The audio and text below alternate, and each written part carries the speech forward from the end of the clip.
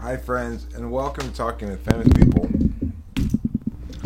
I'm your neighborhood friendly host Eric, and I I was absolutely shocked when I looked at my phone. I went out to get some early morning Jack in the Box, and I looked at my phone, and I had received this text message from Spacey's girlfriend. That was just wildly out of nowhere. It's like I could make no sense of it really at all, except that it was a completely unwarranted attack on me. So she's all.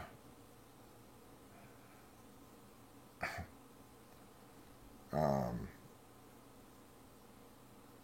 so I typed her like 2 nights ago, right?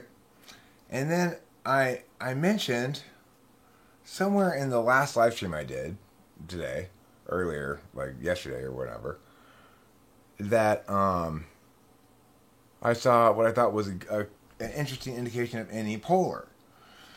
When I mentioned very briefly in that live stream that I had typed Spacey's girlfriend and that I had noted something interesting specifically about it. She, she was, I don't care, she says. Okay, period. But I do care. Period. You've called me a disgusting human being.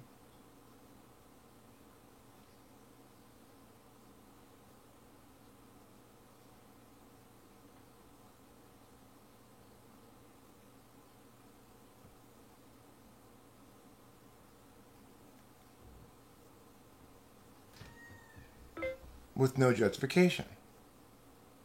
Period. Now I'm going to hold you accountable for it. Period.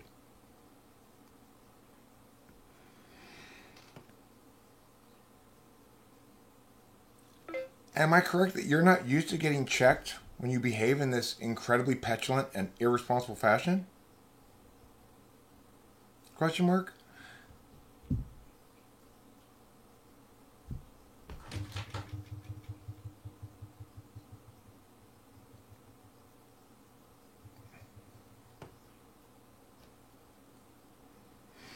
Anyway, um, it's not Tori. No, no. Oh, no, not Tori. This is Spacey's new girlfriend. I don't even know what her name is. I just have her number in my phone as Spacey's girlfriend. So here's the backstory on this. Let me clarify. Um, in March, she said,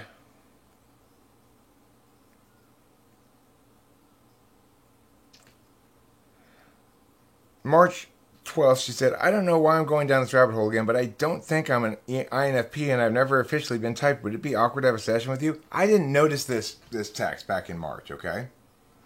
And then she followed it up a few days later by saying, I don't think Stephen will ever justify spending $100 to get me typed by you, so I'm bailing on this idea. Basically, she just said I'm bailing, but she means on this idea. He thinks I'm an INFP, and he thinks you might type me as ENFP, but I don't know. Honestly, flip-flop between the two. Okay, I didn't notice these texts back in March. I don't know why. They just slipped my notice or whatever. And then I got a text Saturday, June 26th. Hey, is this Spacey's ex-typing partner? And at that point, I looked and I saw the previous text, right? So I said, yeah, I never saw those last couple of texts for some reason. Didn't mean to ignore you back in March. And I said, I'll type you just out of curiosity, if you like.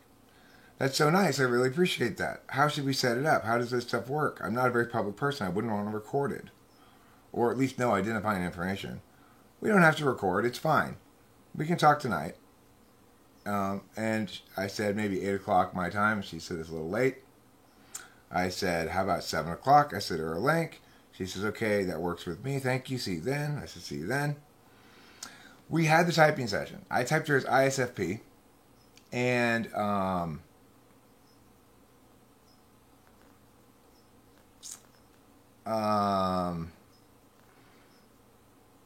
And it seemed like a perfectly fine typing session. So the thing is, then just this morning in the live stream, or this afternoon in the live stream, yesterday afternoon, I talked about having typed Spacey's girlfriend very briefly. I looked through the live stream to see what I actually said. I couldn't even find the section where I talked about it. But I did talk about it briefly. I basically explained how I saw this thing that I thought would be an interesting correlate for an interesting example of extroverted intuition polar playing out with an ISFP if they were to have somebody in the room with them or in the vicinity with them, right? In other words, I don't usually see that when I'm typing ISFPs. No, it's not published. I didn't record it as requested. I was just doing a favor, right? I didn't expect to get anything out of it except maybe mend some bridges with Spacey. By the end of the typing session, even though I was incredibly pleasant and professional throughout the whole thing, Spacey made it clear that he didn't want really anything to do with me, although he agreed with my typing.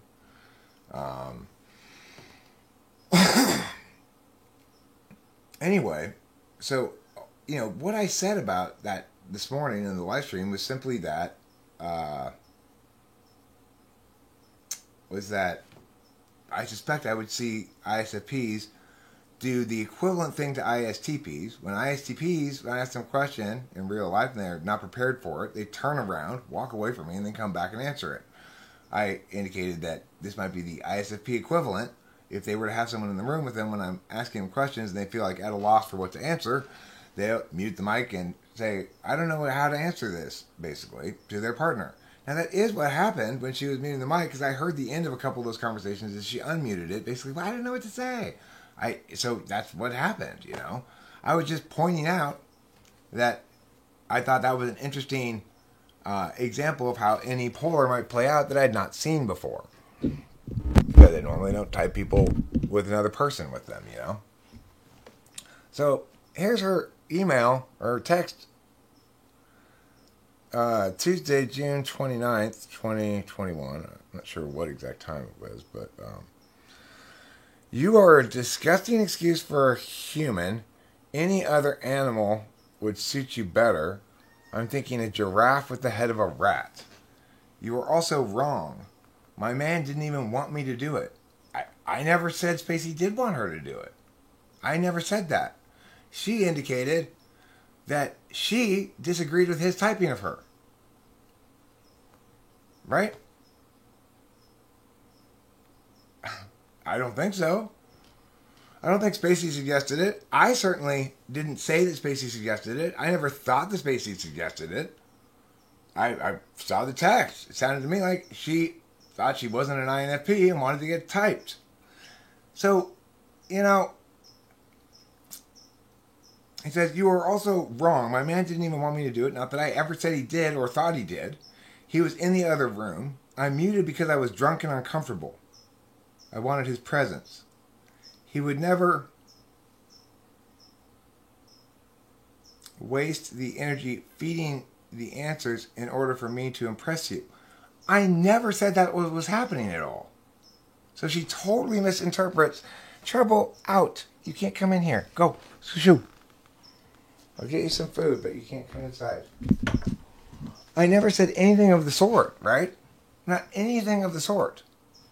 I said that I thought that was a good example of any polar playing out when you have a second person in the vicinity. It's like I had nothing that anybody could perceive as unreasonable, exposing them or whatever. Well, no, I don't think that's a normal behavior for her. And in fact, when I mentioned typing her before, I didn't mention that she informed me before, as we got started. One of the first questions I asked was, maybe I did talk about this. I'm not sure. What did you do today? And she had mentioned, I don't think I did talk about it, but she said, oh, well, we went to like a museum and we got drunk and blah, blah, blah. And I said, oh, okay, well, I'll keep that in mind, basically, that, you're probably still a little intoxicated. But again, remember, this is not a recording I was making. There was no benefit for me whatsoever. I was simply doing a favor. And so, somewhat out of curiosity, like I said, but mostly just being nice, right? And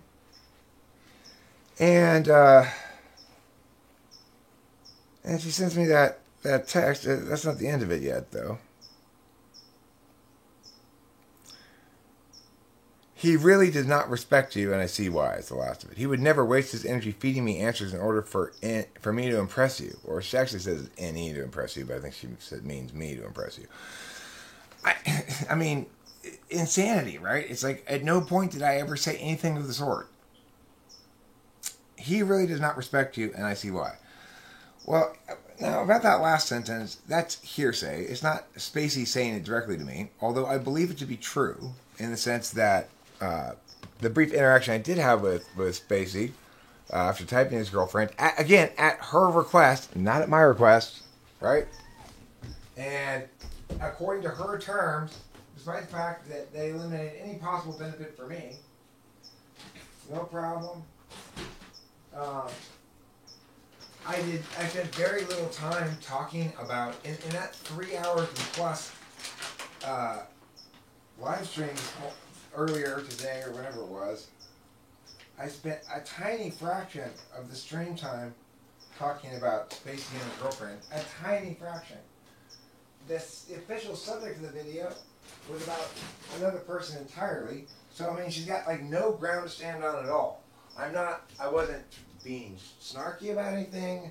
I wasn't trying to expose any private things of theirs or anything at all. She's just purely being hateful, basically.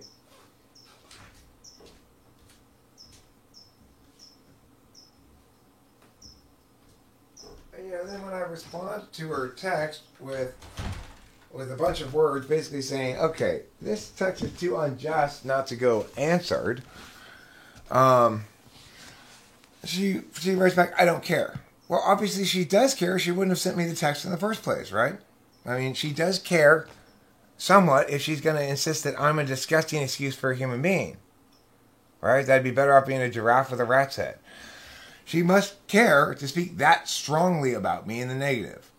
And so the thing is that I've conveyed to her, hopefully, in the text, and if she watches this, hopefully in this video as well, is that it's not acceptable to slam people like that, to try to shit on their basic being without any justification at all. You have to be more responsible than that. Now, I've yet to hear Spacey provide any justification for not respecting me, and to be perfectly frank, I suspect it's actually Spacey doesn't really respect himself right now. He does respect me a great deal, and that's the complication. I suspect. But, I mean, I don't know. I don't know exactly. Spacey's not been able to explain what his problem with me is exactly either, but he definitely has some problem with me.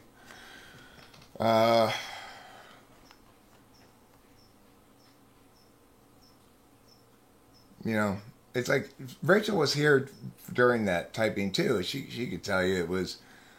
I mean, she wasn't paying much attention, but it was completely innocuous. It was like and she hasn't even complained about anything in the typing. She merely complains that I mentioned her muting the mic in the live stream. Misrepresents how I portrayed it entirely, and continues to insist that she's right and doesn't care what I had to say about the matter or whatever. Well, fuck off, Go fuck yourself. Because, as I said in the text of the reply, I said, you got to be kidding me. You asked me to type you for free, indicating that you don't have the $100, but you still would like to be typed.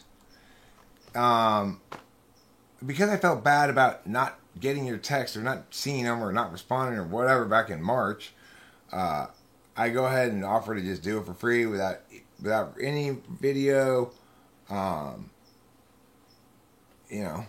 without any benefit for me except just sort of curiosity, like I said, and do absolutely nothing wrong, and you attack me in that fashion. Well, that's a behavior that's a big red flag,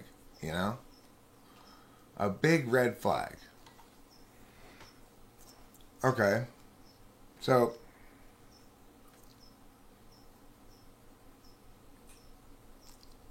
I mean, this is not the most recent text, but this is the first text I received was after the typing, which was after the live stream, which I mentioned briefly, the thing, right? You are a disgusting excuse for a human. Any other animal would suit you better. I'm thinking a giraffe with the head of a rat. You are also wrong. My man didn't even want me to do it. He was in the other room. I muted because I was drunk and uncomfortable and wanted his presence. He would never waste the energy feeding me answers in order for me to impress you. He really does not respect you, and I see why. Of course, the thing is, I never said he was feeding her any answers. What I said was, I caught the end of those conversations where she's going, but I'm not sure what to say. And he's going, just say whatever. You know, it's like that's what I reported on the live stream. But it got twisted into me accusing her of having answers fed to her to impress me. Let me be very clear. If anybody was feeding her answers in an attempt to impress me, they were failing miserably.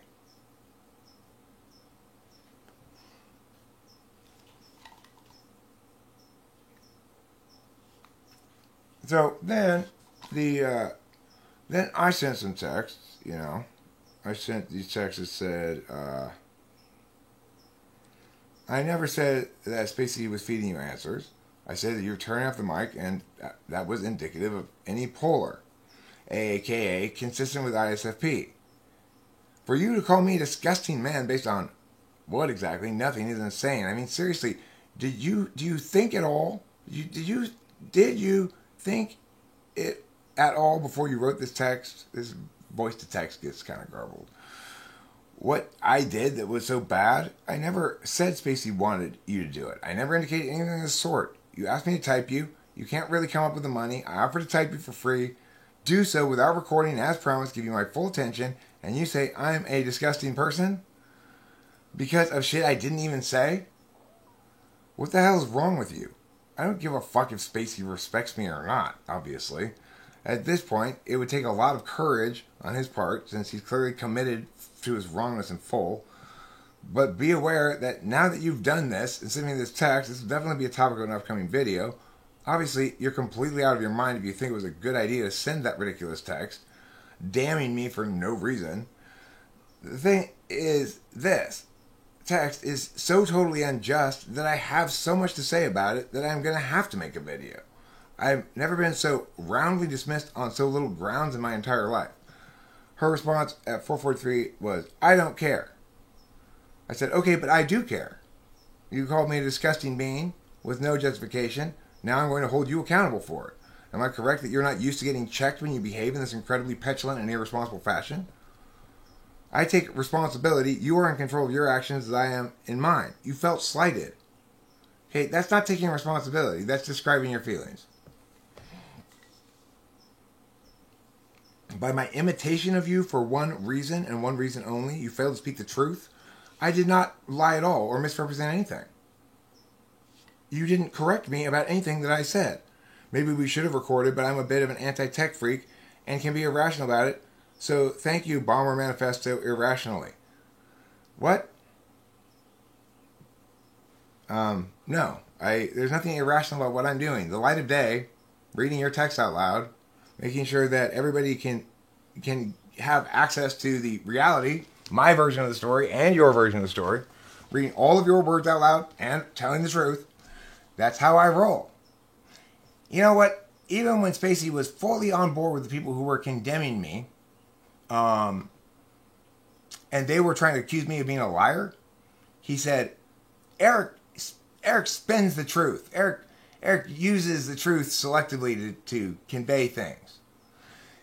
Basically, he said, you know, Eric's not a liar, but I don't like the way that he's being so precise in his language to get truths or whatever, the way he wants them.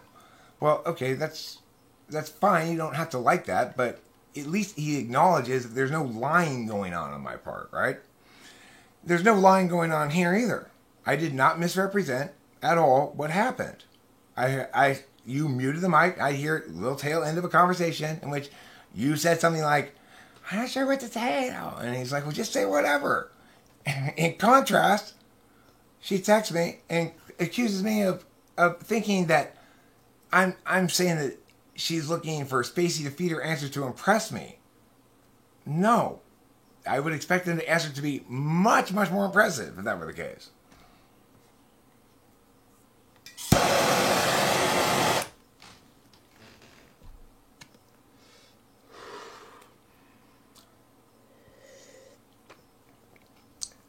Hey, I did not sign up for a mental health assessment. I'm not mentally health assessing her. I didn't say she was crazy or anything. I made a couple of conditional statements saying if she thinks, yeah, she's completely out of her mind. But those are clearly colloquialisms of saying this is not the case. And that is not the case. No special person. I don't know about that. But I do know this, that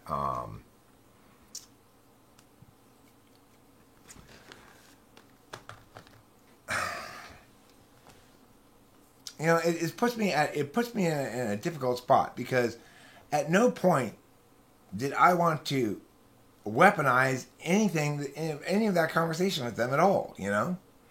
Any of the conversation with her or with him, even though he was a total dick and she was somewhat difficult, I guess.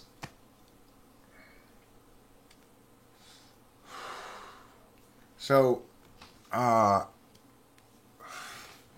it's like, the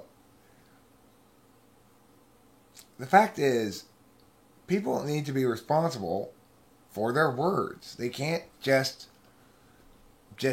dump a bunch of hatred onto somebody for absolutely no fucking reason and think that they're justified because I didn't speak the truth. I told an anecdote about a typing session that I didn't record. One small anecdote that was not intended to slight you at all, but that was intended to show, here's the ISFP version of an ISTP behavior that I think would be equivalent in terms of expert intuition polar. I made that clear. The fact that you felt slighted and that you think that means that I didn't tell the truth means you're not thinking well, and you're lying to yourself and others, or others, one of the two, right? Because I did nothing to deserve this. Nothing whatsoever. Not even remotely. And if Spacey genuinely doesn't respect me, then he's...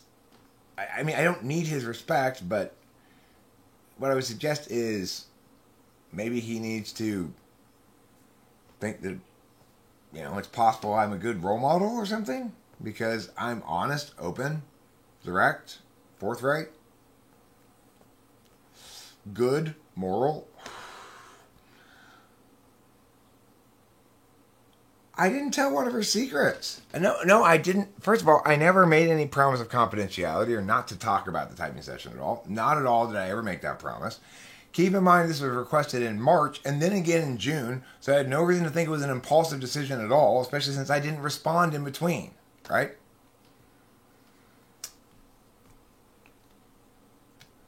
Well, this is what we have to do, right? So it's like, she needs to be corrected on this. She needs to experience consequences from this. Negative consequences. Consequences she doesn't want. Because she's accustomed to people in her life clearly, just folding before her anger or something. I made no such promises of any sort. And yet, I tried to apply some of those principles anyway. So, I'm not the one who decided to share that she was drunk. She was the one who decided to share that she was drunk when she texted me that shitty text, completely unjustified, without any obvious understanding of who I am at all. Because anybody who knows me at all knows immediately I'm going to make a video about it if I'm treated that unjustly.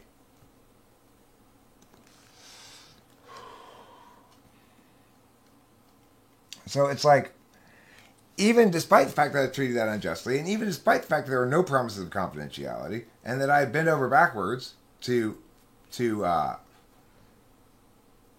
accommodate all of her wishes. Now she texts me and says, well, perhaps we should have recorded it, but, well, why? Do you think it's going to prove you correct or something? About what? What I told, the story I told, was actually 100% true. You muted the mic, and then I'd catch like the end of a conversation where you're basically saying, but I don't know what to say about it. And he'd say, just say whatever. Not feeding you lines. At no point did I say anything of the sort, right? The opposite of feeding you lines.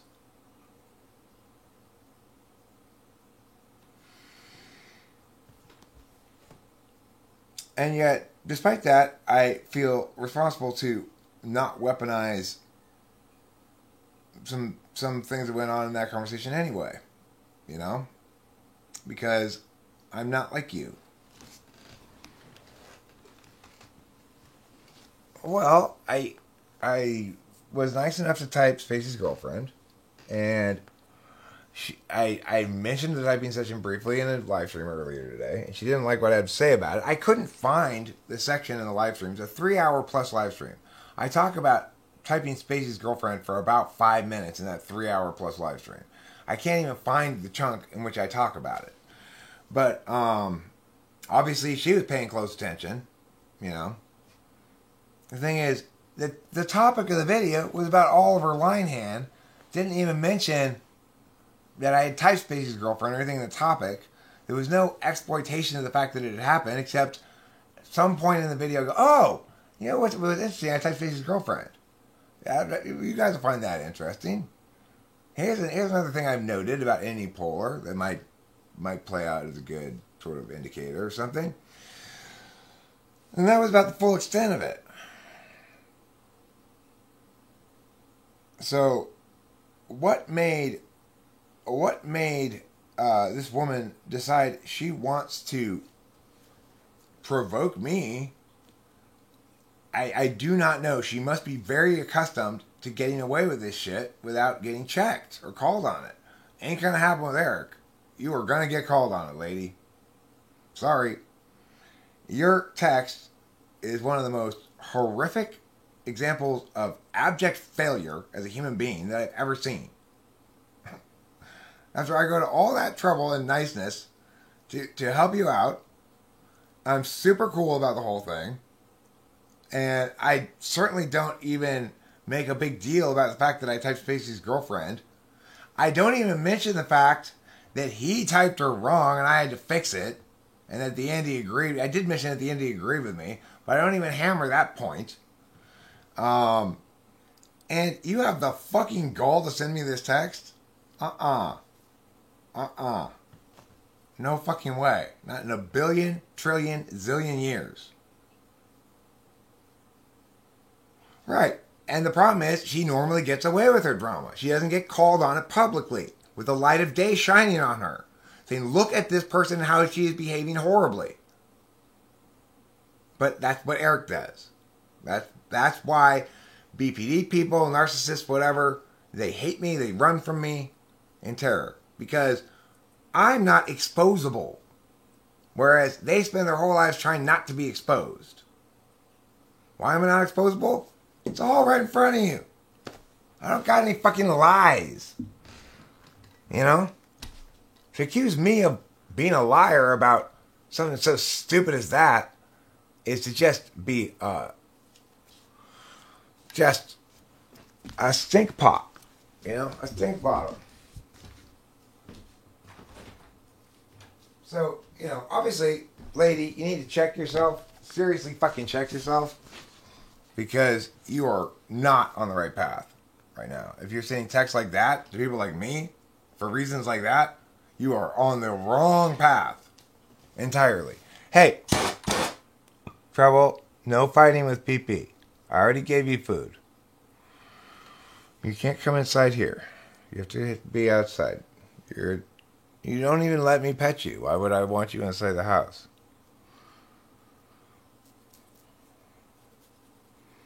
So, you know,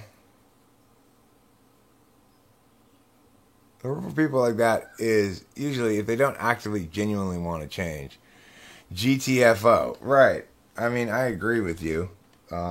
But at the same time, I've battled through a relationship trying to fight the good fight as well. So I get that, you know.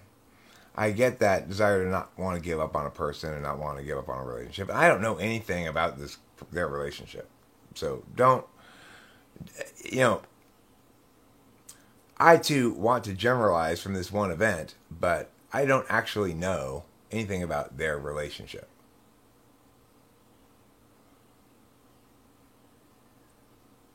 I mean, the thing is, it's like, note what I'm not doing.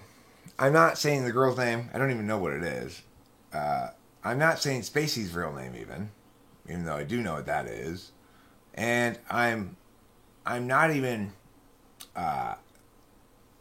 referencing stuff from the session that could potentially be referenced in a weaponized fashion. So it's like I'm being above and beyond the Call of Duty here.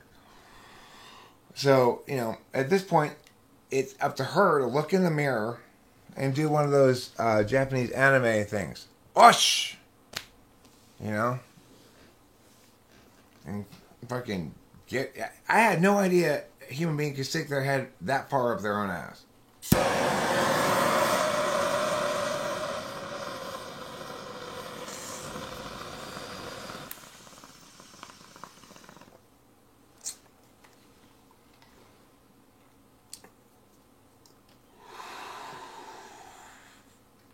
Right. And I don't want to speculate about whether they have a good relationship, whether she's a good relationship partner or anything. But I will speculate this, that if you're in the habit of sending out responses like that, based on provocations like the one you purportedly were provoked by, then you are definitely the problem. It's not any of the people you're having a problem with, right? It's definitely you that's the problem.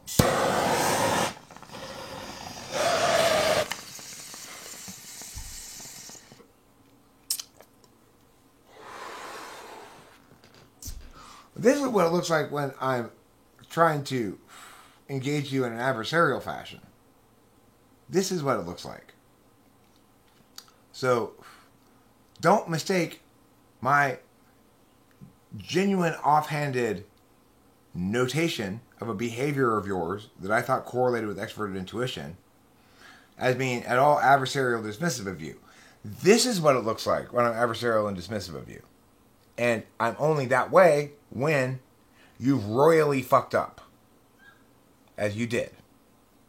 And when, as a consequence, you very much need my foot up your ass. Hence, here it comes. So, you know, it's like, everybody thinks they're immune. Everybody thinks they're immune. They're not. They're all accountable, just like me, just like everybody.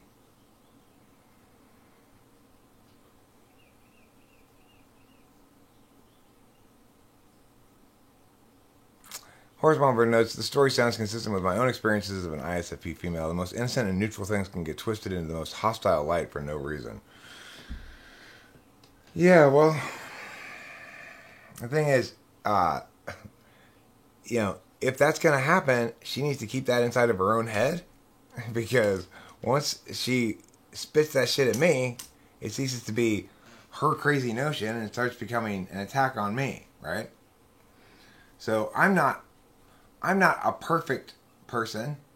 In other words, I don't claim that I'm somehow immune to critique or that it's not conceivable that I would be worthy of those kind of slams. It's conceivable. I'm not perfect, like I said, and I'm royally fuck up and deserve those kind of slams. But the thing is, I didn't do that in this instance. And that matters, right? It's not just like whatever you feel. It matters whether I actually did anything to you or not. I obviously didn't in this instance, except help you out of the goodness of my heart. So, in this instance, you definitely need to be held to account. ISFPs are generally not like introverted ESFPs. They're much quieter than ESFPs in general. They have less to say. by a considerable amount, which is a good thing. The other difference between ISFPs and ESFPs is that ISFPs have the same absolute values as ENTPs, the N's and the F's. Whereas ESFPs have the opposite absolute values. They've got the S's and the T's as absolute values. And, that's going to cause some conflict between ENTPs and ESFPs. But ISFPs, I generally don't have much conflict with. However, if you cross a boundary of theirs, then you will encounter a strong reaction. Of course, most healthy ISFPs have some sense of whether the boundary you purportedly crossed is sort of justified. They're not completely arbitrary just because they're FI DOMs. But in this instance, it would seem this person's been allowed to persist in a bad behavior in which when she feels something, she believes it justifies her in... no, Trevor, you're not coming inside. No, I'm sorry. I already put food out for you. Boy, Trouble is persistent. He sure wants to come inside here. The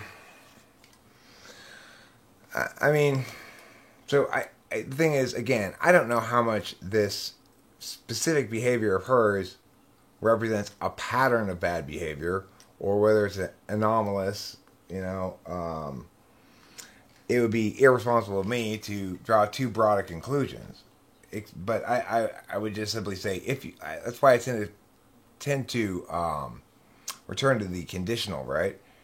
If this is typical of how you respond to things, then you are badly in need of being checked and learning to respect other people's boundaries too. Learning to respect other people and ways that they might be slightly different from you. It's not the case that every time somebody says anything about you at all that's descriptive of you that you have the right to be offended. If it's an accurate description of your behavior, then it's an accurate description of your behavior. It wasn't intended to be offensive at all. No reasonable person would have found it dismissive of you or offensive. It was just talking about extroverted intuition polar, which is the same thing as any other polar. It's a blind spot. People don't love displaying their blind spots, but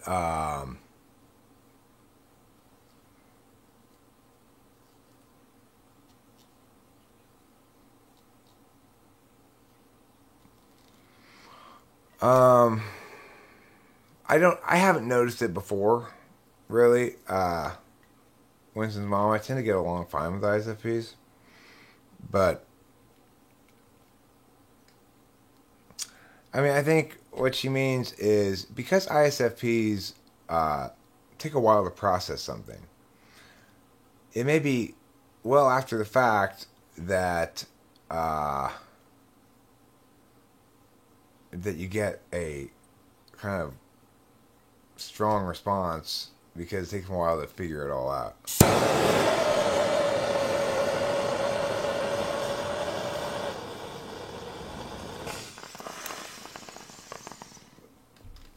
Yeah, you asked a variant of it in the previous live stream. What time is it? It's 5:45 in the morning.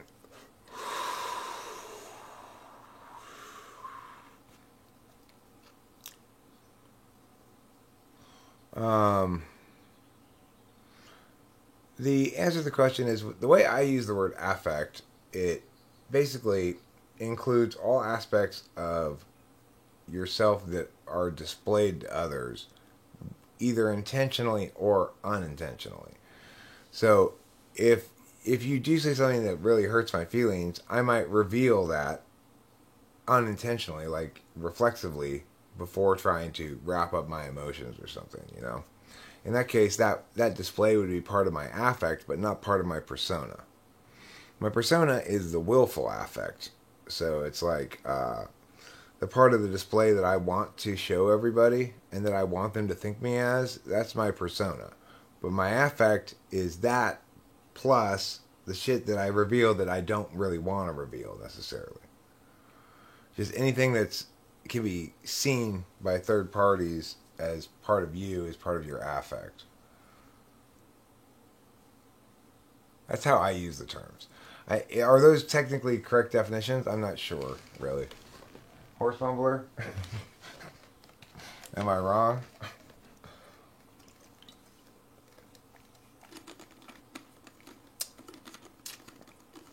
What do you mean by saviors? Is that dominant? First slot? Or the second slot, or what? I hear first slot called hero sometimes. You know, I periodically get people throw C.S. Joseph language at me, and I'm not very familiar with it. First and second slot are called saviors? Okay, well, that's a very silly name for them. But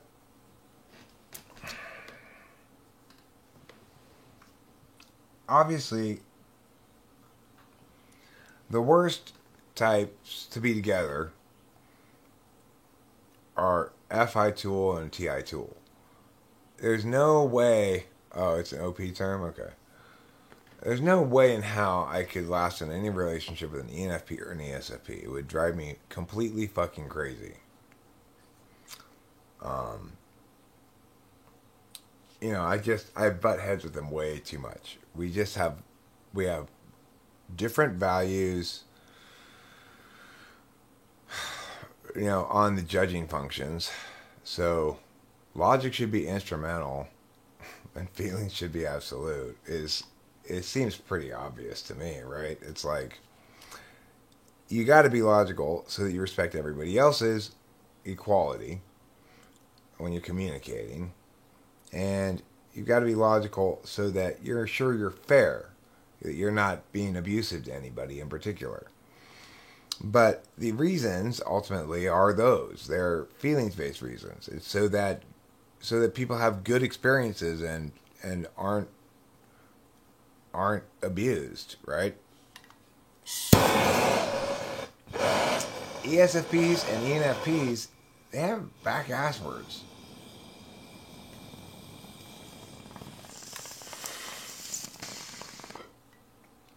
They think that the validation, the justification is the absolute value. What they want just tells them what needs to be justified. It's like, what? How fucking wrong is that? Could anything be more wrong than that?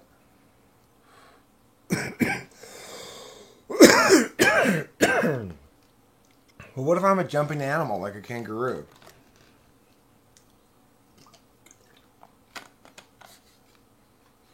What happens then, Legends Fall? Then do I go into blast, play, sleep? I think when I'm a kangaroo, which is both a jumper and an animal, then I blast, play, and sleep my way into masculine functions and feminine functions. I'm pretty sure. I'm pretty sure, anyway. I believe I'm subtype 408. The ISFJ that looks like an INFP that looks like an ENTP. I'm pretty sure that's my subtype. I'm a jumper, of course. I'm a kangaroo. My demons and my heroes are making a complete mess of things in my metaphysical landscape here. What with all their metaphors flinging woo around each other, it's hard to know what's going on. I got my witches, I got my critical parents, my non-critical parents, I got my heroes and my saviors. I got all kinds of magical creatures around. It's crazy. I got my unicorns, my Pegasi, I got dragons, I got swords and spells. It's wonderful. It's a wonderful metaphorical land of nothing but pure bullshit. I love it. No, I don't love it. It's stupid. Let's not do that instead.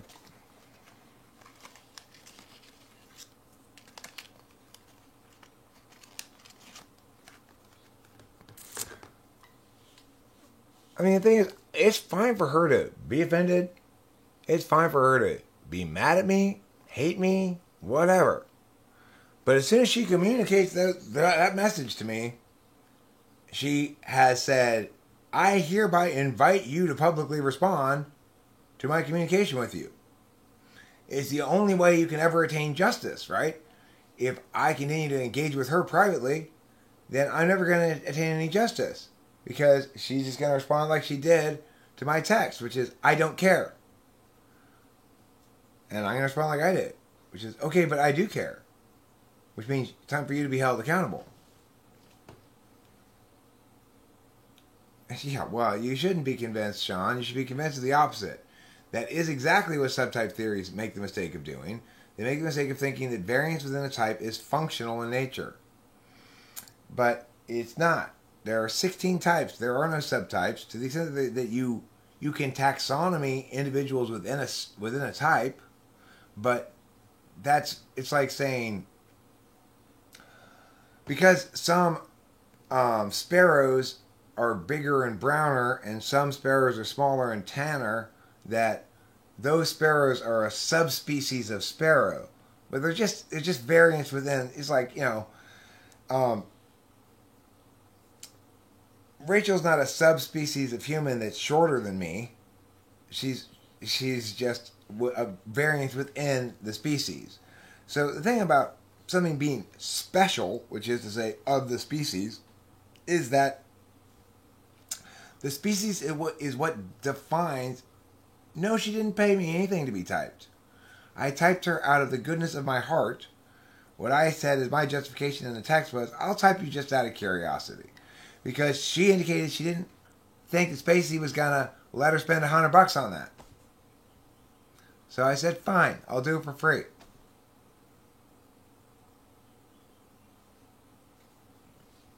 And we don't have to record it.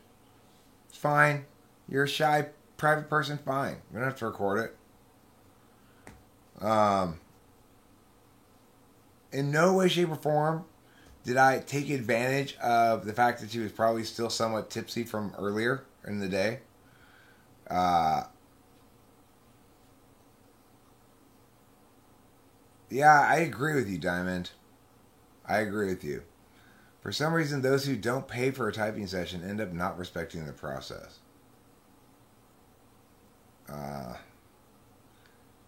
Yeah. That's typically the case, but not always. But yeah, I can it's been in the past. I've had a few ESFPs sort of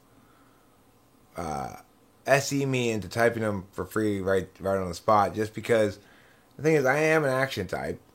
If you ask me, will you do meow right now, and it has a fairly limited time frame, there's a decent chance I'm going to say yeah. Probably. Yeah, people think there's jumpers for a couple of reasons. One and three are both absolute values. But number two, they're not taking into account that certain functions are more affect functions. They display for others to see.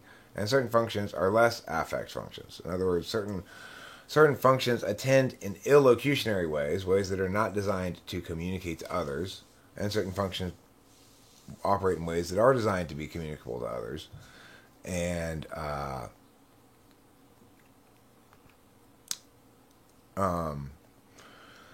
so it's like, obviously,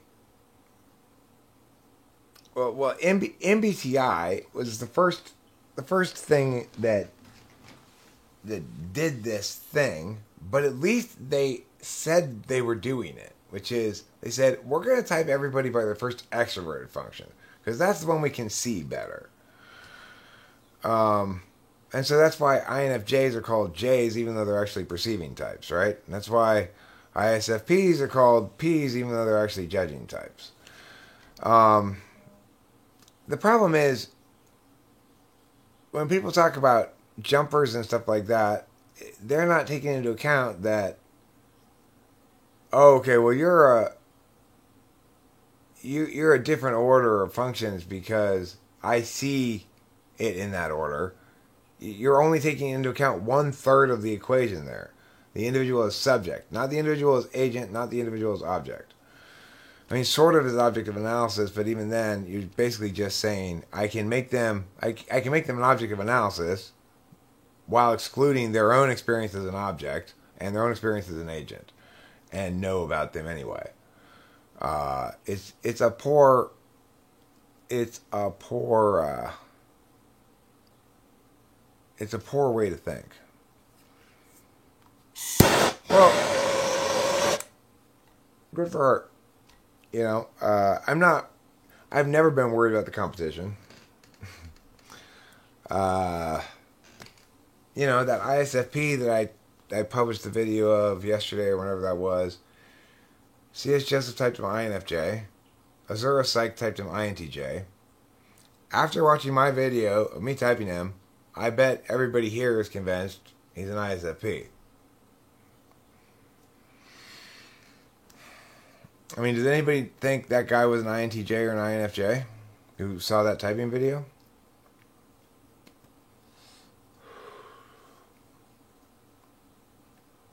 Anybody? I mean, I don't know how many people are here or how many people are wanting to participate in the chat, but Isaac, the ISFP, informed me at the end of the typing session that he had been typed as INFJ by CSF Joseph and INTJ by Azura Psych. Anybody think they were right? And I'm wrong? I don't really think that any fair person who's evaluating things fairly and trying to be correct about stuff, who has like NI as an absolute value, seems to help a lot, right? But I think logic instrumental value may help some as well.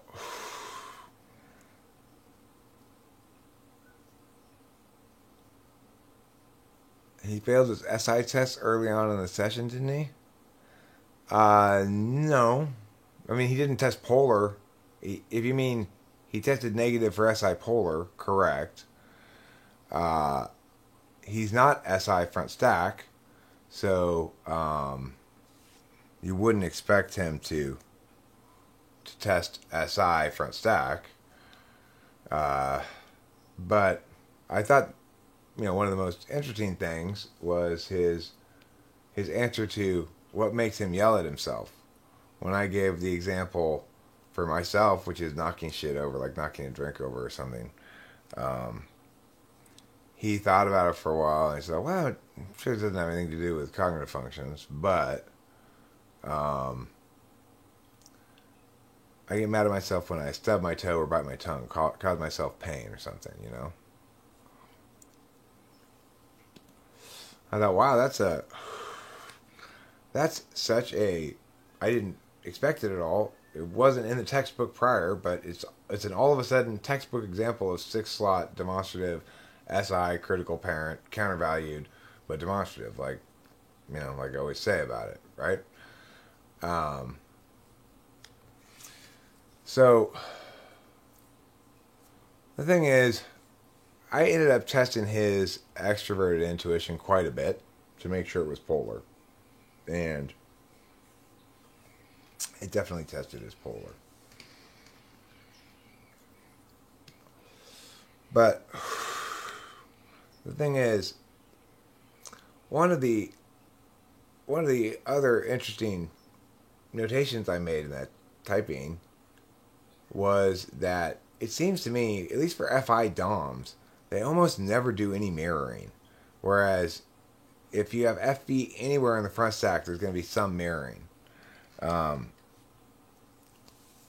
So I don't know if all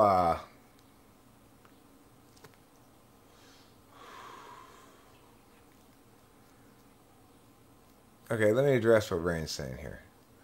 Consider a claim. We should hug frogs because that would give us inner peace. Then an argument as to impact would be many frogs are poisonous, so this would lead to many deaths, which is bad. Well, you'd still have to, if you wanted to rebut the argument directly, you'd still have to address how death and inner peace are exclusive.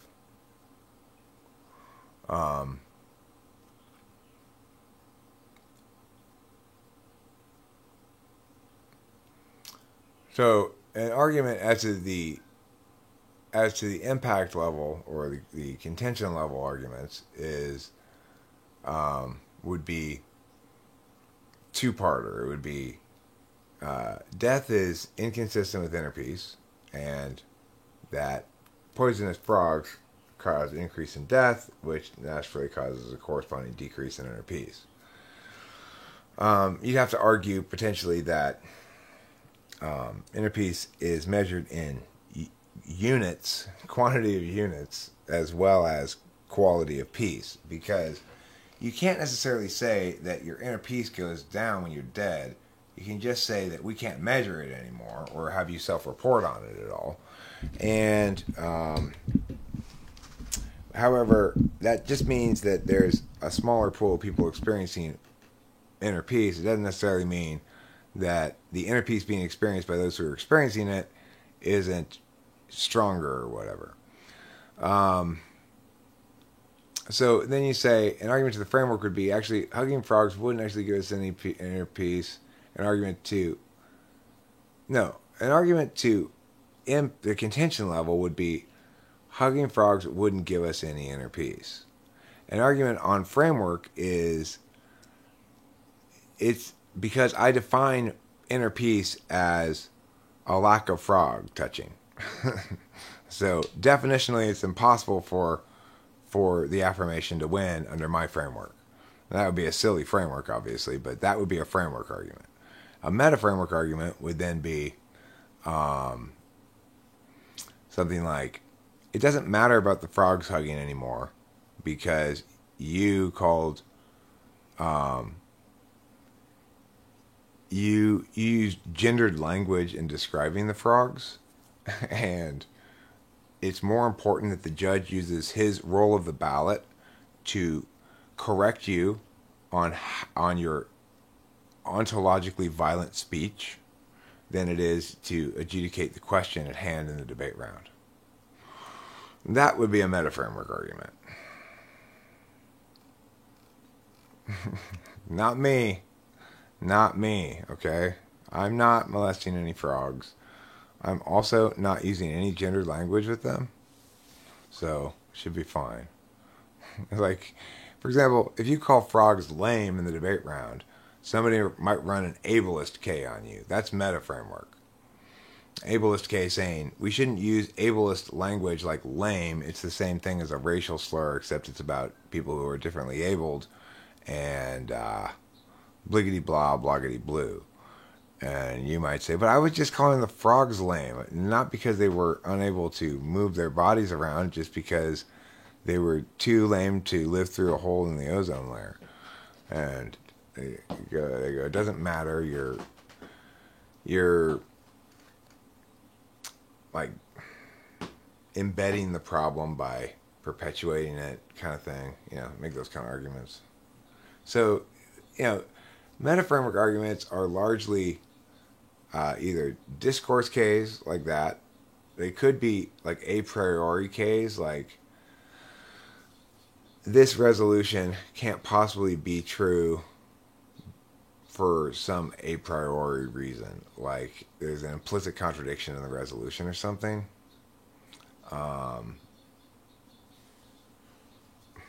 No, the judge should reward your good debating with speaker points, but give me the round, because that's how it actually would play out.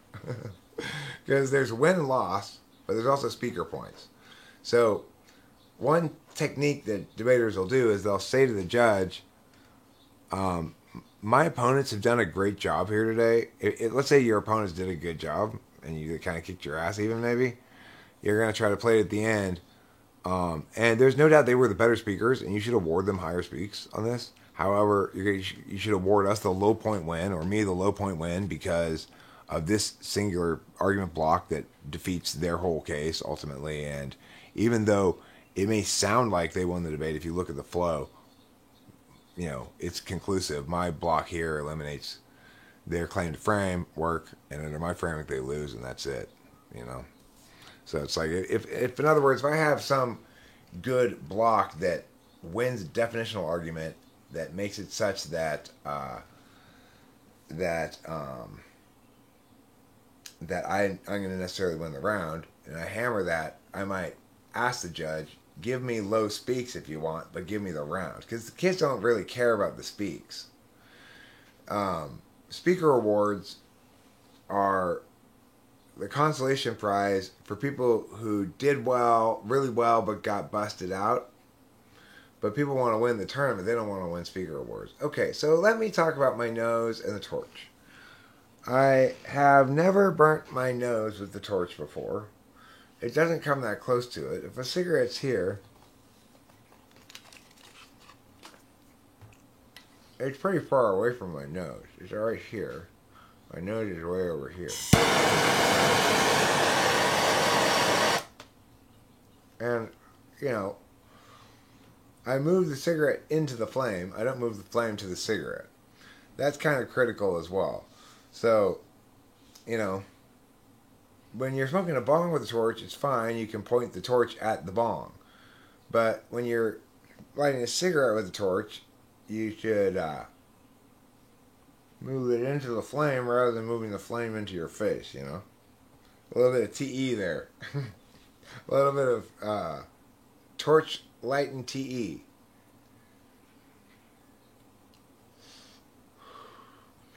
I don't think they're as close as they appear to be. So, it's like, maybe if you look at it from the side. You know, oh, you can't see it over there. Never mind. Sorry. I couldn't see what I was seeing, what you were seeing, so.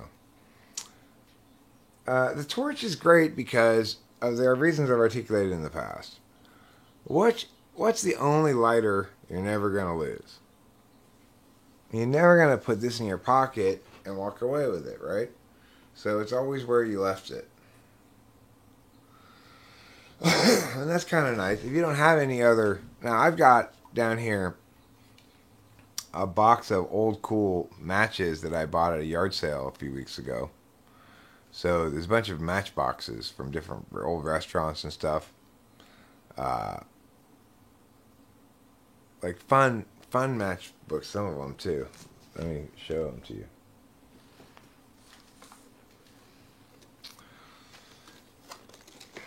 Like, look at this one. Christmas matches. It's only got a few left in it. But as you see, sure, this is a book of Christmas matches. You should use Christmas matches at Christmas. It's seasonally appropriate. It would be immoral of you to not use these Christmas matches because you would hurt the giver's feelings so much who gave you these Christmas matches. That would be normative. Predictive. If you use these Christmas matches to light your candle, you'll attain extra Christmas spirit. Those are the different kinds of statements.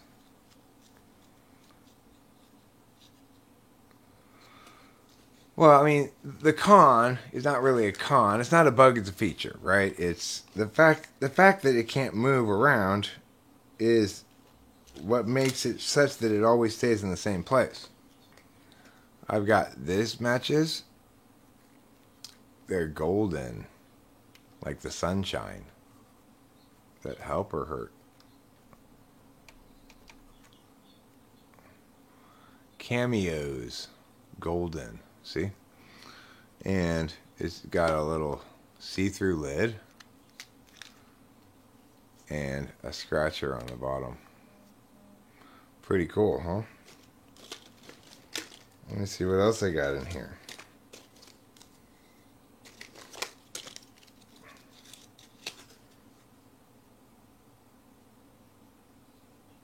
I bet this place is no longer in business. The Tenery. The Tenery Restaurant in Lovers Point Park, Pacific Grove. Oh, that sounds so romantic. I totally want to go there. Here's Caesar's Palace matches.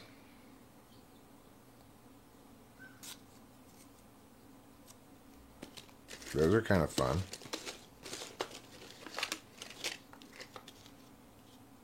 And here's Alice's Restaurant on the Malibu Pier. I don't think this is still there, but I don't know. The area code's still 213. Malibu is no longer area code 213, I can assure you that.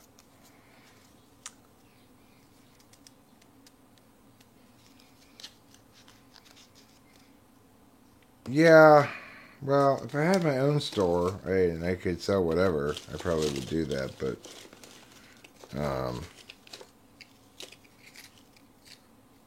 I don't have that anymore. This is a fun place. Yorktown Inn.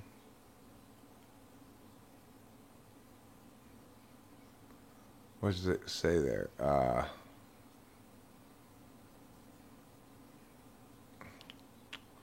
Something Park. I can't read the first word. I can't read the first word on it. What park does it say? My eyesight is not as good as it used to be. Anyway, one time my girlfriend worked at the airport and gave me an entire grocery bag full of lighters that had been confiscated. That is really convenient. I got the next best thing. I found the cheapest place in town to get decent lighters, which is Grocery Mart, or Grocery Outlet, that's what it's called. They've got 5 packs of pretty good lighters, like not super cheap ones, for $1.79, or 6 packs of them, 5 or 6 packs. Have you ever been to Yiannis Greek restaurant and cocktails? That's a good question. Have I been to the Rainbow? Someday I'll find it, the Rainbow Connection. The Lovers, the Dreamers, and me. Here's another Christmas Matches, Season's Greetings. This is back when it was seasonally appropriate to smoke.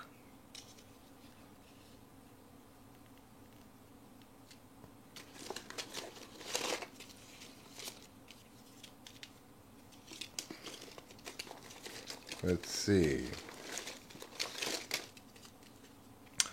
Oh my gosh. Remember when Debbie and Gary got married? That was so great. They had such a long book of matches. Oh, Debbie and Gary. I really loved their wedding. It was just wonderful. I said, oh my gosh, you guys went all out. You got the long book of matches.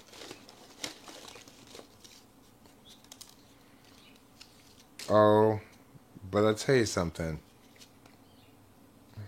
Who were the last people? Debbie and Gary? Yeah. Debbie and Gary's wedding, though, it really didn't have anything on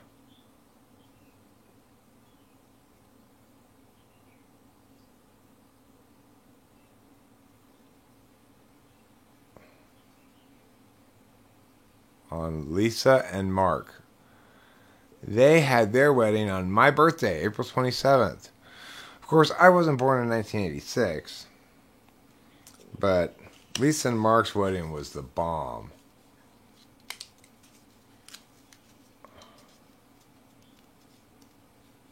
No. That's not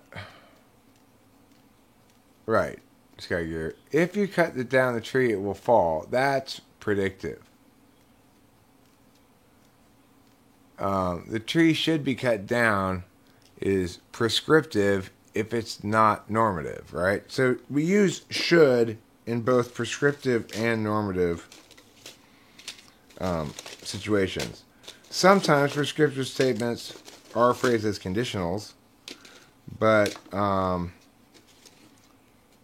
when they are phrased as conditionals, then they're technically predictive. So the doctor's normally not going to say, if you want to make your headache go away, you should take Tylenol. They're just going to say, well, you should take Tylenol for that, right? That is a prescriptive statement. In other words, there's no normative to it. It's said this is most likely to produce the desirable outcome, right? But if it's phrased as a conditional, then it's technically predictive. So, I mean, that's true about sort of the background of prescriptive statements, but it's not actually correct about the statements themselves, right? So, prescriptive statements are intended to direct somebody towards a given course of action that is intended to produce a desirable outcome. That's correct. But like I said, technically, grammatically, if their phrase is conditional, they're predictive. So, a normative statement would be, you shouldn't do that, it's wrong. However, if you phrase it as this, if you do that, you will commit a moral misdeed, then it's technically predictive. Because it's predicting something. Now, in that case, it's a binary prediction, right? Well, the phrase, the prescriptive one, would be like, you should take Tylenol for that headache. But if I phrase it like, if you take Tylenol, then your headache will get better, that's predictive. I guess if you phrase it like, if you want to make yourself feel better when you have a headache, then Tylenol is a good course of action. Would be kind of, that you're kind of splitting the difference. Then it's sort of phrased as conditional, but it's really prescriptive. So I mean, the point is, it doesn't really matter technically whether the thing is a prescriptive statement or not, because when you look at it in a larger frame of reference, you have either prescriptive arguments or normative arguments, usually. Sometimes you'll have arguments about descriptive facts, like whether or not a given fact and evidence ought to be weighted as true, false, mitigated, or something else,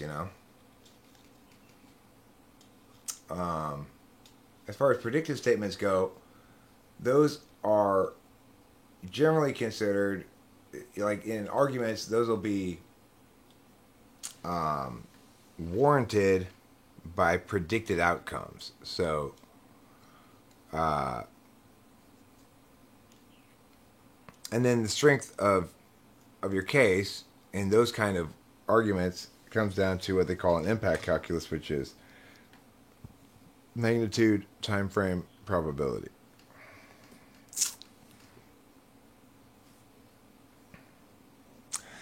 Inductive versus deductive. Well, inductive reasoning, quote unquote, is generalizing from examples. Whereas deductive reasoning is basically always tautological. So whatever it is you think you proved deductively, it was already definitionally so before you began the process. I think logic generally talks about tautologies as being distinct things in logic, but really all of logic is fundamentally tautological. It boils down to A equals A, and that's why A equals B,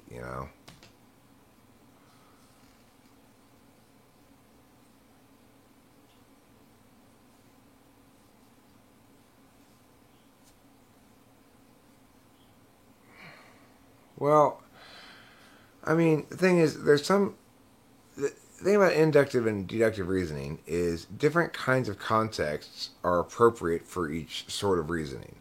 So I want to use inductive reasoning if I'm doing some basic task like pulling up the weeds. If I've noted that the weeds look a lot like this plant that I don't want to pull up, except they've got this red spot under the leaves, then I'll check every time for the red spot. Once I've determined that that seems to be consistently so. In other words, checked a few examples. I'll just assume that's the rule and apply it every time. Now, in some instances, it might turn out that I was wrong, that it happened to be that the 3 examples of the plants didn't have a red dot under their leaves, and the 3 examples of the weeds did, but that in fact both kinds of plants had red dots under their leaves randomly, and that I ended up pulling out a lot of the plants that I was trying not to pull out and pulling out the weeds as well, So that's the risk of inductive reasoning. However, you definitely want to use that kind of reasoning because most of the time your heuristic, oh, I can tell the difference, the weeds have these red dots and these ones don't, is good enough. It's correct and correct enough for your task. In other words, correct enough for me to successfully pull out almost all weeds and almost no plants, right?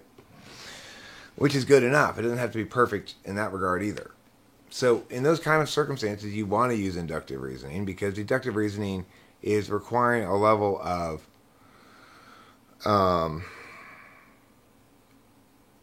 definition that just makes no sense in that context, right? You don't need to define things that carefully. It doesn't matter if your definition turns out to be wrong as long as it's correct in this particular population of plants. So let's say it turns out that in a general population of these weeds and these plants, they both have red dots underneath the leaves randomly. Some of them do, some of them don't. However, in your population, it just so happens all of your plants have no red dots and all of your weeds have red dots under them. My heuristic was just fine. It works fine to inductively reason in that instance because of my specific circumstances, even though conclusions I might take away and give to somebody else later would be completely wrong. So if I told somebody else, if I advised them, well, what you should do is just look under the bottom of your leaves and see if it's got a red dot, it happened to work for me. My inductive reasoning worked fine for me because my particular circumstances, but it's not going to work for them, and if they listen to me, they're going to pull out the wrong things, I think both of them are strategic and tactical. I just think that those things are basically framing things. So, like, TE is very strategic about how to do the gardening. Let's say I'm re-landscaping my yard. TE is going to go about it in a very ordinal way. They're going to say, okay, I should put this in first before I do anything else because if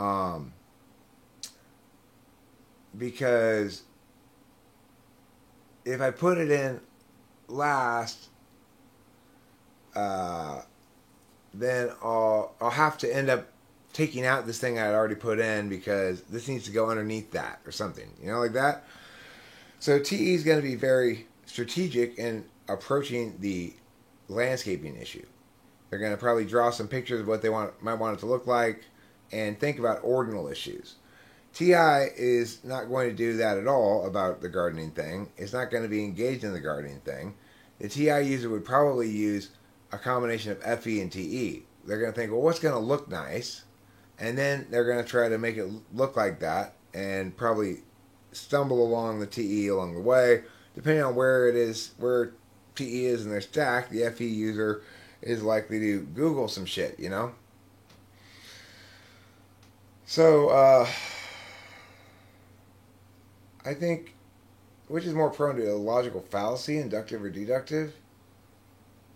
Well, the thing is, they're different kinds of things, right? So, when I conclude that that all the red dotted plants should be pulled out, and it works for me, depending on how much I care about the issue or how interesting it is, I may or may not make a notation of it as a general rule. If I do make a notation of a general rule that I share with somebody else, I've not committed any logical fallacy, but I've conveyed to them something that's factually false, that I've arrived at this conclusion because of my inductive reasoning and not because it's definitionally so, right? And I'm presenting it as definitionally so because it worked so well for me. If I don't explain that, look, I don't actually know if this is true of these plants. This was my experience. In my yard, all the weeds had the red dots, all the regular plants had no red dots, so it was easy to distinguish between them. double check my experience because it could be the anomaly. Remember, so that's a TI user presenting their TE heuristic in a very careful fashion.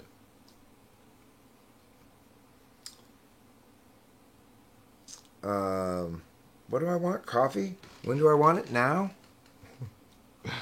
That's right. You got it right. You guys remember Rubies? You guys ever have a Rubies near you? This isn't Rubies, though. This is Rillos.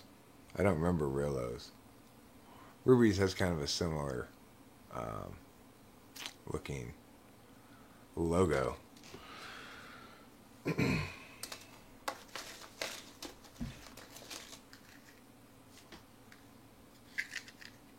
How about this one? How classy is this?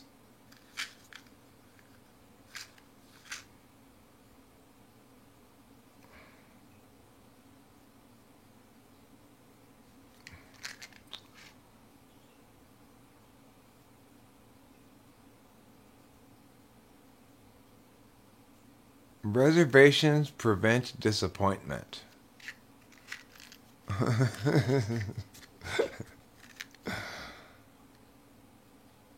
And then there's this is Pasadena was still 818. So this was after Pasadena changed from 213, but before it changed to 66. And then here's a picture of the restaurant. And there's not a goddamn place on here where it says what it's called, unless it says it right there on the sign, does it?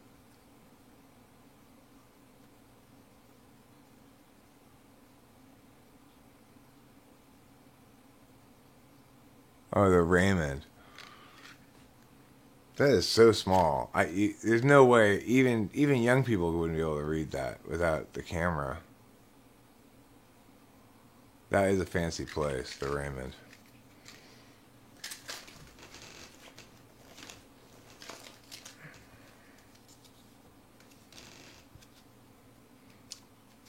Now, here's the thing.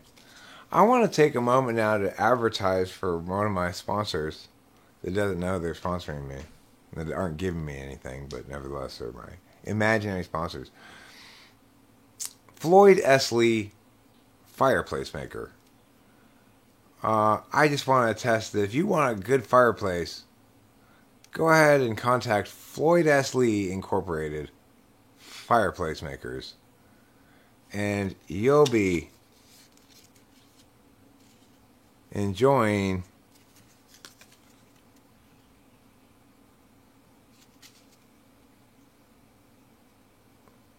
custom designed fireplace fixtures.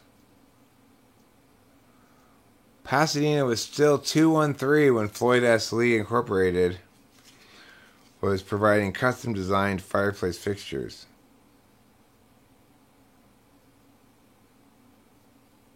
So this is a long time ago. This is like in the 70s. This is from the 70s.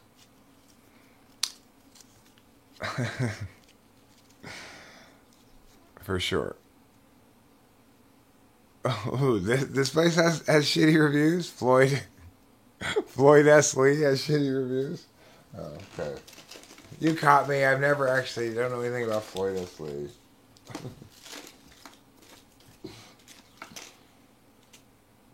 Well, let me tell you, if there's one place you really want to go, it's Walt's Wharf. Sure you do. Walt's Wharf,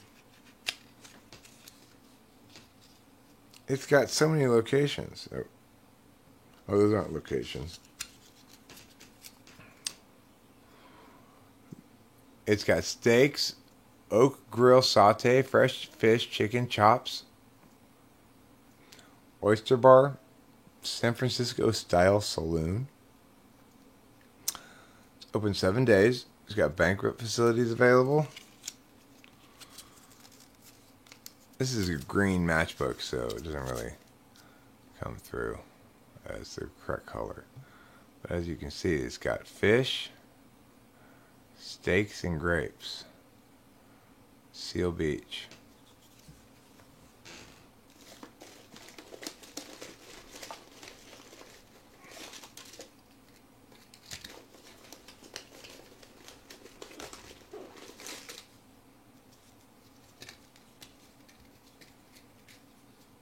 Now, this place, probably some other people have heard of this place before. The Rusty Pelican. The Rusty Pelican. Look how many locations it used to have.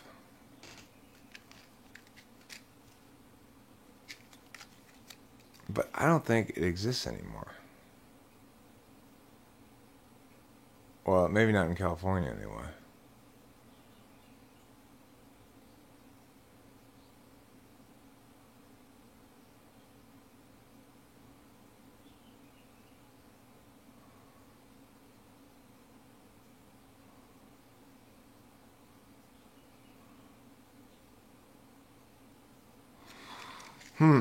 Interesting. There's a Rusty Pelican in Clearwater on the Courtney Campbell Bridge. Let me see. Is it on here? Clearwater? Oh, see, I guess they hadn't opened that location yet. Is there only one left?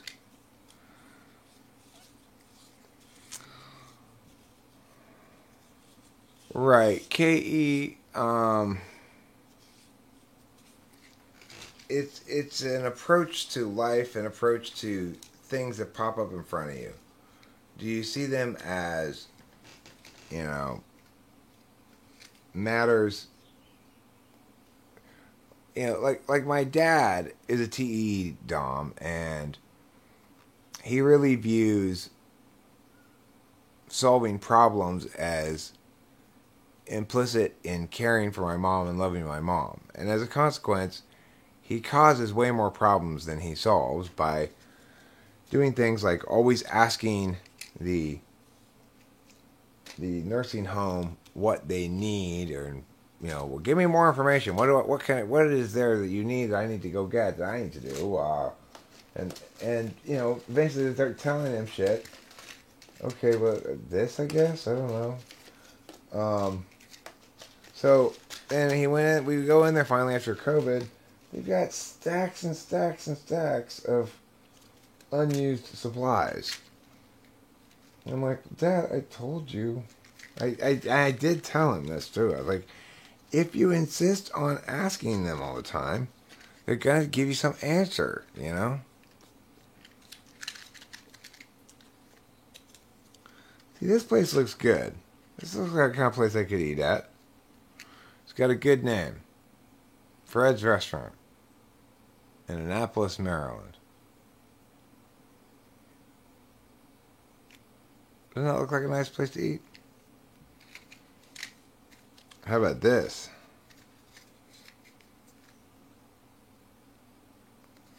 The Ginger Man.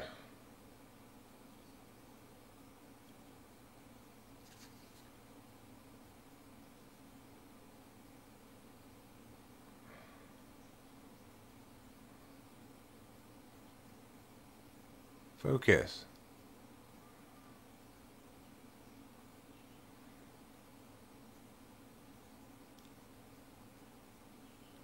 An eating and drinking establishment. 369 North Bedford Drive, Beverly Hills. The Ginger Man. I wonder if he's the red-haired guy who owns this.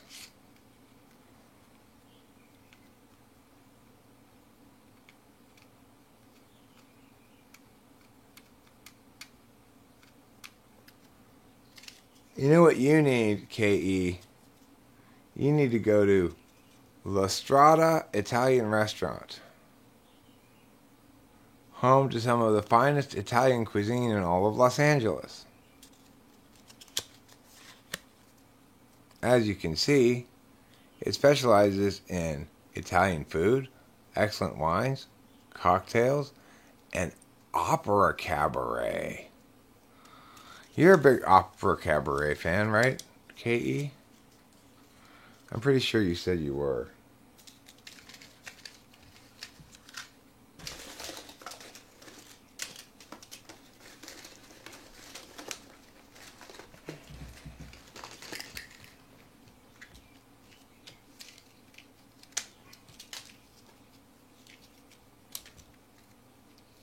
Now, when you're really fancy, You get your matches at the Ritz-Carlton.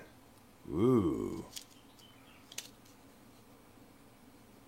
Oh, some fancy nights. They must be very on fire when you light them. Those be super hot matches to burn. Look at all those places where there are these. Atlanta, Boston, Buckhead, Laguna Niguel, California, Naples, Florida, and Buckhead.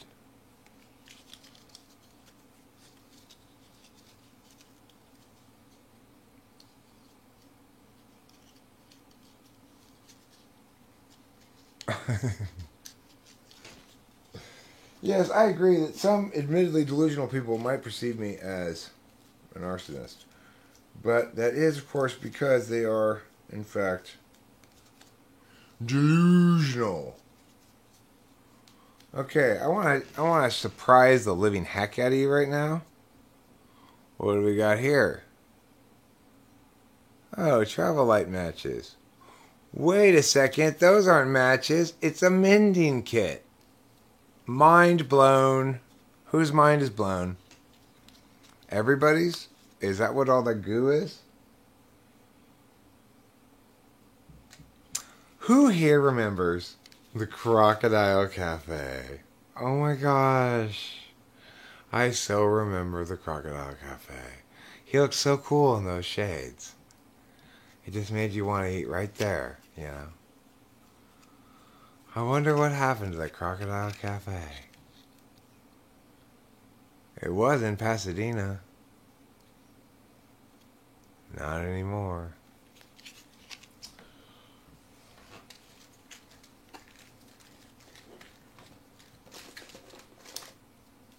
Ooh. Rachel and I really want to stay here one time. We're gonna stay here one day, but it's a couple $100 a night. And it's kind of an indulgence, but one day Rachel and I are gonna stay at the Madonna Inn.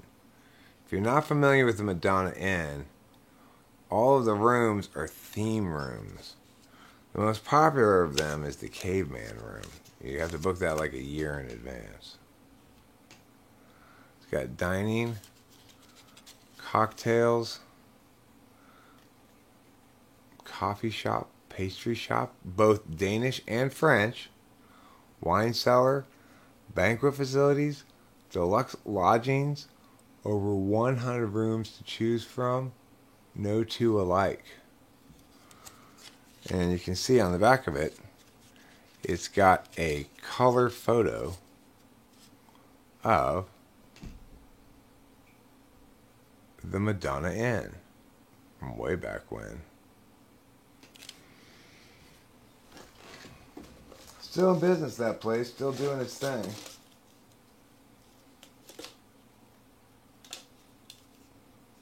These have to be, okay, what year comes to your mind when you see these matches? What year does that say? What year did Fresco Restaurante come out?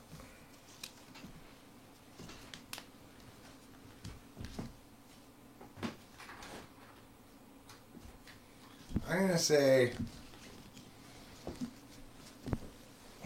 1986? Oh, you think that late? 94? I was originally thinking 88, 89, 90.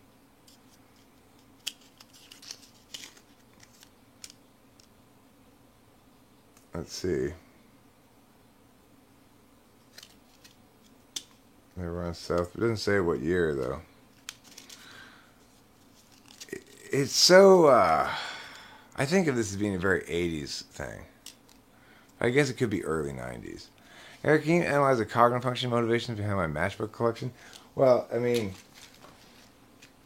it's not really a matchbook collection. It's this, I bought this at a yard sale for $2, $3, and it came full of these matchbooks. So I thought, well, I can always use matches. Why do I think it's fun to look through them?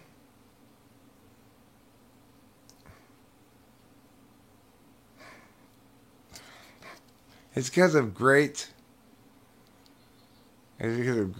quotes like this.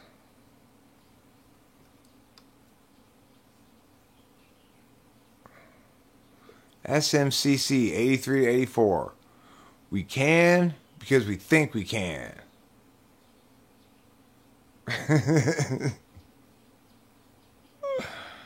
We can because we think we can.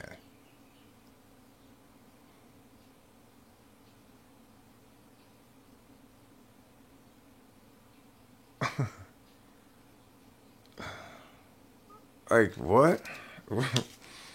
That's all it says anywhere on it, too.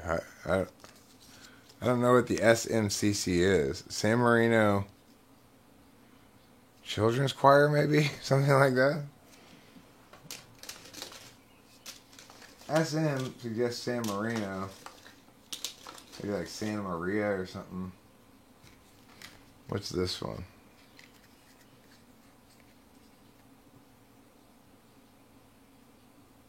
The Casa Madrona Hotel.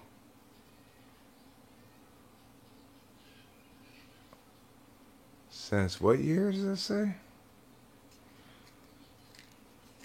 That's kind of dirty on the back. Hotel and restaurant. Since 1885?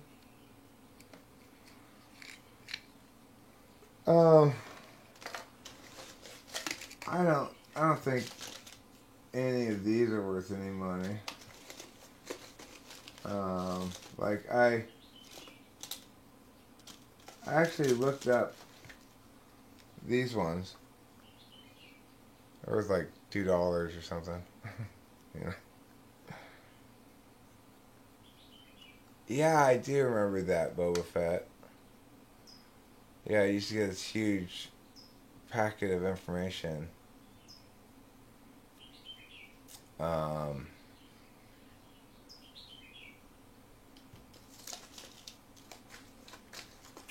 I guess you don't need that information anymore. Look at this one. It's got what the hell is that?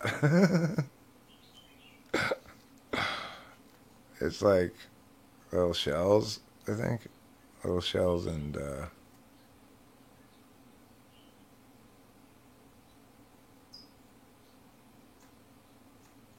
little shells and shit. I don't know. And it's got cool little wooden matches inside of it.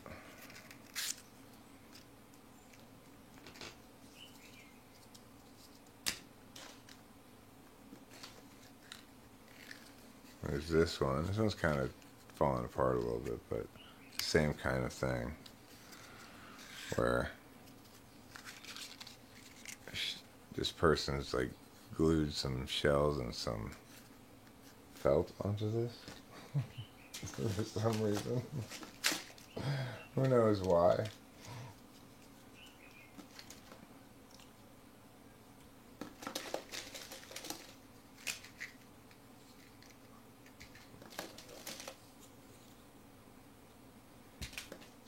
Just half a mile from the railroad track. You didn't get anything you want at Alice's restaurant. Except in Alice.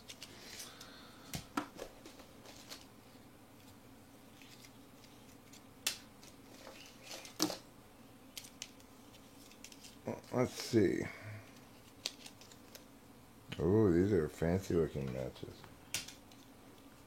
Now, on the outside, you might just think, okay, just a restaurant matchbook.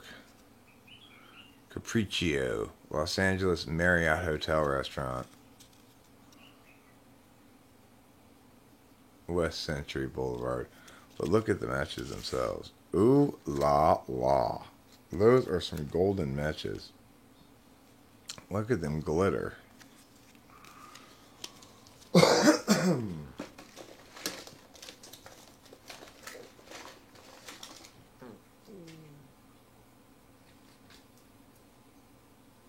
Okay, so here's another one of these weird shell ones, but this one is still in its wrapping, in its cellophane. I assume, I see the other ones, well, that some lady just made this at home or something, but here it is, wrapped in plastic.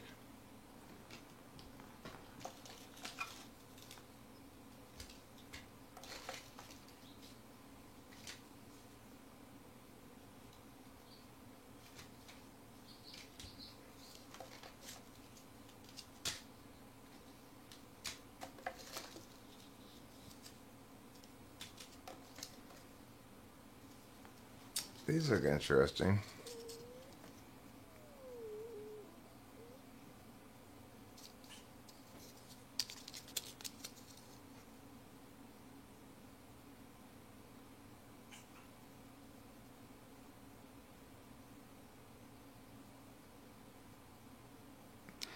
What's it say? I can't really see it. It's got this picture on the inside too.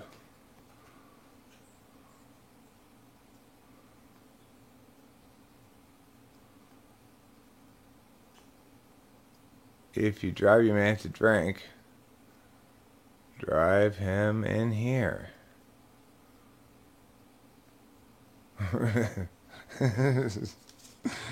If you drive your man to drink, drive him in there. That's what this place says. The whatever club. I don't think they're worth any money now. I just got them at a yard sale for like $2 or $3 for all of them in this container here. Look how long these matches are. These are some long matches. Why? Well, this is the Biltmore Grill. Wow. Fancy.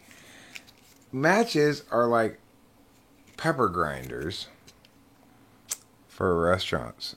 The longer the match is, the more fancy the restaurant.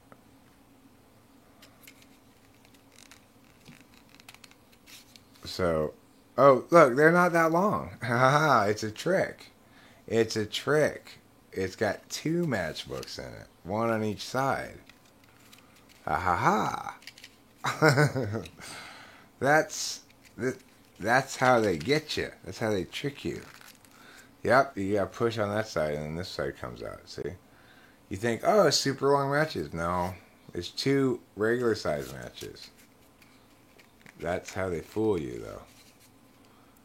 They get you thinking you got some long ass matches here.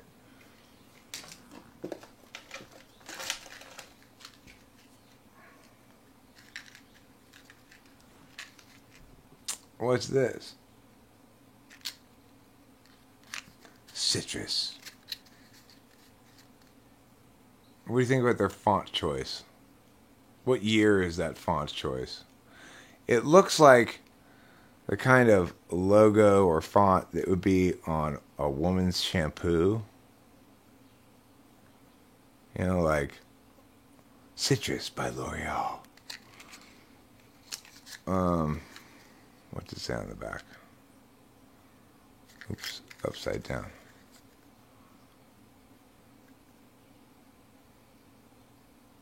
Citrus Restaurant, Melrose Avenue. Okay. Let's see what else we got in here. Well, this looks fun.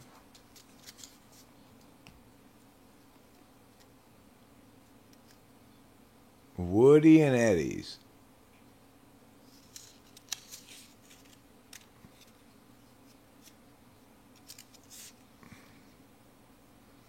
A friendly house serving fine food since 1938.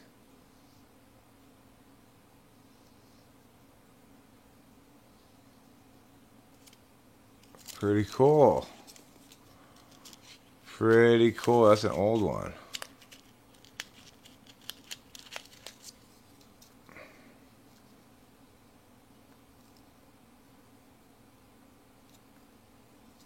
What font do you think that is?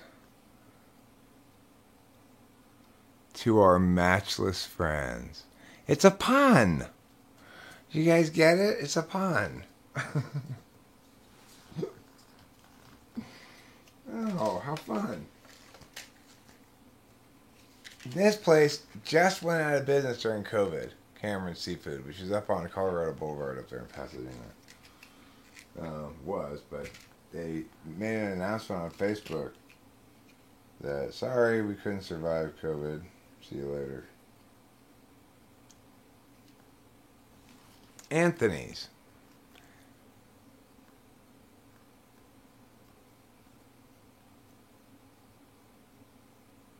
Classic Southern dining. That means they have slaves to serve your tables. Plantation House, 1797 Plantation House. Atlanta, Georgia. Wow.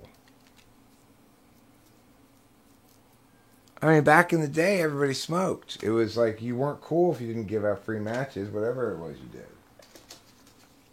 It was like the business card of the day, you know? Like, okay. What year did this corporate farce come into being? McDougal's. It's a dog, it's got Irish, it's fake in every single possible way.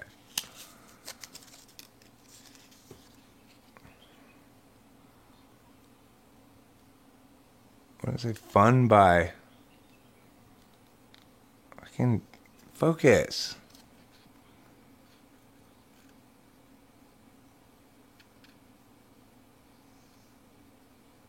Fun in food drinkery?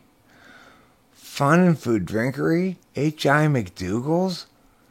I mean, like, what in the world?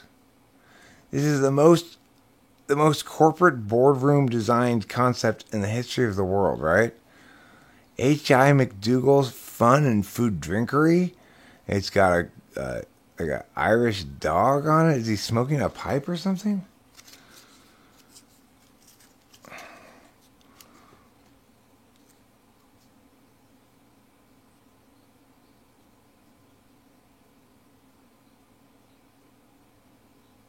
Oh. Does this just not make you want to puke? Like, it's so... Yeah. No. It's like, I had the same reaction to it as I did when I heard that they were going to make a real restaurant called Bubba Gump Shrimp Company. I was just like, ew. Oh, how dorky. How incredibly dorky. I will never go to that place. Oh, now this place, on the other hand, you might catch me at any day of the week. Why? Because I'm talking about La Fenda. Oh, sí, La Fenda. El restaurante mexicano. Oh, sí. It comes with the guitar, y el trumpet, y el violin. Let's see. Oh, sí. Home of the world's greatest mariachi, Los Compañeros. Oh, sí. Fine Mexican cuisine. Every day of the week. All the way until the midnight. You can eat here at Los Compañeros.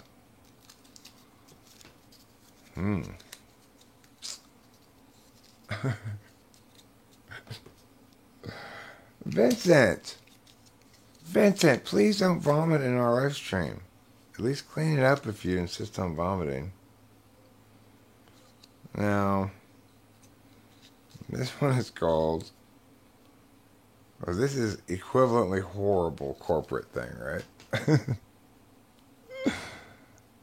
as H.I. McDougal's. This is...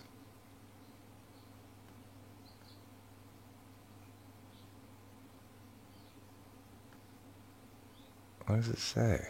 Freaking focus.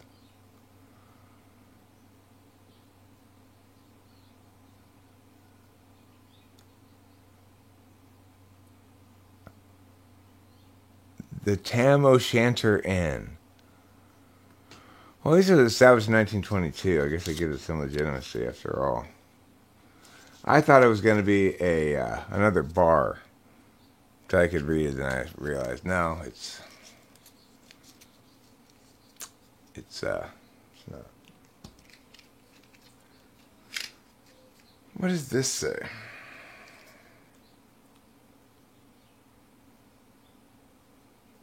Market City Cafe with 2 F's, an E, and an accent mark. You're going full blast on your cafe when you include all those things. What do we got here? Ah, the good old Northwoods Inn. There aren't very many of these left. There's still one near my house, Claremont Northwoods Inn. It's a place where you go for some very overpriced, supposedly sort of casual dining where you throw peanut shells on the floor. And they've got fake snow on the roof, and they've got a bear. and the one over in the Laverne area, they have a bear, a stuffed bear inside of a glass showcase or whatever.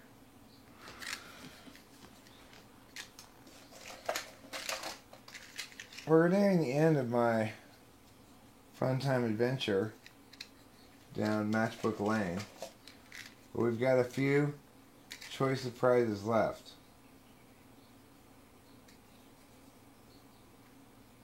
For example,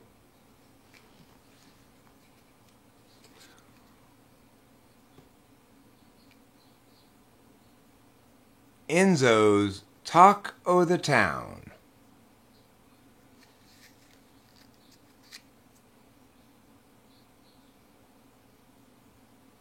Enzo's Taco of the Town. There was a Taco of the Town that was near my house when I was younger. It was a lesbian bar. That's what I heard anyway from somebody at some point. Now these are your real classic matches. If you don't want to spend the money to get your name on your matchbooks, then you get this instead. Thank you. Enjoy life. Eat out more often. Those are pretty classic. Does a tax credit equal a government handout? No, of course not. Not remotely. The idea that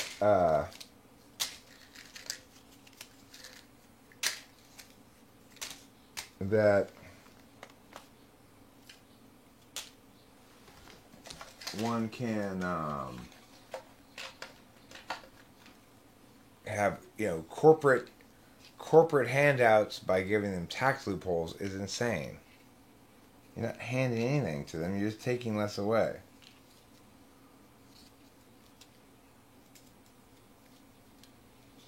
Funny you asked that question because we had this topic as a debate topic, actually. It was about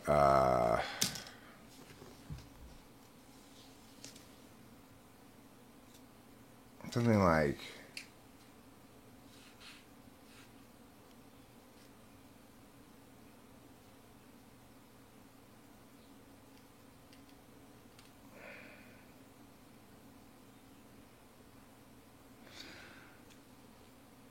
the federal government should eliminate all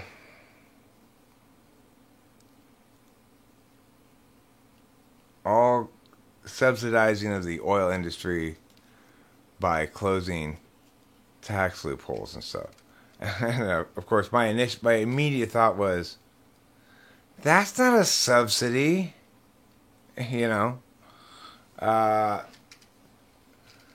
obviously, if you close tax loopholes that the oil industry is exploiting, you are not fucking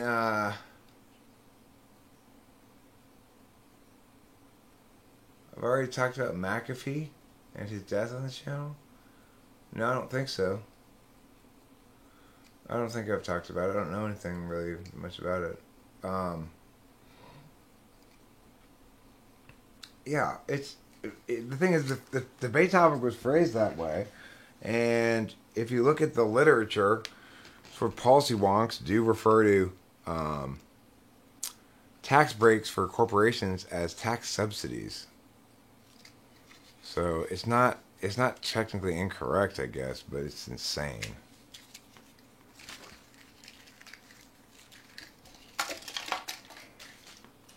It's like, that's not a subsidy. Don't you people know what a fucking subsidy is? But, you know, people with their political agendas, they want to use language that they think sounds the way they want it to say. So they'll call, you know, an oil company getting a tax break because they are directing a certain amount of their total research budget towards alternative fuels or something, which is a tax break they're getting because somebody in Congress before said, "Oh, we need to encourage these companies to get to research alternate fuels." Okay, so then the companies start doing it and they get a tax break. Then the next generation of stupid people comes along and goes, "I'm sick and tired of the rich oil corporations getting subsidized by the government." What? They're not being subsidized. Well, they're getting these tax loopholes. You fucking put them there to try to encourage them to research other alternative fuels. Now you're calling it a subsidy? What? It's just fucking nuts. You know what I'm saying?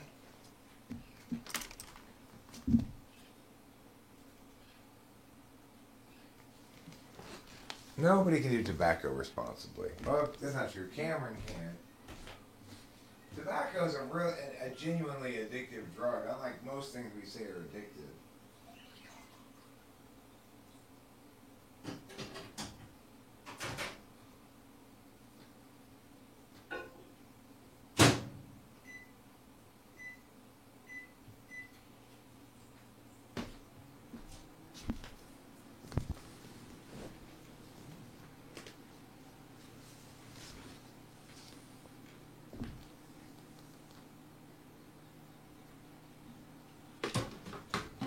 Yeah, so I will definitely acknowledge that I am addicted to tobacco. You know, it's not just, oh, I like the flavor.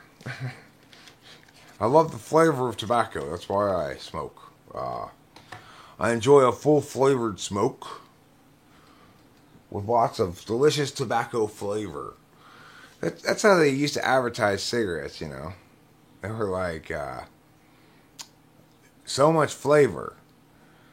Nobody smokes for flavor. Who has ever smoked a cigarette for flavor?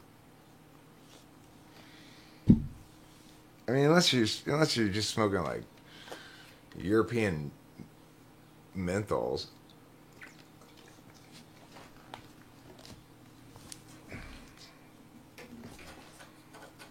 When Susie came and visited from Norway, she brought some cool European menthols. It tasted like, not like regular American menthols, but it tasted like wintergreen, like chewing gum.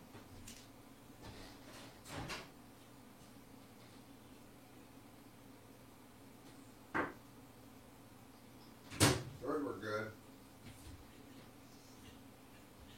I mean, I definitely like those better than regular menthol.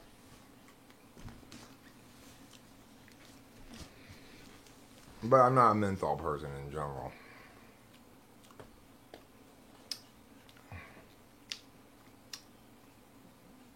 Yeah, it is coffee in the microwave.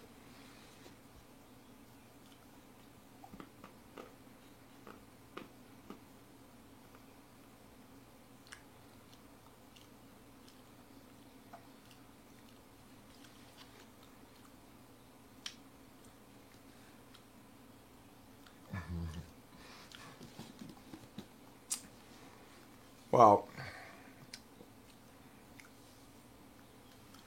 the point is, even if you're just an occasional smoker, such as Cameron, for example, I think it would be incorrect to say that he smokes occasionally for flavor. He smokes occasionally because he smokes so rarely that when he does, he gives him that kind of what he calls the heroin head rush. Even though, I don't think he's ever tried heroin or anything, but he's just saying it's got that kind of whoa feeling when you haven't smoked in a long time and you smoke a cigarette.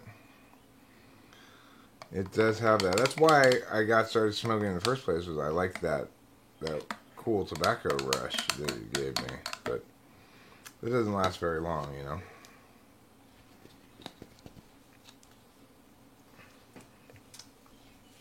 Its lifespan is as transient as a flower's beauty, wilting in the hot sun. I remember my first cigarette. I don't remember my first drink, but I remember the first time I drank. In other words, my dad, he was a believer in a cap full of brandy as the cure for hiccups. So I think even when I was fairly little, if I had the hiccups, which bugged the shit out of him for some reason, it's like okay, stop it already. I don't know why me having the hiccups bugged him so much, but he hated it when I had the hiccups. He'd give me a cap full of brandy to make it go away, which it would make it go away. Until my mom caught him doing it one day. Then he never did it again. So I don't know how young I was when he first did that. I have no idea. But I do remember my first cigarette. I can picture exactly where I was when I had my first cigarette. A fifth of brandy makes the hiccups go away. Yeah, he wouldn't give me a fifth. Give me like a cap full,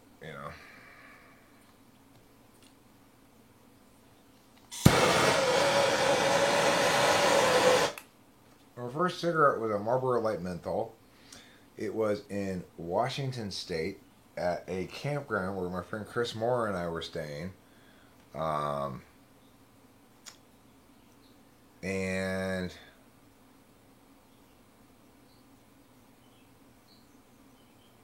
I don't know. I was 18. We decided to get a pack of cigarettes, and Chris Morrow before that had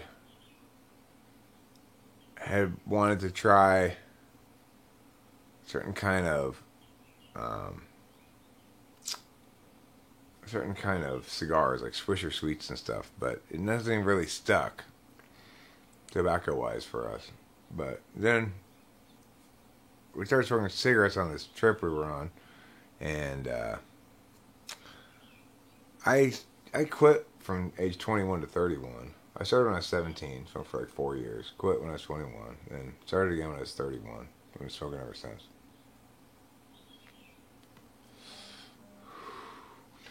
Well, yeah, Cameron smokes weed all the time, but that's not smoking cigarettes, They're totally different. I don't think weed's really bad for you very much, but I think the cigarettes are, so. I don't have any particularly great reason for thinking that, except, like, you can't really pull cigarette smoke directly into your lungs.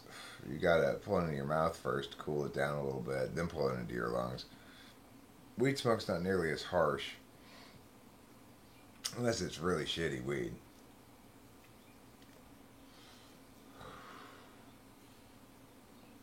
I don't think I hit the bong, Vincent. Did I? I could just lit a cigarette, right? Although I do appreciate the reminder. I will hit the bong shortly.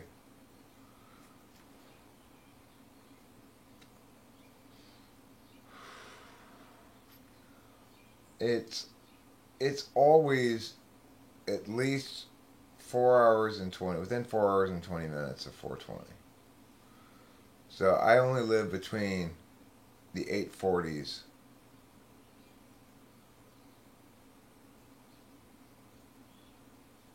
840 and then, you know, um, noon, and then midnight and 8. And I skip between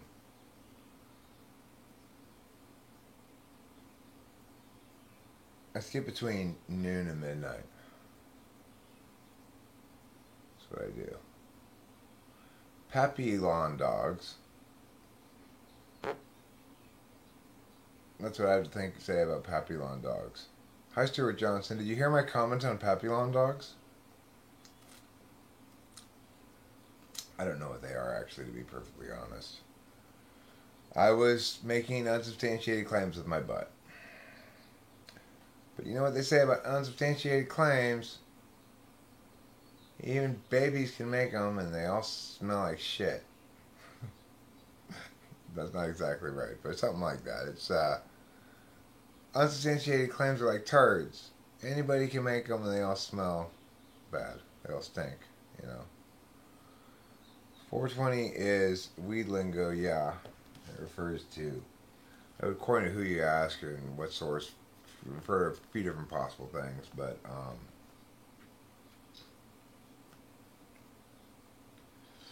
I don't ascribe to weed culture at all. I just smoke a lot of marijuana. There's a guy from Southern California, out in the high desert, that texts me periodically a lot of stuff about weed strains and such.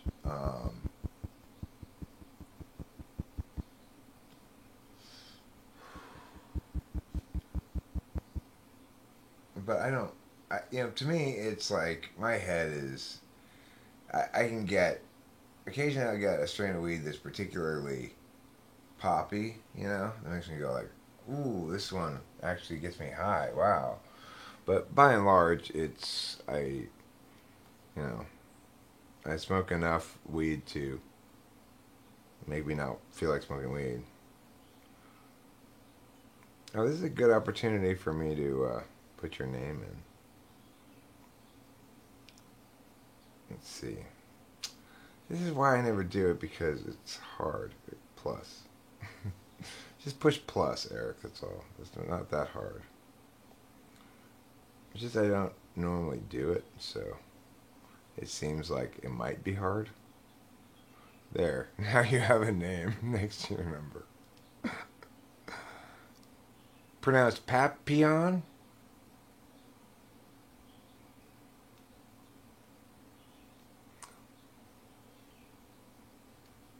Papillon. Papillon. Boy, the French looked good in the second half of that soccer game yesterday, huh? Anybody watch that soccer game? Anybody watching the Euro Cup games? Oh yeah, that chart. Forgot about that. I like that chart.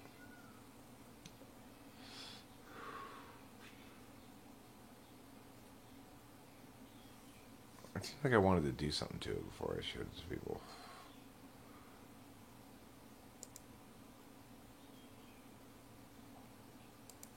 Who knows what it could be, but it was something.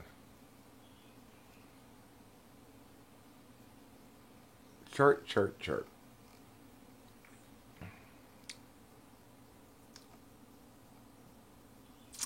I've got a wonderful chart for you. Look at my wonderful chart. If you'd like to looking at charts, you'll love my wonderful chart.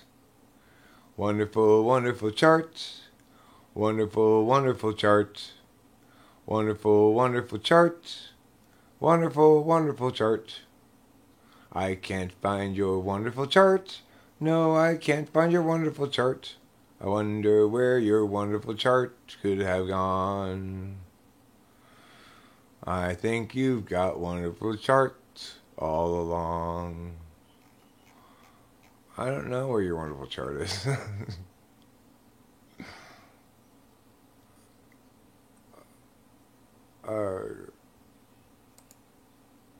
Okay. Uh, what's CET?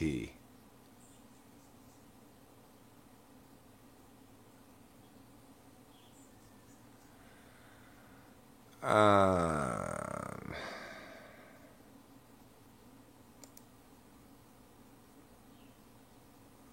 I guess we're fine this email, sorry. Oh, no, it won't be available at that time.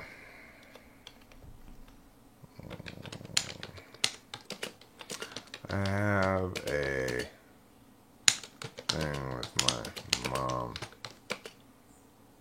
on the 6th. Like 12 a.m. PST. That's like 12 in the morning? Okay, so it's like Monday night. Next Monday night. That's fine. I can do that time. So, Monday night at midnight, aka Tuesday morning at 12:01 a.m. my time.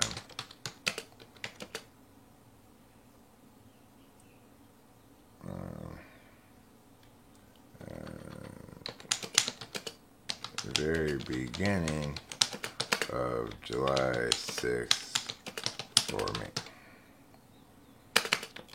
Confirmed. It's on my calendar.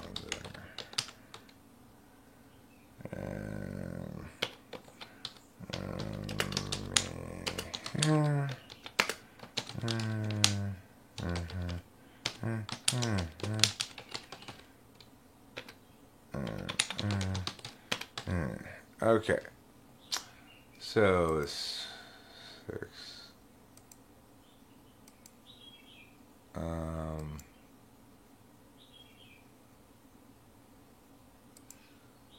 July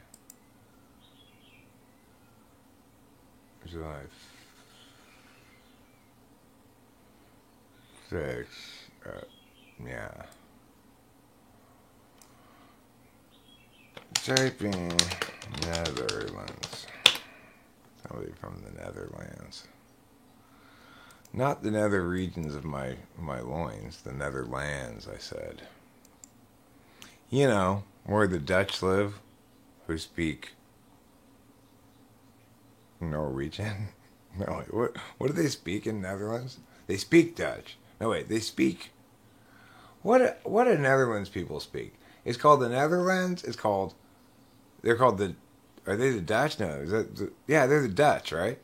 The Dutch live in... The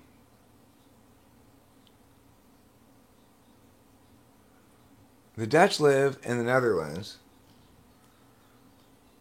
which... But they speak... What do they speak there? They're also called Holland. It's also called Holland, right? Is Holland the same thing as the Netherlands? Is Netherlands the home of hollandaise sauce? I think so. The Netherlands, the Dutch live in the Netherlands, which is also called Holland. But they're not the originators of hollandaise sauce. Holland is a part of the Netherlands? Why did they used to be called Holland then? And now they're called the Netherlands. And are they aware that their name makes it sound like they're talking about somebody's loins? You know? Your crotch? That's your Netherlands, you know? They speak Dutch. Holland is one of the Netherlands, aka the Low Countries. But you know what's weird? Even though they speak Dutch, Dutchland actually refers to Germany. Isn't that weird? Hmm? Think about it. And hollandaise sauce doesn't even come from the Netherlands.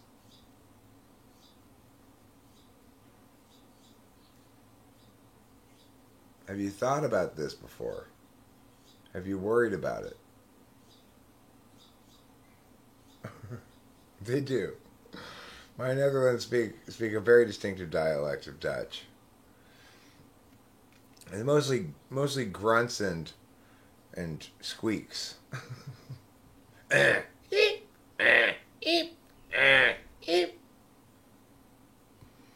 That's what my penis sounds like when it's busy doing things. Like taking a walk. What Stuart said. Actually, 2 provinces out of the 12 are Holland. But, I mean, didn't it used to be called Holland, though? That's what I'm trying to get at. Why did they change the name? Is it because Holland was too Holland-centric when the Netherlands already included those additional places? Or did they add those additional places, and that's why they had to change the name? That's what I want to know. The dialect of my Netherlands. Like medieval style with a lute. North Holland and South Holland. Then why are the ones to the west and the east not called West and East Holland? Why not? Because obviously they didn't put me in charge of naming things.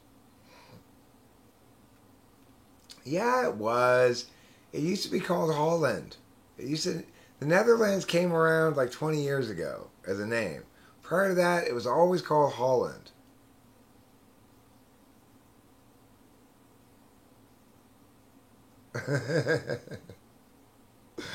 I like Glideo's explanation. Holland lost their branding when the sauce came out. They were like, shit, we're never going to beat Eggs Benedict.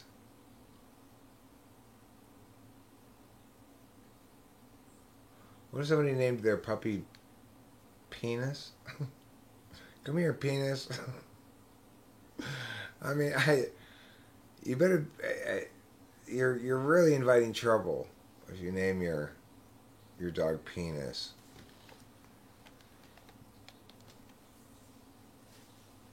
You get in here right now, Penis is just inviting sexual assault.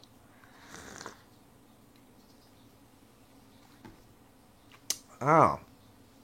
Stuart Johnson, I appreciate your analogy there. Highly informative. Everybody knows England and the UK are synonyms, except for people in the UK who think it's something different. Like, oh, I'm Scottish or I'm Welsh. Oh, so you're English is what you're saying, right? No, we're different. We're not English. We're Scottish and Welsh and Irish and all those things. You're all just a bunch of English people to me. I'm just kidding, Wales and Scotland. Don't worry. I'm just playing with you.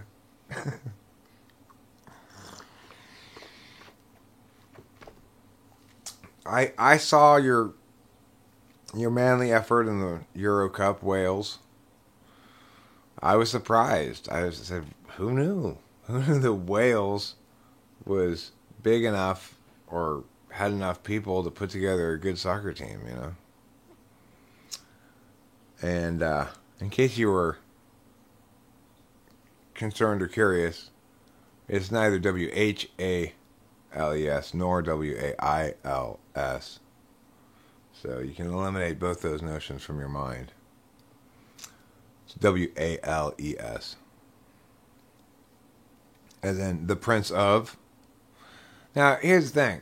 If Wales were really different than England, then why is Prince Charles the Prince of Wales? Huh? I got you there. I got you. All of you Wales defenders. If Wales is really different than England, then Prince Charles wouldn't be the Prince of Wales. He'd be the Prince of England.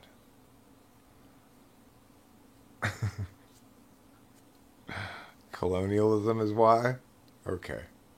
James the Raccoon Whisperer and said Tampa Bay beat his team. Should this be good too? Talking hockey? Probably, yeah.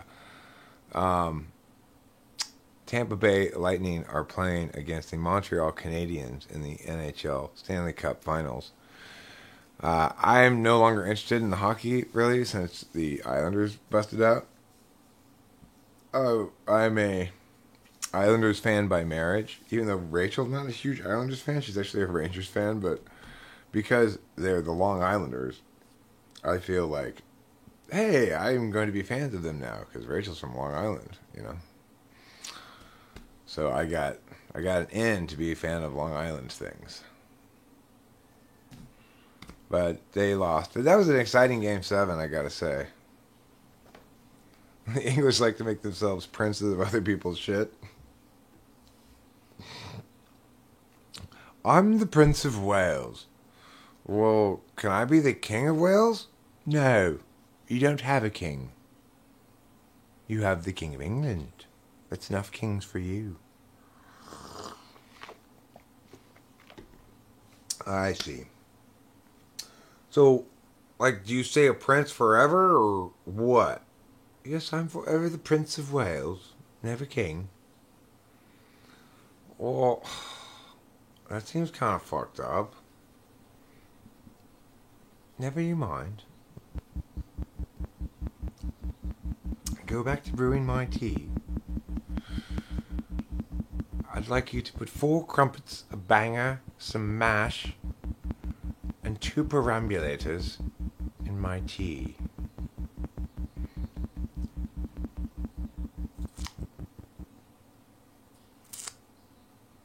Cricket. I think cricket's kind of interesting seeming. You know, one sport that I think is kind of interesting seeming that I'd never heard of until like 6 months ago was okay, but then what happens to Wales after that? Do we get to have our own prince at that point? No, you get to pick the next Prince of Wales too. It's going to be your son. Okay, this doesn't make any sense to me.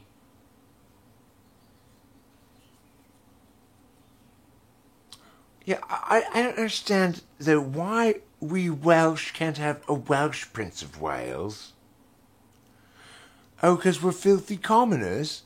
Oh, I understand now. Horseman, you forgot. The Welsh are filthy commoners. They're not qualified to be princes. They're like the Scots. I mean, what do you want to get? A Scottish person to be royal? Come on. A Welsh person? They're obviously commoners. You can tell when you poke them, their blood comes out pure red.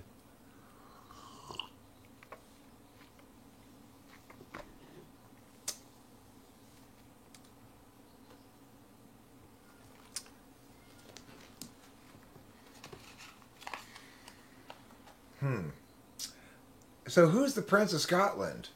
Does Scotland have a prince too? Or are they not big enough to have a prince? Or like, why does Wales need a prince, but Scotland doesn't need a prince?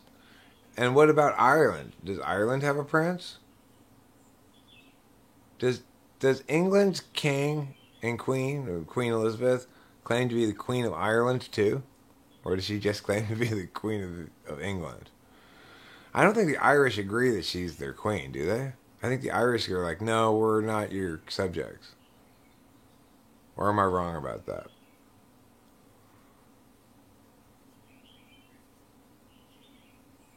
Inquiring minds want to know. I don't understand. If there's not a prince of Scotland, how in the world have we been getting by with these unruly Scots, unruled, into ever-increasing unruliness without the world coming to an end? Clearly, the Scots need a monarch to tell them what to do. In the absence of one, the men started wearing dresses.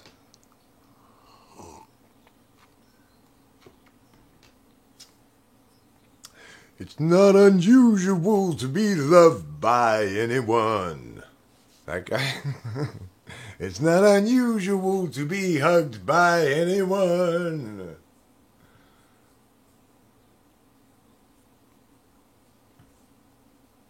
North Irishman.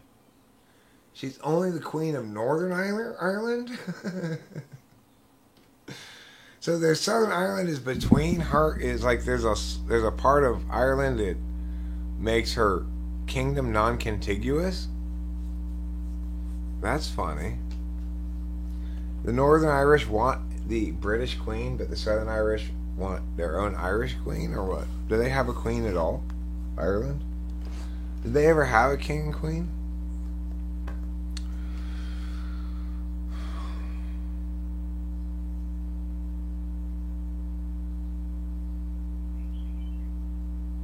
The Irish Republican Army. I remember when they were big news back in the 80s. It was like, oh, everybody freak out. Ireland is having interscene warfare, as they say. You know, is that the word? Interscene? No, what's the word I'm looking for, Horse Mumbler? Is that it? Did I get it right?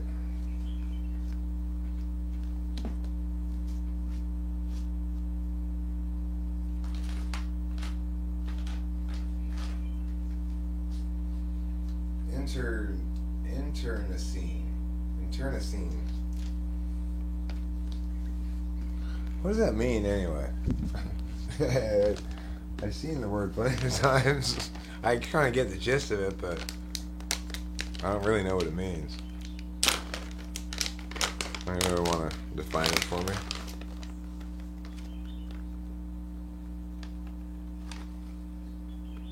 Destructive to both sides in a conflict. Huh. The region's history of savage internecine warfare. Internecine.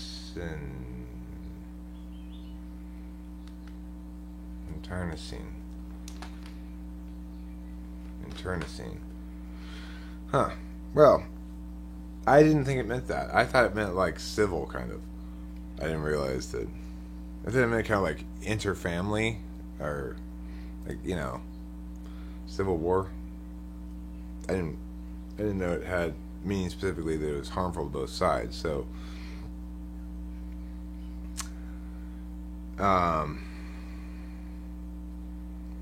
like the U.S. invasion of Grenada was not an example of internecine warfare. Because the Grenadans didn't really put up much of a fight.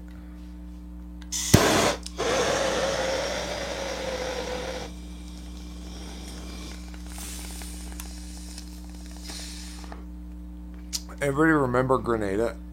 Who remembers Grenada? Internecine. Whoa.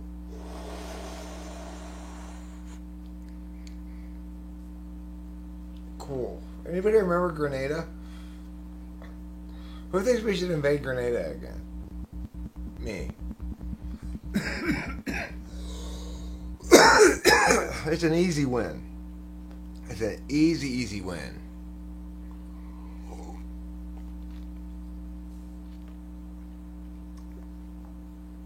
The rest of us here and there in the world still alive, still enough of us once more to build and hope and make a few simple plans.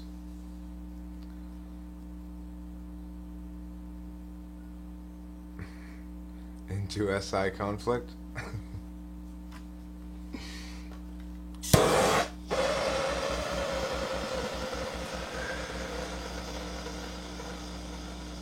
Internecine.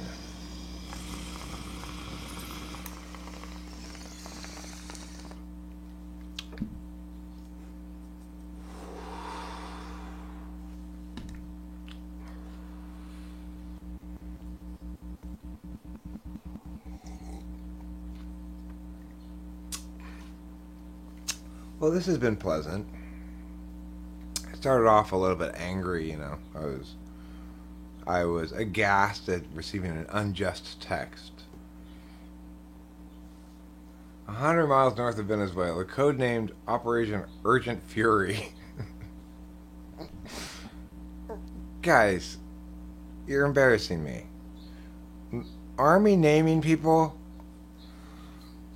Can we be less dorky, please? We're... The other countries are going to make fun of us if we have names like that. Okay? So just... Can we just not name things like Urgent Fury? You're just begging to be teased by the other countries of the UN. I have no idea. I do not remember why at all. I just know that there was some sort of like bullshit justification, and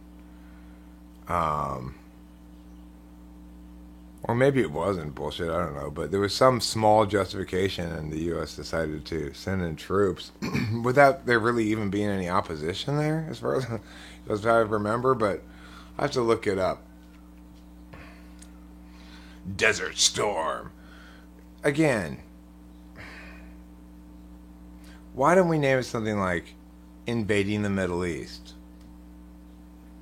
That would be an appropriate name. It would describe what we're doing, you know? Why don't we call it, Operation Bully Grenada? That would be a good name for it. It would accurately describe what we're there to do, right? Operation Illegally Blow Up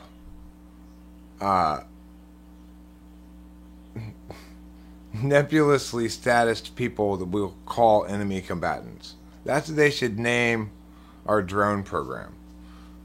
Let's blow up nebulously defined individuals and call them enemy combatants. Aha! Wait, that's what you're doing? Well, that's why we named it that. Why would we... We're not embarrassed at all by what we're doing, so we're gonna call it what it is, obviously. Oh, wait, we're trying to hide what it is? How fucking horrible and lame is that? You know? Agent Orange is a good name. Okay, I'll give you that one. Agent Orange is a good name. Wasn't a good punk band, but was a good name.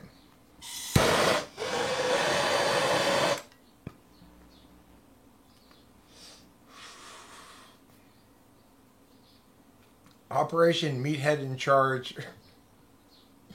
000047624. Gotta leave at least 5 zeros in front for future instances.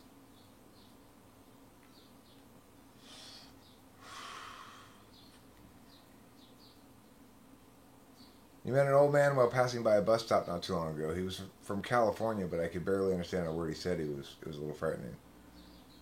It's because he was talking. He was like, "Yeah, horse mumbler, you gotta go down the 405 if you want to go at this time of day. You can't even bother with it. If you end up on the 10, you're gonna have to go west for like way. You're gonna have to go way east first, and then you have to cut up again. It's just like, nah." Did he talk like that? Is that why you had trouble understanding him? He was just talking about freeways the whole time?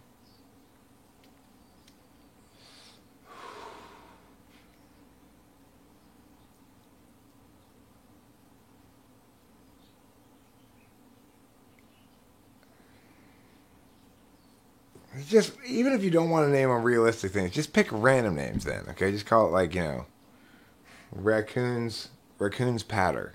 Operation Raccoon Patter. That's a fine name. At least you're just saying, okay, we're just picking random names. Don't try to sound all tough, like Shock and Awe and fucking Urgent Fury and things that sound like action movie titles. It's really fucking just childish and horrible. Don't you think so? I do.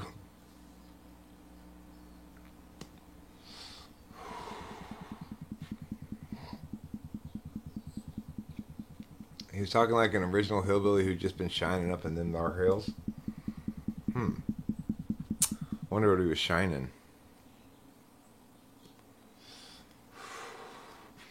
Normally he'd be panning for gold.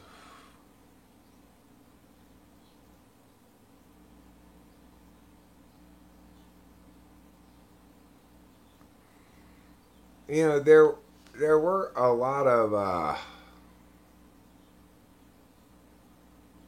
there are a lot of kinds of military protocols that do require you to name things random names because you don't want to give out any information about the thing you're naming.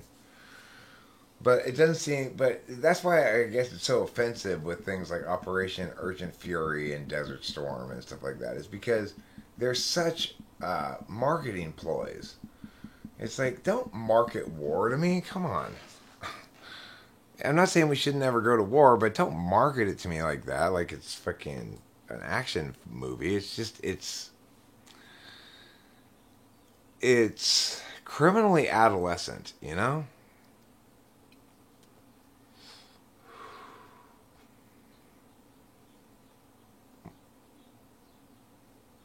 Wakata. Sodaska. I find myself saying Wakata and Sodaska increasingly now. You know, they mean kind of similar things. The first one's sort of general, I understand, that's what we gotta do. Sodaska is more like, I see. But they both basically mean similar things. Wakata is kind of like, alright. You know. From what I can tell, contextually watching anime.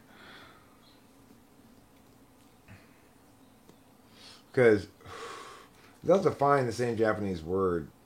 I mean, they'll translate it with in very different ways in different contexts. So like the guy in the show might say,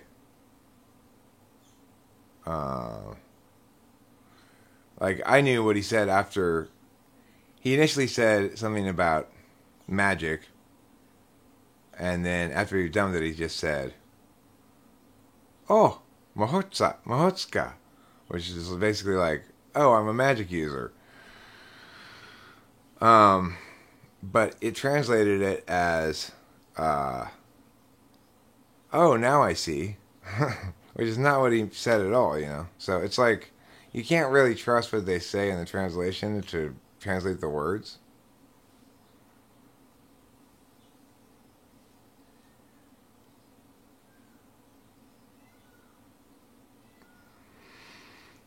Yeah, I mean, I agree. English is exemplary of how language evolves in general, which is to say, people need new terms to express new concepts, and they either coin them, they metaphorically adopt some term from something else and apply it. Uh, you know, like a term like meme was a necessary term to generate, and it came from a very NETI kind of analogy, saying that ideas operate like individuals within an ecosystem, um, which is to say,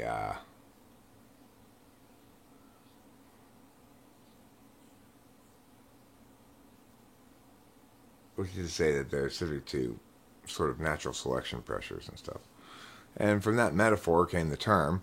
The term no longer is linked to that metaphor very much at all. When people refer to memes, they're not thinking the frame of reference that guy was thinking when he came up with the term, but instead they think of sort of a square visual with text on it that conveys a broad concept, you know, like,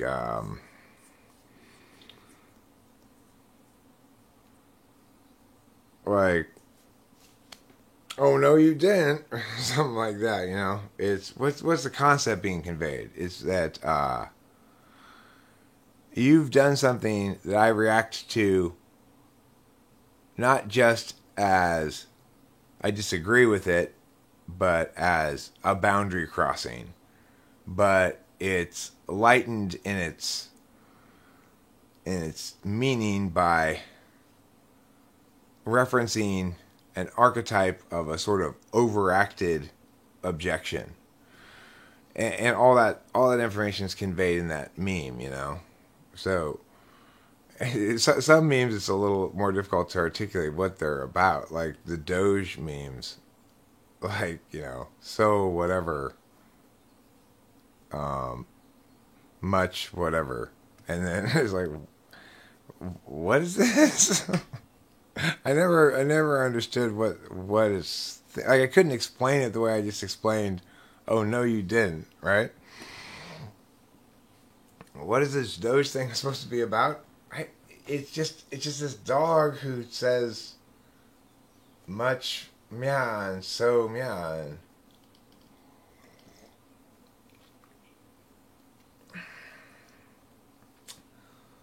Um,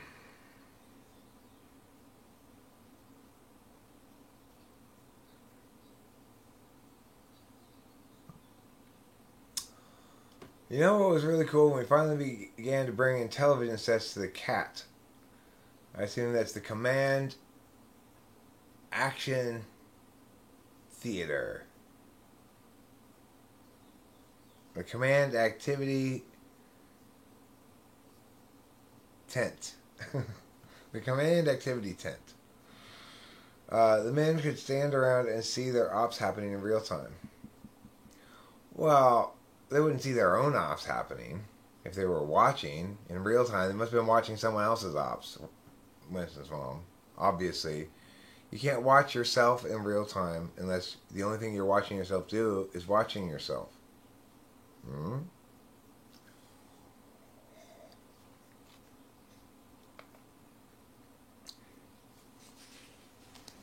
Well, how complicated could it be?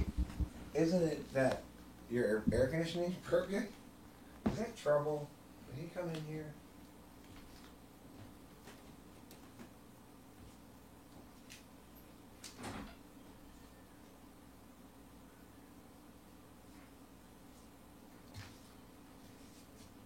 No.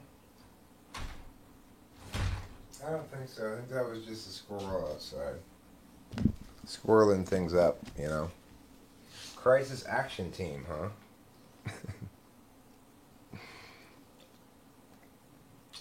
Hmm. Don't you think you should have added a lightning squad on the end of that? Crisis action team lightning squad? That'd be even better. Crisis action team lightning squad strike force would be even better. I know what Dogecoin is, but I want to know about the meme that preceded Dogecoin. What was the meme about? Like, if you were going to try to explain the meme of Doge, forget about Dogecoin. Explain the meme of Doge to me. What is it? I mean, like, what's it supposed to be saying or something? I think it's funny. I think it's weird looking, but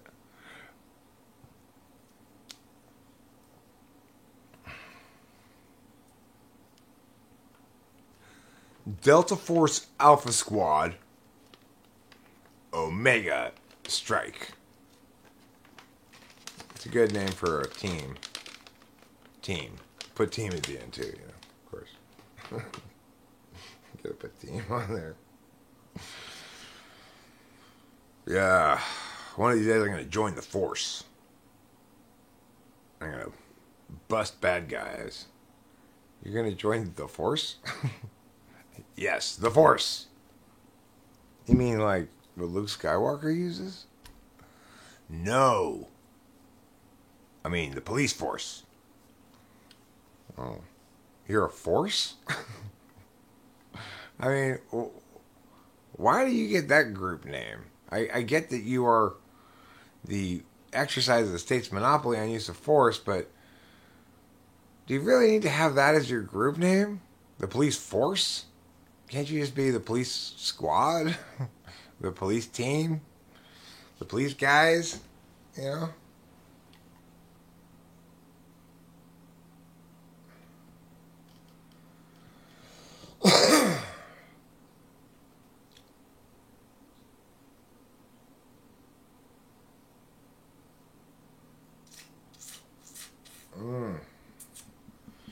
Okay.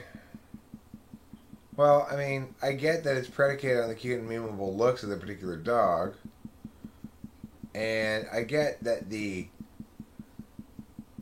concept is easily applicable to multiple things.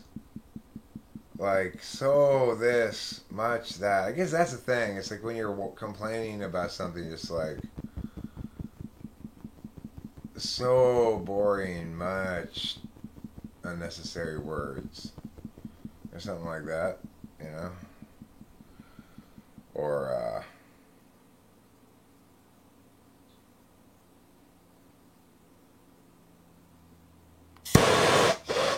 so bummer, much soothings.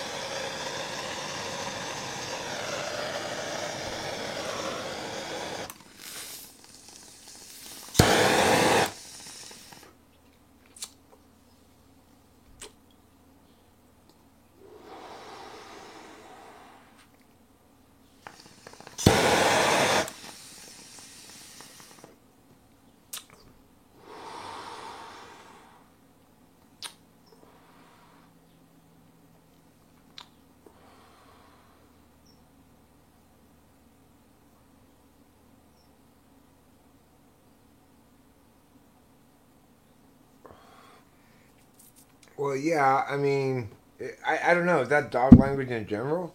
Maybe. I didn't know that, but.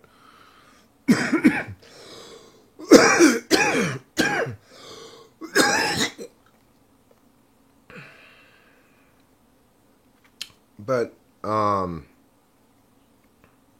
if it were seem to have, it would seem to have one commonality would be this notion of excess, right? Or like, ugh. Or, um, I mean, I guess it could be like more of an odd kind of thing, but the dog doesn't look like that. It's just sort of like, you kind of get the sense that the dog's shaking his head.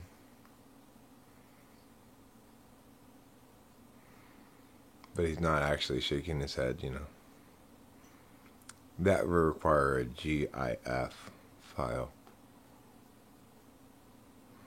And who wants to make one of those? It's like, ugh, so GIF. Many layers, much layers. So GIF, much layers. You know?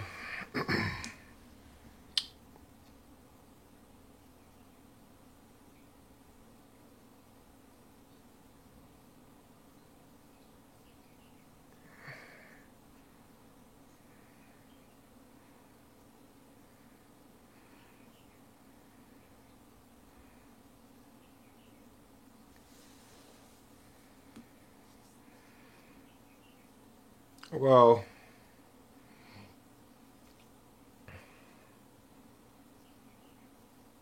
that would make sense that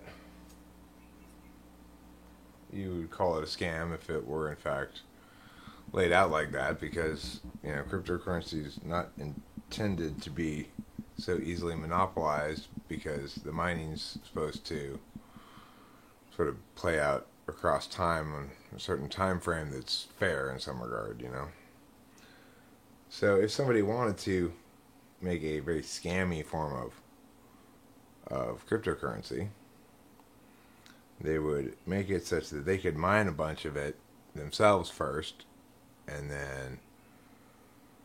then ideally get some sort of viral campaign going to promote it, and see what happens with your massive control of this thing that you've set up so that you could be massively in control of, now that you've got, you know, rolling. Well, the thing is, if it were purely a scam, that would no longer be true, right? Those top five wallets would no longer control 40% of the coin's entire supply, because they would have sold at or near the peak, because they would have known it was purely a scam. If they're still holding on to it, then it makes it seem less scammy to me, because if it were purely pyramidy in its design and intent, then they should have sold at or near the top, right?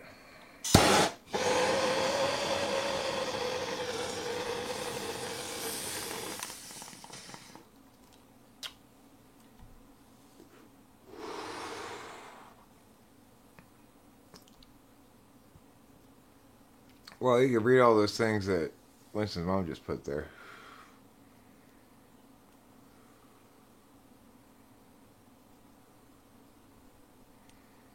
Diamond hands make it look that way is still a scam.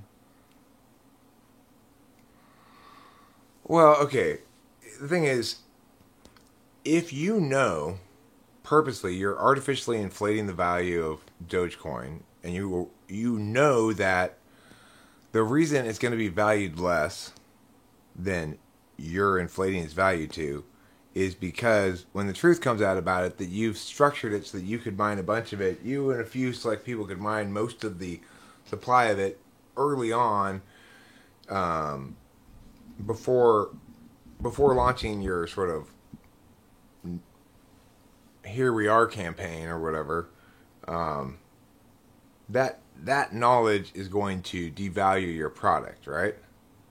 So,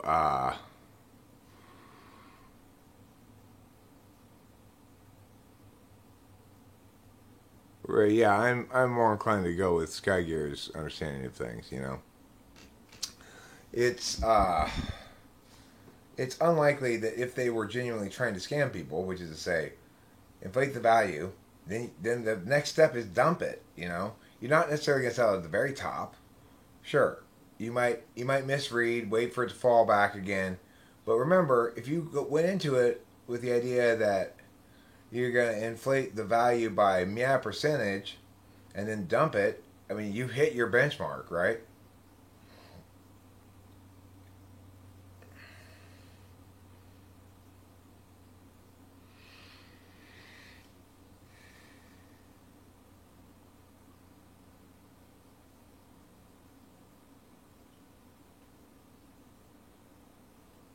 Well, okay. I accept that reasoning as pretty stout, scarier. Uh,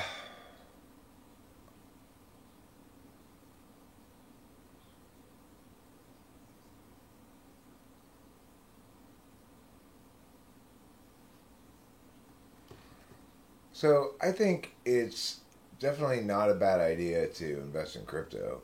I think it's generally a good idea right now. Something I've noticed is watching the NBA games. The Suns have PayPal on their jerseys as advertising. PayPal is selling a few cryptos as investment options for people, and the fact is, until until uh, until that reaches some kind of equilibrium, it ultimately means as these big services sort of facilitate their customers in participating in this, that it becomes ever more entrenched as a legitimate commodity. Now, you might argue that it's overvalued or undervalued, but increasingly it becomes an option that people put some of their money in, and that reinforces the fact that it has value. Uh, you can ride out ups and downs just like you can with anything else, which makes it function like a commodity. And the thing is, because all symbols of wealth, be they dollar bills or you know ones and zeros in the form of Bitcoin, um, all symbols of wealth are equally fiat. There's nothing inherently unfiat about gold or silver as a standard. It's the same thing as the government saying it. What makes something a default currency for a nation is that it's what people use to pay their taxes. Um, so,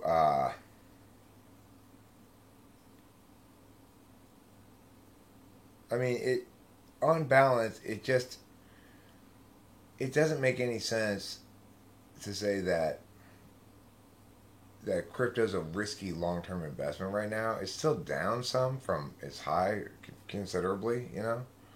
Uh, it's a good time to buy, and almost certainly it's going to go up because it become more and more standardized in terms of people's understanding of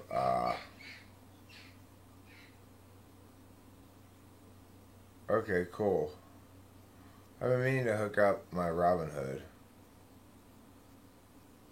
Um, okay, so well, but Boba Fett, what about the argument that I made there, which is that you've got major services like PayPal now offering crypto. I never bought it until I until PayPal offered it. When I did end up buying crypto, I ended up breaking even on it. So it was like I made like $50 or something, uh, because I it was up. I was way up, and then it started to fall, and and I was even down for a little bit. I waited for a little bit of a rebound. When it went back up above what I bought it for, I sold it.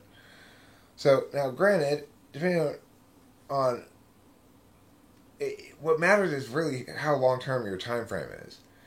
If you want to play day trader, crypto is not a good place to play day trader.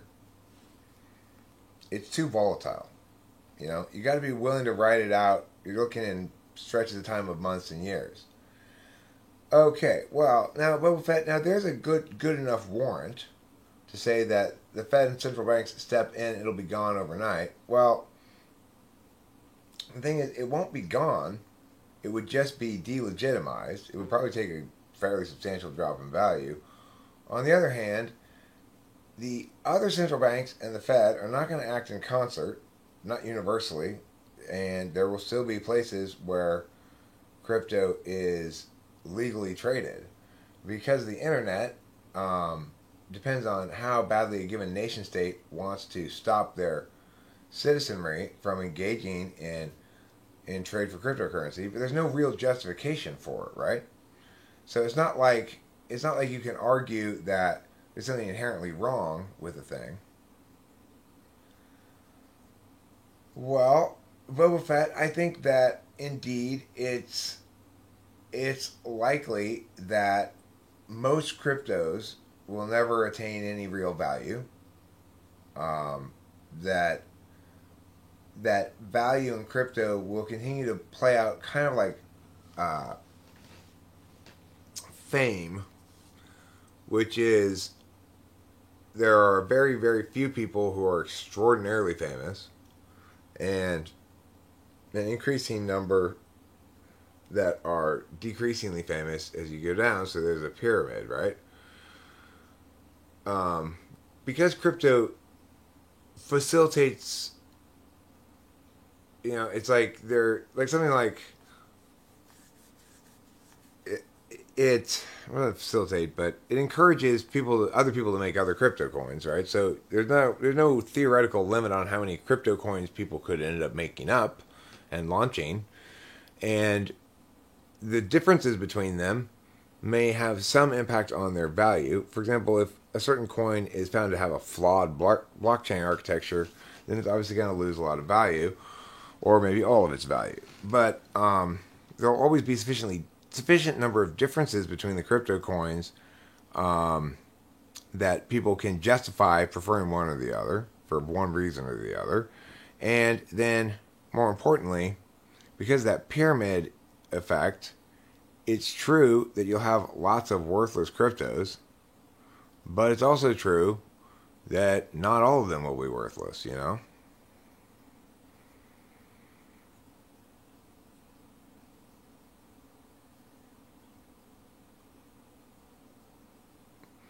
Well, Boba Fett, if what you're saying is that smart money is taking its losses now in crypto, I think you're wrong. So, in other words, I would say that message you're saying right now has been said 20 times over the last 10 years, maybe more. And every single time, crypto has proved the doomsayers wrong. I don't see why this would be any different now.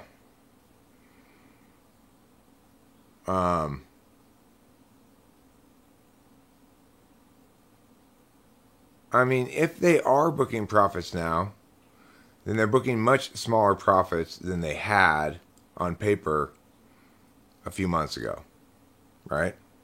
So they're reluctantly booking small profits when they had looked at big profits on paper a few months ago. Correct?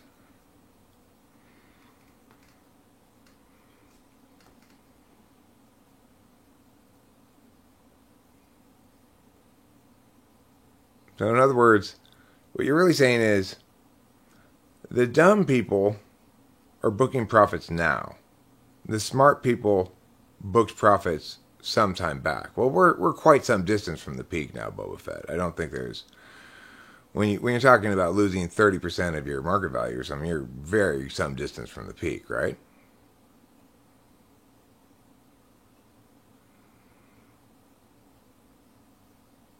So and your notion that nobody catches the peaks, well, maybe not, maybe not, but they here's the peak, right? And there's a difference whether you catch it here on the downside or here on the downside or here on the downside. Big difference, right? And this takes time. This happens over time.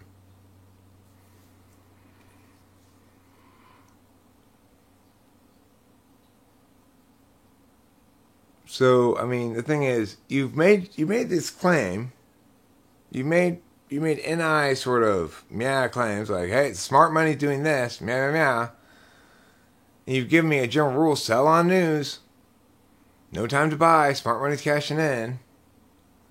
You've only given one warrant, which is that the Feds and central banks are going to step in and change everything overnight. Except that's just purely speculative. There's not any indication that that's going to happen. In fact, to the contrary, it looks like shit's getting standardized so that, for example, PayPal would probably report any large capital gains I made to the IRS, So,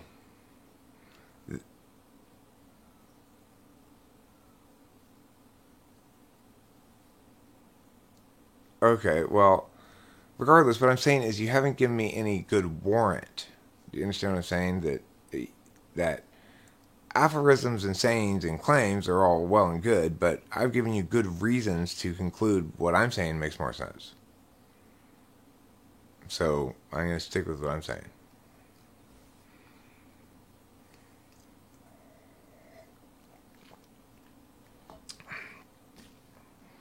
I mean, I respect your experience, but um, that doesn't make you right about now.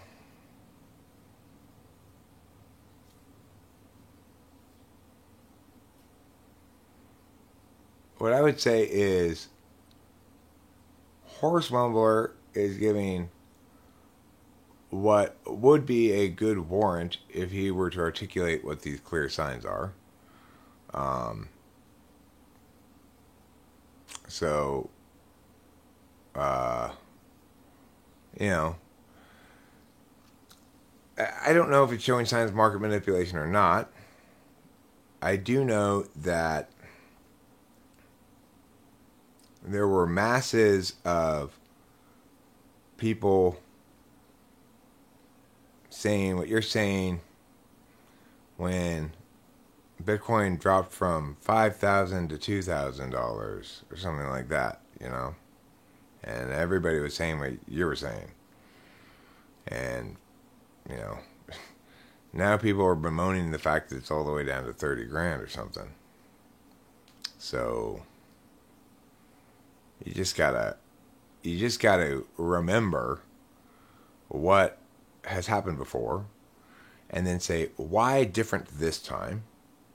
Central banks is a good enough reason, but it's purely speculative. There's not any good reason to think that's imminent, likely to happen. I've not heard anything about that occurring.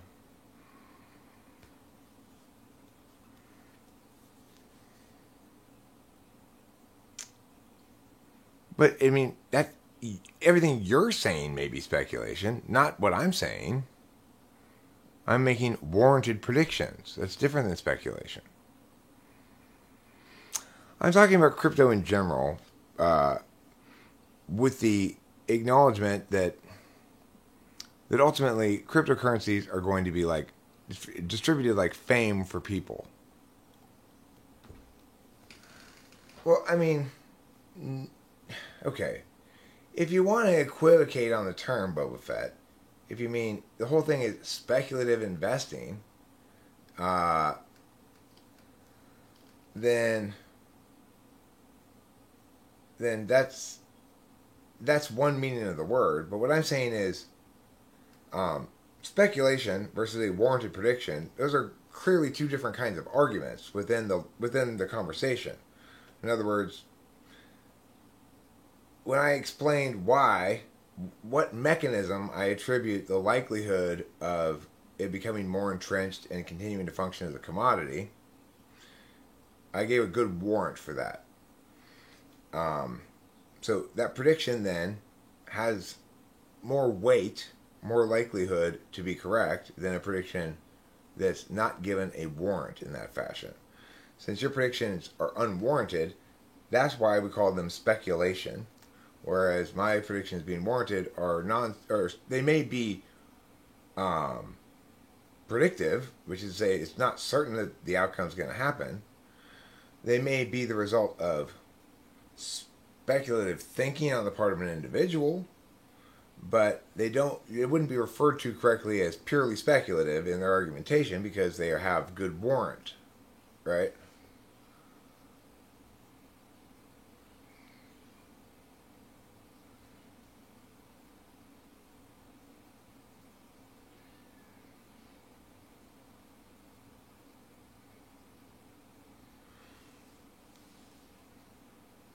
I mean, no, but my warrant that you see, which is an observed fact we can all agree on, we see an increasing access to the average Joe in their capacity to buy crypto, and the native affording of legitimacy to it, at least culturally and socially, that goes along with it being sold on major things like PayPal, and being advertised. For example, I saw an advertisement just the other day, which a investment app of some sort was advertising and included cryptocurrencies in the things that you could do with it, right? In the advertisement. So all of these things help to legitimize something. Now, granted, it's true you can't legitimize a turd into a piece of gold. You can't just FE frame shit into what you want it to be. That's true. But I've given lots of reasons why, in fact, crypto does have value, if only because it functions in the same way that gold does, as a perfect. Gold was humanity's first fungible wealth. It was soft enough you could melt it and break it into pieces and stuff, and it was rare enough that it was very valuable. It was distinct enough that it was easy to tell apart from other things that weren't gold, and that it was super heavy, so impossible to counterfeit. It had all the things that you want for a currency, except super easy divisibility. But it had sort of almost infinite degrees of divisibility because you could melt off just a gram of it or whatever, So the thing is, gold is this naturally perfect currency, and that's why people think of it as having some sort of inherent value beyond that which we afford to it because of its currency usage. In other words, because it has those qualities. That's why it's valuable. Why is cryptocurrency valuable? Because it has those same qualities.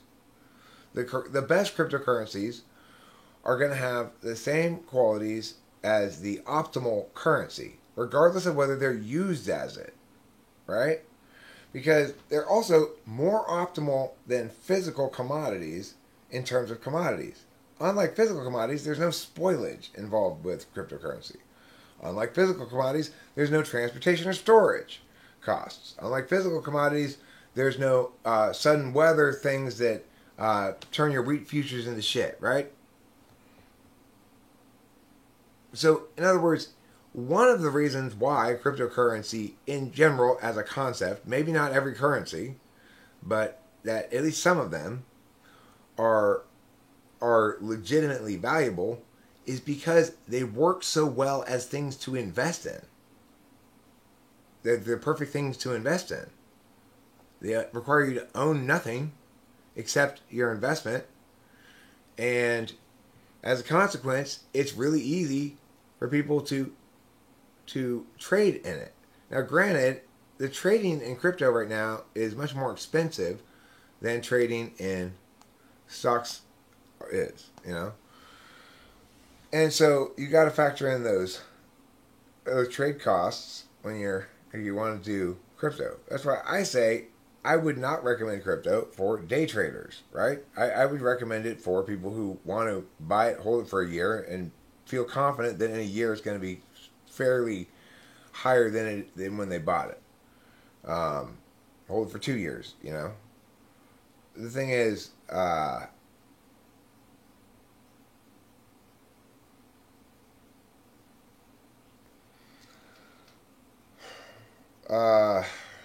obviously, it's too late to get in early, you know. And I lament not having gotten in early, as I was advised to. I agreed it was good advice. I wanted to. Yeah.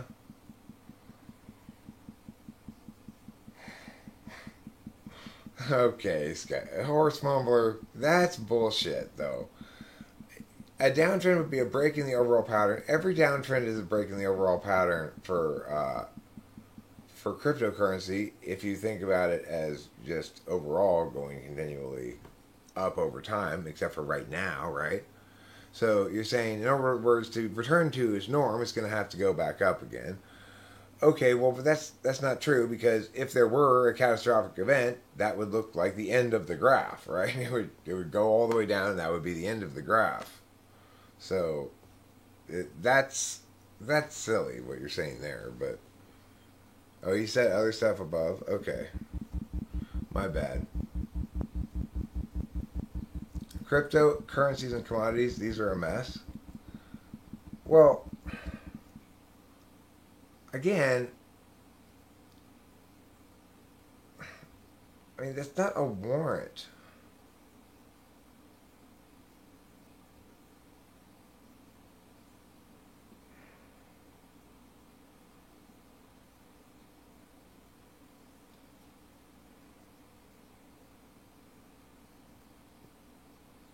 Oh, I see.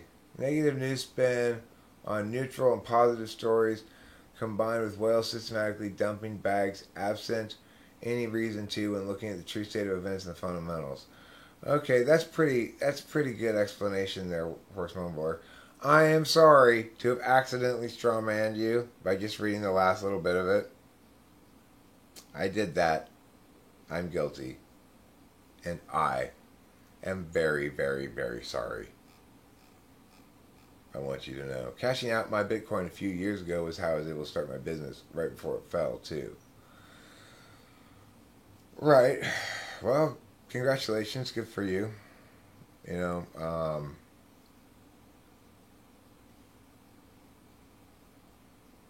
my friend Corey still has a lot of it in crypto, but you know, he kept working and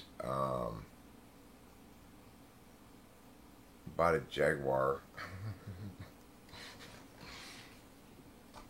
And you know, bought some other fancy stuff, I guess. Although I guess he just really recently started working again. I guess he was unemployed for a good chunk of that COVID time, and that he and his family apparently got COVID. Um, I think he said that Liz got it the worst, but you know they're all fine, of course. I tell you what's even finer than they are, though.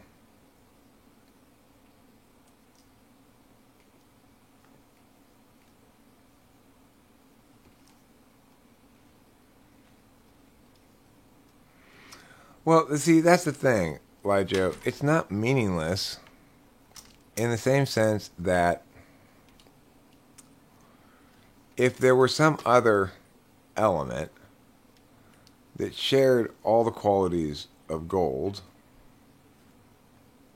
except the utility of it, it would still have value simply because of its rarity, non-counterfeitability, and other qualities like that. But mostly, if you really want to have a currency that works for everyone, it needs to be run on the kitty standard. Do away with gold standard, do away with your state currencies, do away with fiat of all sorts. When you run your currency on kitty standard, then it has real value.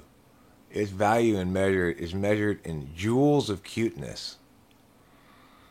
And believe me, this kitty is got so many joules of cuteness going on that, it's blowing up the meter, you know. It's blowing up the kitty cuteness joule meter. Let's see if I can set it down so I don't have to just hold it the whole time.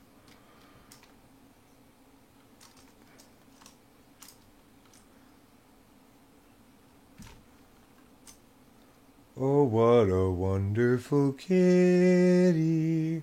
Oh, what a wonderful friend. I've got a wonderful kitty here at the bed at the end. Yes, wonderful kitty times, wonderful freshness, delights all around. These are the days of our lives. Let me crop you, girl. Crop you, girl. Yeah, yeah, I'm gonna crop you, girl. Crop you, girl.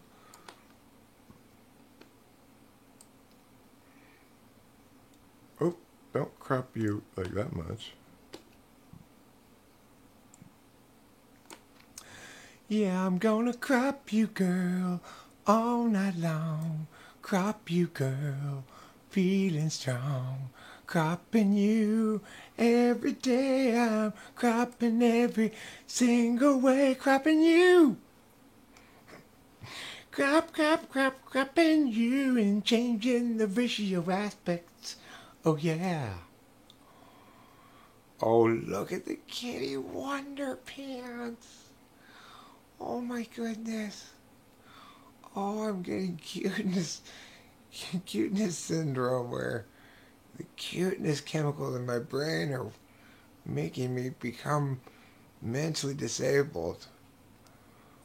Oh, the cuteness. Oh, the loving tenders. It's like, that's a really attractive cat, you know? She really likes to put on a show being adorable and attractive. She's got nice kind of coffee color and a lot of different kind of shapes and patterns going on, you know? She's got her little toes, yeah. And she's a very special kitty wonder. Oh, yes. Oh, yes. You're my kitty wonder. Oh, yes. Daddy loves you. Oh, yes, he does. With his most worshipful pets. Yes, the most worshipful of all pets.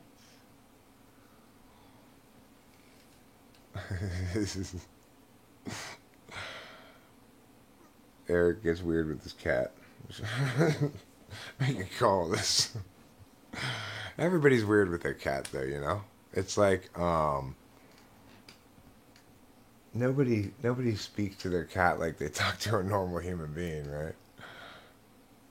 Oh, my wonder friend. You're my wonder twin powers activate form of a beautiful kitty. Well, like I said, everybody gets weird with their cats. Nobody talks to their cats like they're just like a regular person. Like, well, here you go. Here's your food. If we were that emotionally disengaged from them, why would we do so much for so little? That's the thing. You want to talk about a non-reciprocal relationship. A person's relationship with a cat is, it's like you serve the cat. And the cat doesn't really, when you get the cat's actual love and affection, you feel like really grateful, like, oh, thank you, kitty. It's like, how did I become so the subordinate of the cat so much? But that's just how it is with kitties. It's because of their superpower called Omega Adorable Fury. Operation Adorable Fury. Oh my gosh. Your adorableness is absolutely furious in its might. I am shocked and awed by your kitty belly. Oh yes. Oh yes I am. Okay.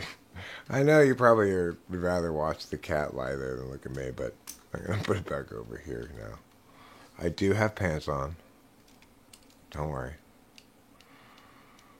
You were worried for a second, I know. How about Tilty, Eric? Oh, I'm Tilty. Look how tilty I am. Oh. Oh my God, look at that guy. He's sitting in a tilted room. He must be. There's no other explanation for this. People eat kitties? No. People don't eat kitty cats. Only barbarians eat kitties.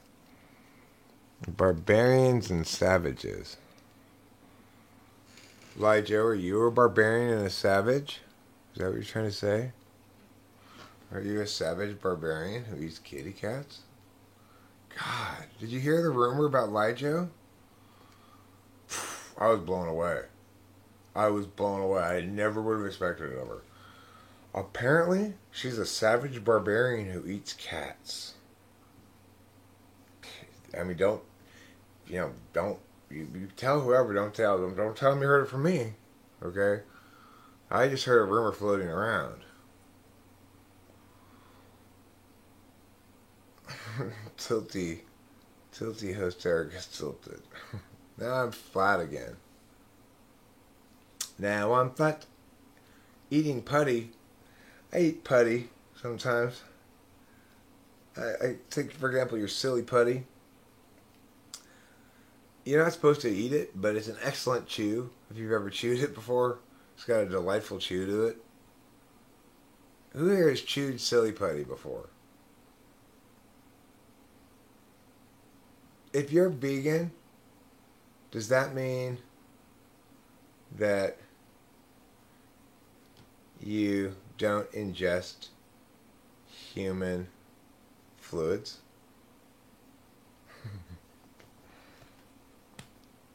I'm curious about that.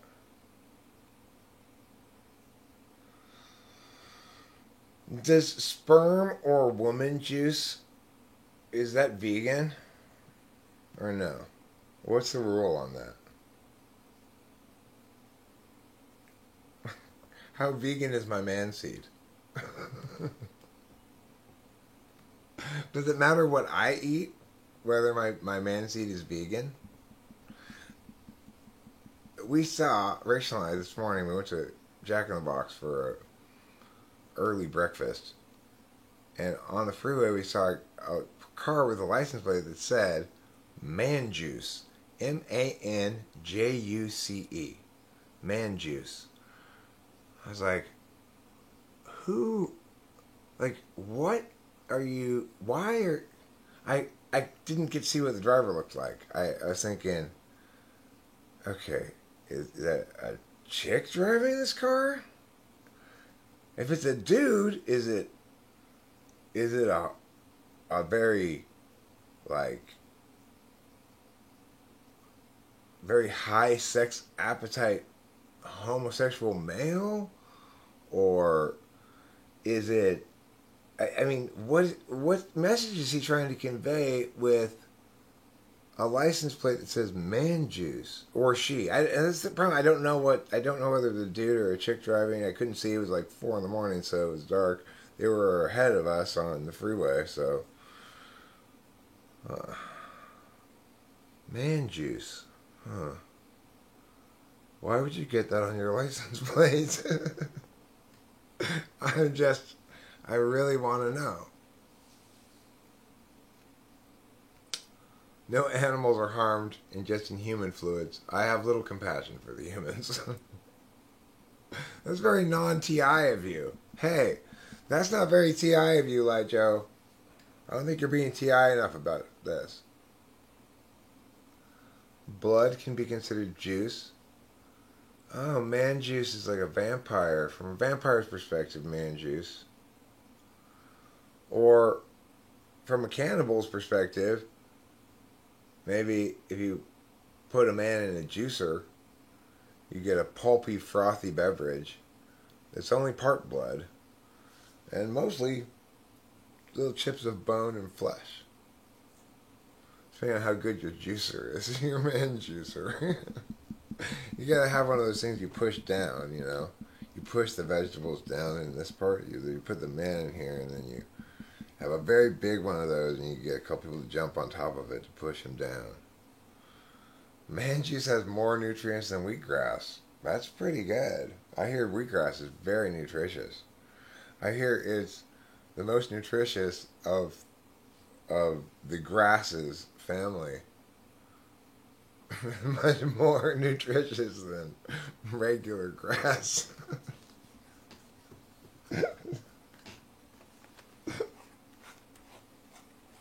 Like St. Augustine, like the grass on my lawn, you know. Oh.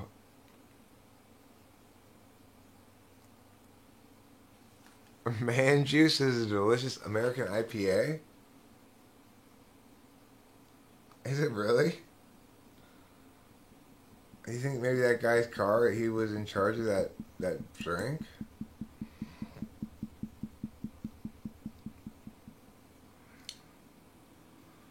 Man juice is a delicious American IPA. Fresh sweet juice from locally grown mandarins is a bright citrusy. Maybe they were marketers? Maybe. Maybe. Maybe. I saw another weird license plate the other day. What was it?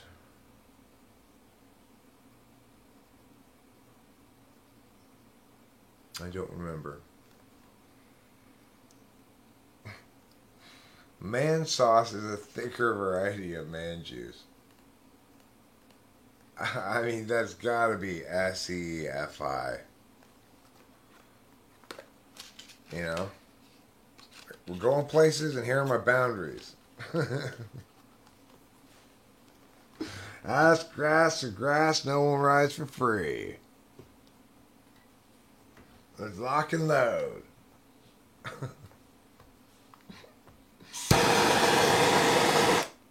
Oh, you sound like a lovely person. I love your simple rules for life. That's incredibly self-centered of you.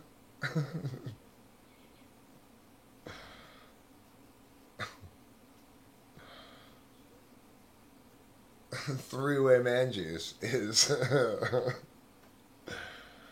three-way man juice is probably the name of a porno, I would guess. But if not, maybe it's time to make it.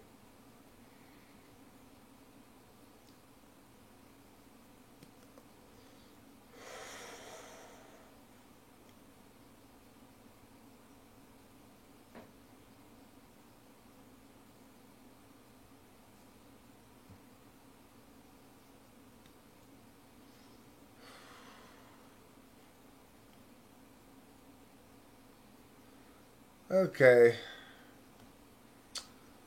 I think I'm about done now with everything that I'm going to do. Now, Lady Juice. Lady Juice is mother's milk.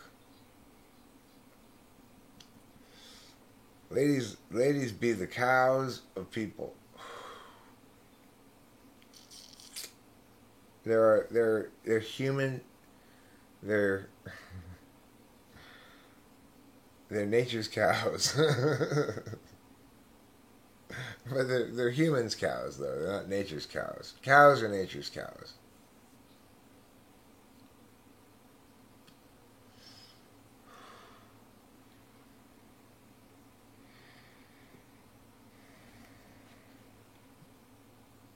Well, yeah, if your license plate is man juice, you should expect to get propositioned a lot. Like if your license plate is ILUVCOC, then you should expect to get propositioned a lot, probably.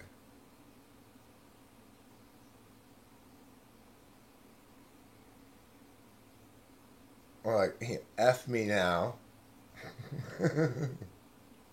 F me now.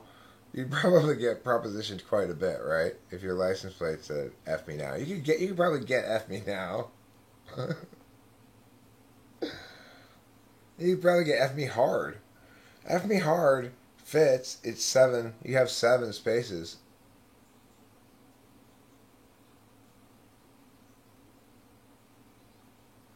Well, you know why, Lijo? I tell you why they don't sell human milk at the store. Because there aren't very many humans who want the job of being milked.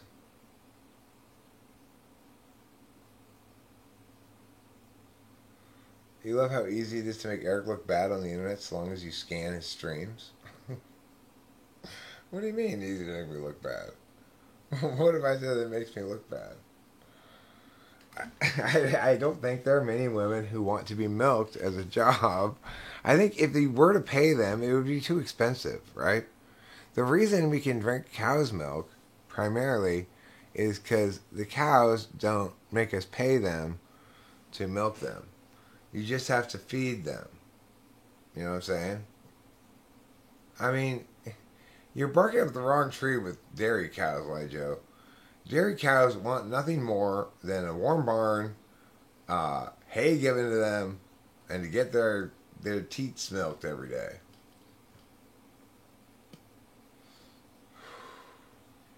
It is not the case that cows have some desire to be free, okay?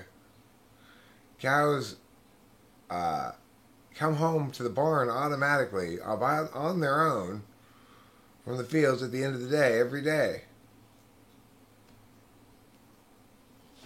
to go to sleep. Dairy cows do. Well, that's why we want cows to do it instead of women, Lijo. See, what you're really doing is placing yourself in a rich and frothy glass of false dichotomy. Because you can't have both ways, Lijo. Either you accept cow milk cows, milk, or you force women to be milked for milk in milking factories. Are you advocating in favor of forced milking of women in milking factories? I can't believe that's appalling, Lijo. Have you heard the rumor about the other thing about Lijo? Apparently she's in favor of forced milking of women in milking factories. Shameful and appalling. What, there's a third option? Wait, what do you mean? You don't drink cow's milk? Why wouldn't you drink cow's milk? Why would you not supposed to be drinking cow's milk? Of all the strange things to say, oh, don't do that. It's like, I know. Let's all shit, drink, and bury our dead in the same river, but don't drink cow's milk. I mean, how does that tradition come about, right? If you're in India and you and a billion other people are all shitting, washing your clothes, burying your dead in the same filthy river, why in the world would you disavow cow's milk of all things?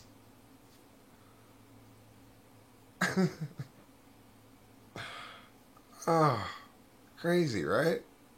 It's absolutely insane the things that people do.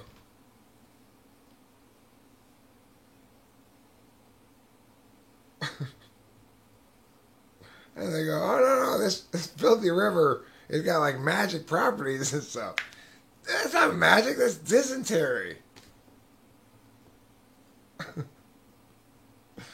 Dysentery is not magic, okay?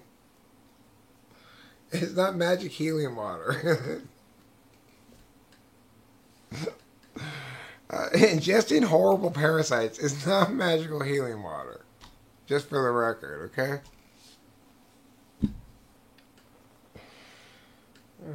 India. That's not a place I really want to visit. I'll be honest. I don't want to visit India. It looks awful. It looks crowded and full of flies and full of people pestering you for money. That's my impression from the movies.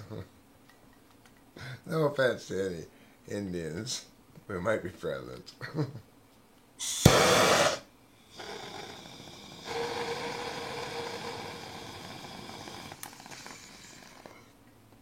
You're not going to fit sentient anal beads on your license plate, Joe. You only have 7 letters. Anal IQ. There's a license plate for you, Joe. Anal IQ. People will pull up to you all the time at stoplights and say, so, what's your anal IQ? You go, 75. I'm borderline retarded. And you swish your ass back and forth. That'd be funny.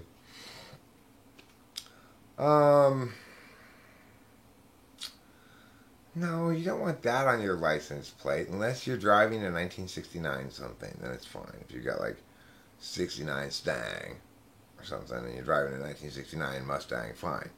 Then you can have that on your license plate. Otherwise, you just seem like a gamer. It's 15-year-old gamer.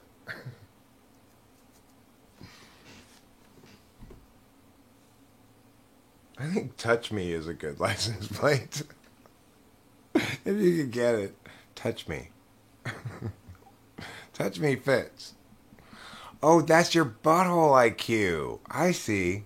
Well, then that would qualify you as in the moderate range of mental retardation. I would say my anal IQ is probably very low. My basketball IQ when I'm playing isn't very good either, by the way. I'm the guy who goes, should I throw it over there? Should I throw it over there? They talk about basketball IQ when you watch basketball. I think I understand what they mean. It's that thing I have bad. I may have certain abilities that made me okay at basketball, sort of, but I didn't have good basketball.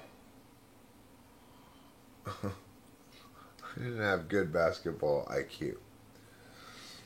I don't like watching that either in pornography.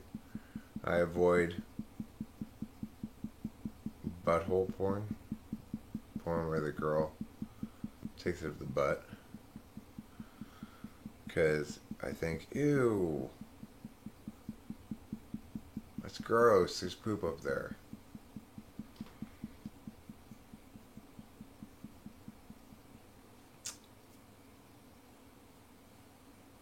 You know, even if there's not actually poop there right now,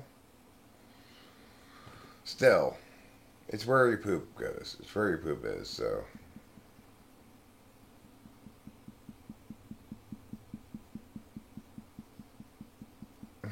Yes, I did. I believe it's called anal splaining. Yeah. I'm anal splaining to you. why anal sex is gross. Because some people obviously don't get the fact that that's where the poop comes out. Otherwise, they wouldn't be interested in putting their penis there. That's what I'm assuming. They must not understand that. The girls poop from there too. You know? They must think the girls poop from some random place. I don't want an enema bulb. I mean, sure.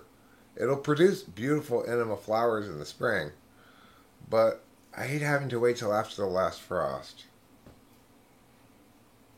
Yeah, girls poop. They do. Even girls poop. It's weird. You know, on the back end, they got the same plumbing as us. They poop out their buttholes. No difference. The front side is totally different, though. If you compare the two, you'll see. It's like one of the kinds has a bunch of dangling stuff, and the other one doesn't really dangle at all. So that's how you can tell the difference. Yeah, between girls and boys, men and women, grandma and grandpa. Kitty and Wonder Kitty.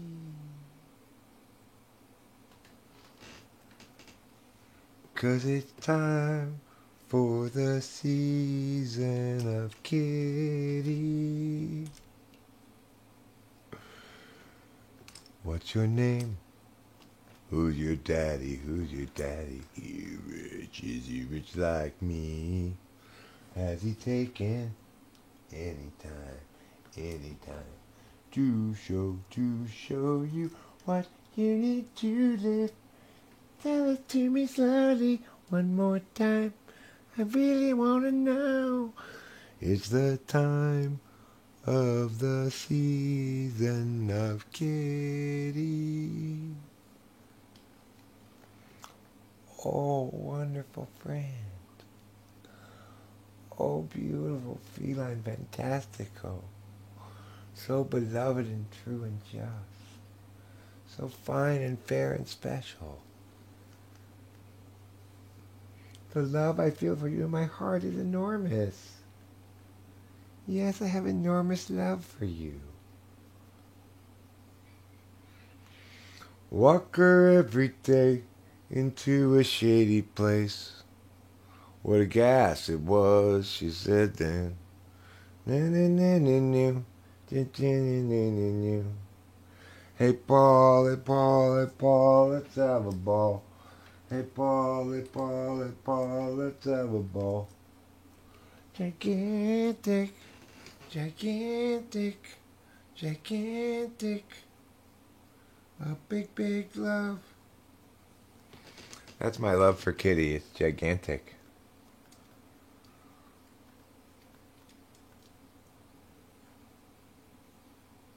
Hello? God, are you there? It's me, Margaret.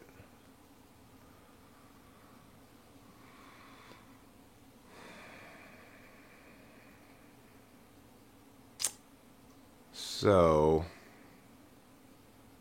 anyway, if you're a big Judy Blume fan like me, well, you know all about Margaret's struggles.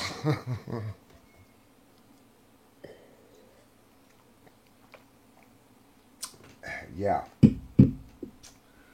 Somebody knows about Margaret's struggles, and that somebody is named Sheila. One of Margaret's struggles is she wants to grow up a little faster than her body does.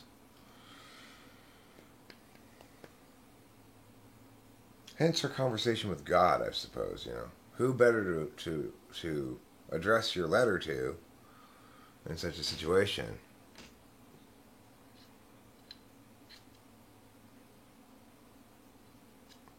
Well, I'm going to pull a couple more polls. I'm going to bail. I know I said that a while ago, but I'm serious this time. Deadly serious. I've never been this serious before. Now is a serious time. So,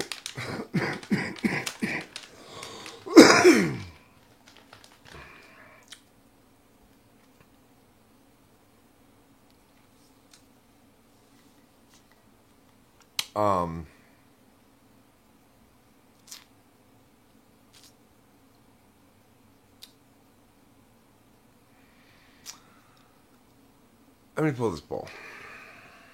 Then I'll tell you something really, really, really important.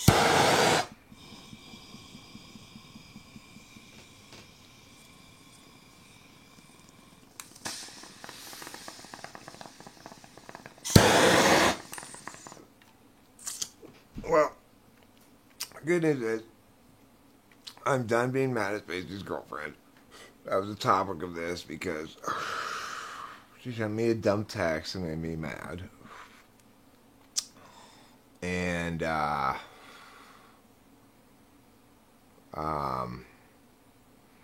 was able to talk it out here on Talking with Famous People appropriately. And now I feel better emotionally. I feel quietude. A quietude of splendor. A splendiferous quietude is what I feel. Sheila W., you know what that's like. A splendiferous quietude. When a splendiferous quietude enrobes your heart in chocolatey velvet, do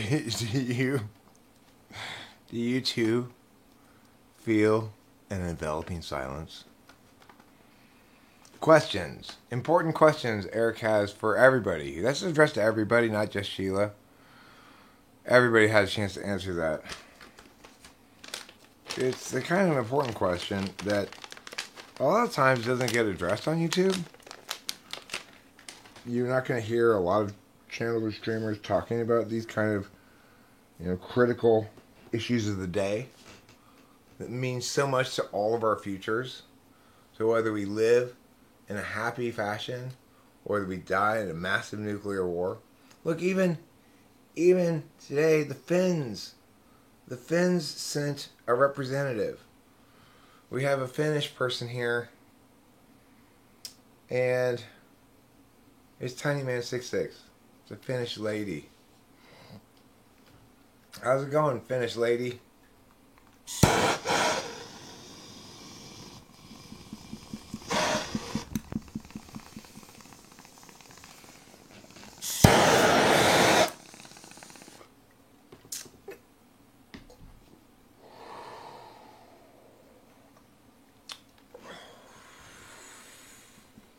Mirella. Hey. Who is calling me a goofball? Them's fighting words where I come from. You don't call a man a goofball, and you don't call him a silly goose. There's just two things you never call a man. Unless you want to fisticuffs.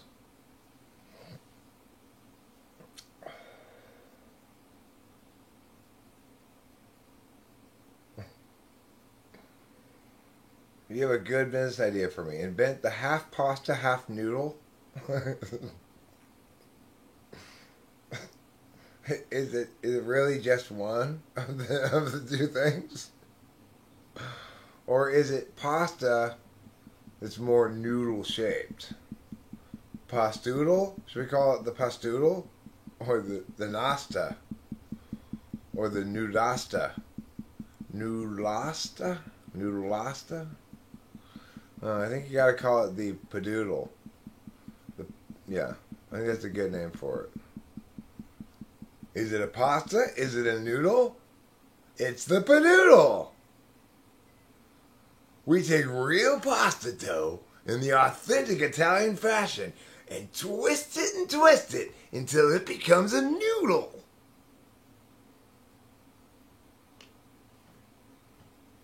Like that? Is that how you make something a noodle? This is a difficult invention to come up with a name for. the cat brush with a compass on it. The best name I've come up with so far is um, the brush your cat and don't lose track. But it's too many words, too long. On track, brush cat. No. Too few words are too choppy, right? It's difficult. In noodling, if applied to pasta, and pastinating, if applied to noodles. So you can get to the pastoodle one of two ways. You can either noodle your pasta, or you can impastin your noodles. Either way.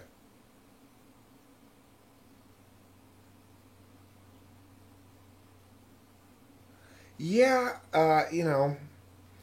she contacted me back in March. I guess I just didn't see the text, or I'm pretty sure I just didn't see them. I don't know why, but I never responded or anything. Or maybe I glanced at it, planned to respond, and then forgot about it or something. Who knows?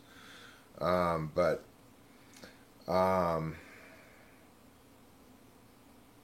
she inquired about me typing her and said, well, I can't really come up with $100, so. And then I never replied to either of her texts, which I'm sure she interpreted as me being very rude or something, probably, but I wasn't intending to be. And then she texted me the other day, and that's when I saw the text from before. So I said, "Oh yeah, this is Eric, and yes, I can type you. It's fine if you can't pay. That's fine. I'll still do it out of curiosity." Then she said, "Well, I don't want to record it or anything." I said, "Well, fine. Okay."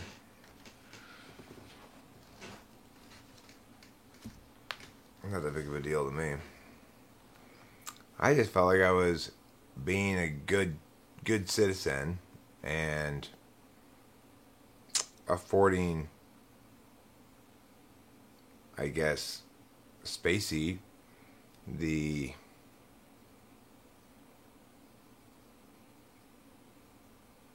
benefit of the doubt that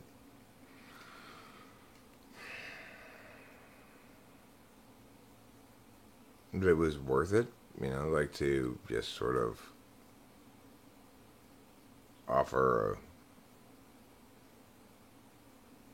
a olive branch, or I don't know, whatever you want to call it, just sort of like a general gesture of goodwill.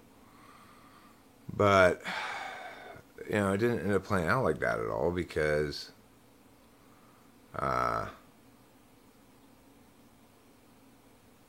well, he had her typed as INFP, and she didn't feel like that was her type, really. So the thing is, in her text to me, she doesn't say anything about what she thinks her type is or anything like that. She basically says I'm a terrible person for then a bunch of stuff that I didn't do or say at all. Like wild interpretations of what my actual words were into something totally different. Like that I said that Spacey was feeding her answers so that she would impress me. I never said anything of the sort.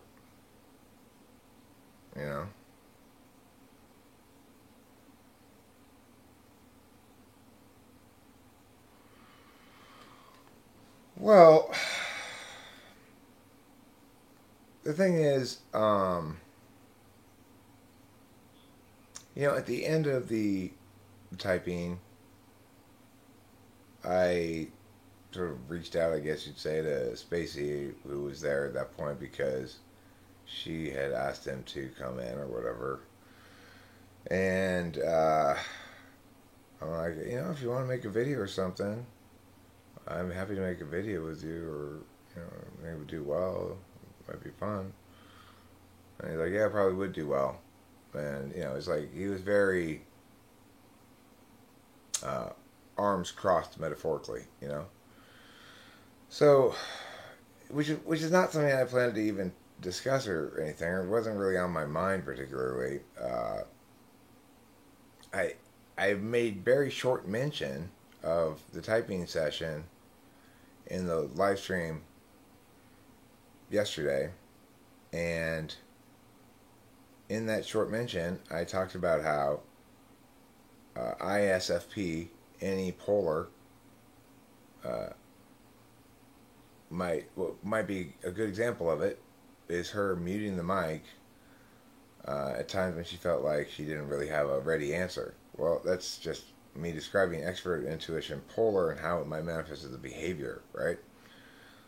And then me hearing like the end of conversations when she'd unmute of her being like, I don't know what to say, and him saying something like, just say whatever you think, or it happened a few times, so I caught that kind of content at the end of the meetings, that kind of tone, that's what I indicated in the video.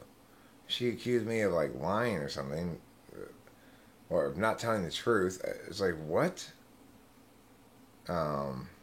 First she just called me a disgusting person because I had said that, that I had said that Spacey was feeding her lines to impress me, which I never said anything of the sort. That's how she interpreted what I said. So I got mad for a little while, and then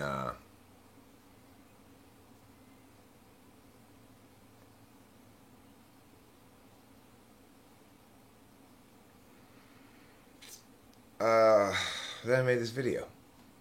But the thing is, somebody pointed out earlier, there seems to be a correlation between people who seek out and get free typings, rather than it might sometimes occur that you get a free typing without seeking it out, in theory. But for those who seek out a free typing and get one, they seem to be undervalued. They seem to evoke some adversarial responses, and I'm not sure why,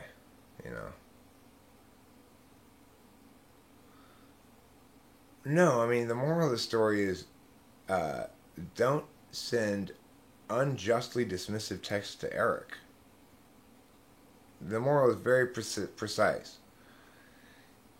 If you're mad at me for good reason, then I will be very much like, oh, I fucked up, I'm so sorry, You gotta have some kind of just reason. You can't just be totally mad at me for no reason and then say to me things like, you're a disgusting excuse for a human being. You'd be better off as a giraffe with a head of a rat. Things like that. And then justify it with completely bullshit interpretations of what actually happened. And not expect me to make a video about it. Maybe she wanted me to make a video about it. I don't think so. Probably not. But that's if she knew anything about me at all, she would know that this is how I talk things out and get to feel like I have resolution.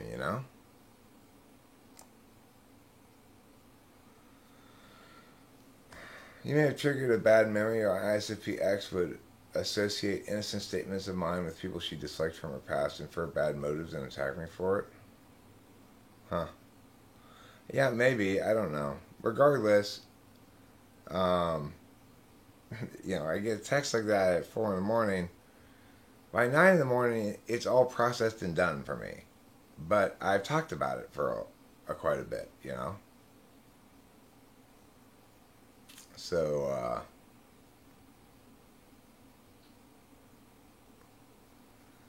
yeah, I guess I have to any my feelings out loud, which is to say, I have to just come up with different words to discuss, I guess, why I feel what I feel. In other words, to justify my feelings.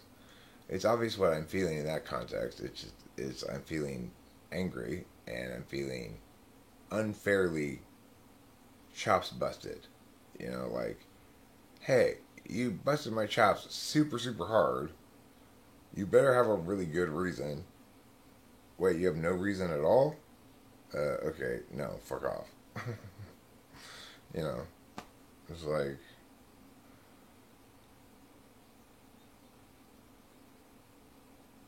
Michael BN says, when people get mad at me, I don't react to their anger and act stoic and make them feel like it doesn't hurt me. It works all the time and they never talk to me again. Well, I mean, that's not my goal. My goal is to establish clearly who's correct. Me. And why. And why she's wrong. And when I've done that, then everybody's better off. In other words, she's been held accountable. Everybody else gets to know the truth rather than things happening behind closed doors. I hate fucking closed doors, you know. I just hate them. Well, she did. I mean, or attempted to. I mean, if she says I have a disgusting excuse for a human being, I'd call that busting my chops. Wouldn't you? I think that qualifies as busting my chops. I'm just saying, if you're gonna bust my chops that hard, I better have fucked up really badly, you know. When I didn't fuck up at all, interestingly, she didn't complain about anything from the typing session. She didn't say anything about her type or complain about whether or not I typed her correctly. She just got mad about me relating something of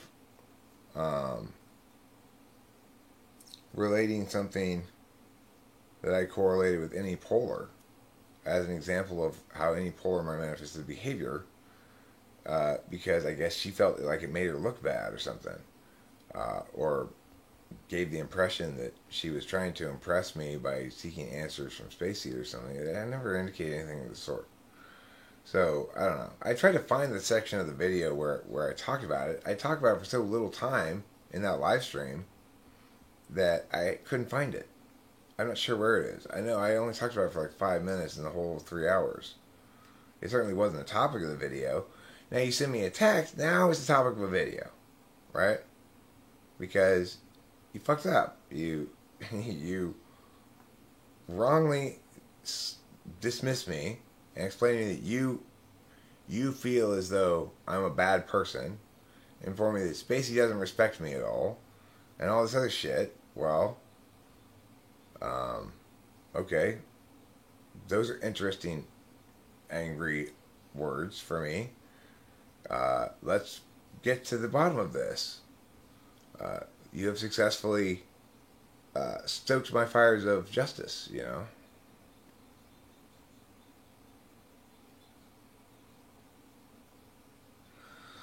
Well, it sounds like both of our techniques would work fine, Michael BN. Narcissists run away from me like the plague. Like I'm the plague, because they know I'm going to call them out on their shit in front of everybody, and they don't like that. They run away. If they think they can structure some scenario where they're going to be schooling me or whatever, they might try it.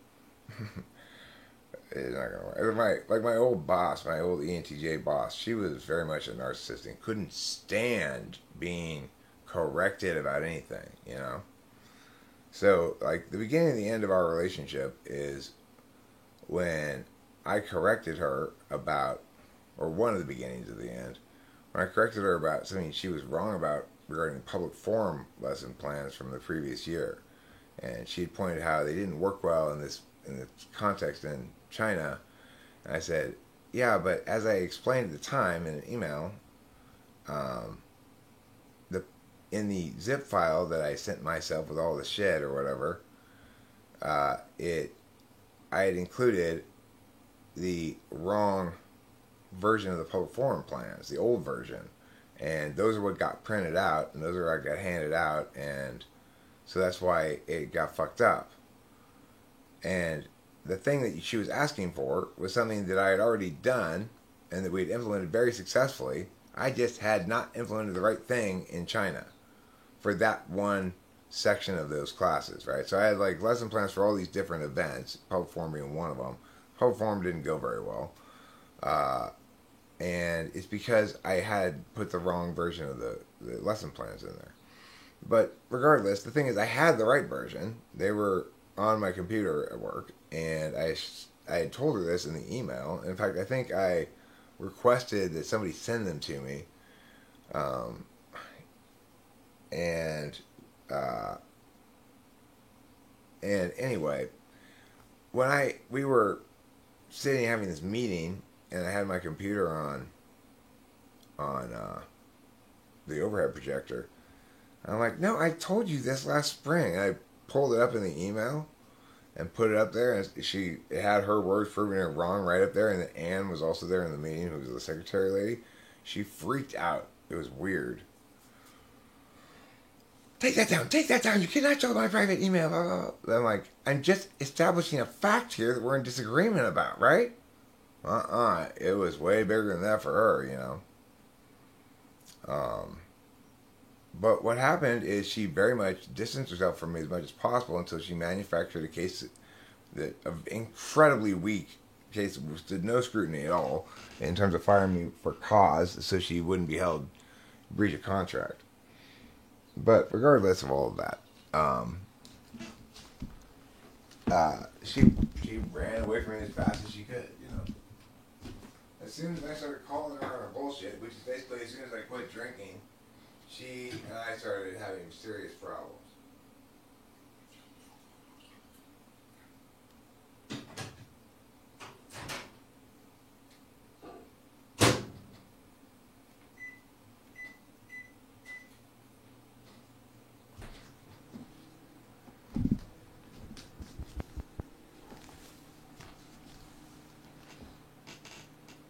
Oh, wonderful kitty. Daddy loves you. Yes, and he knows about your special wonderfulness.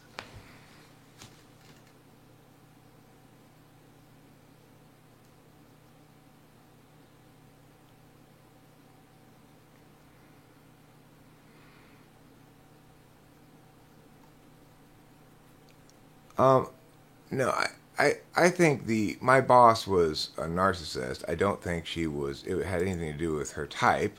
I mentioned her type, but I don't mean to say that those two things are linked at all. She was a narcissist because she had what I call accountability avoidance disorder.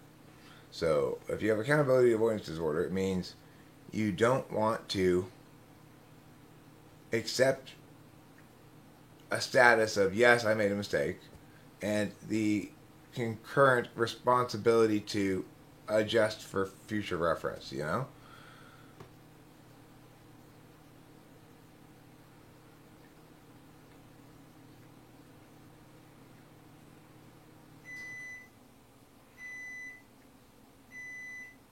I mean, I think that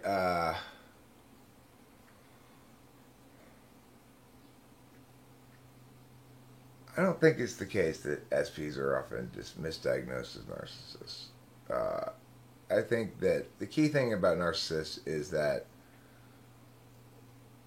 you know, they don't want light shown on their behavior. So, in other words, they dislike me talking about them publicly a lot. That's one thing you can say in general about them. Why? Because that makes them, to some extent, accountable. And the thing is, I'm extremely fair in my accounting of everything as well. You might think, well, they don't like it because, Eric, you got the bully pulpit or whatever. No, I'm always saying, well, you come talk with me then, and let's have a conversation about it. But no, they don't ever want to do that, right? That requires too much honesty. So, I mean, you'd say that somebody who's narcissistic is what Alcoholics Anonymous would say, somebody who is categorically incapable of being honest with themselves. That's what a narcissist is. And what that plays out as is if you cannot be honest with yourself, you can't meaningfully grow from self-concept. And then, as a consequence, what's going to happen? You're going to expect everybody else to adjust to your map of reality in ways that render them just sort of cogs in your meow. Don't be a cog in my meow. You know I hate it when there are cogs in my meow. Please don't be a cog in my meow. If you don't mind, yeah, yeah, yeah. Cog in my meow, cog in my meow. Please don't be a cog in my meow. Cause my meow's already got too many cogs. That's called My Meow's Already Got Too Many Cogs. It's by Willie Nelson. Willie Nelson wrote that song. It's one of his lesser known numbers. You might not have heard of it before. But yeah. He said one time, nobody really quoted him or anything, but I know he said one time that was his best song he ever wrote. I disagree, but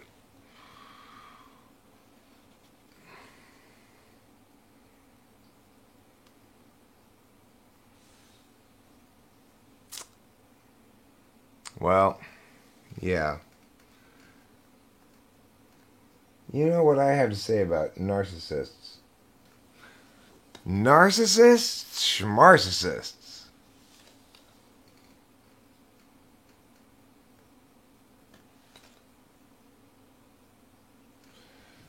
That's pretty harsh, but that's the kind of foul, uncivil language I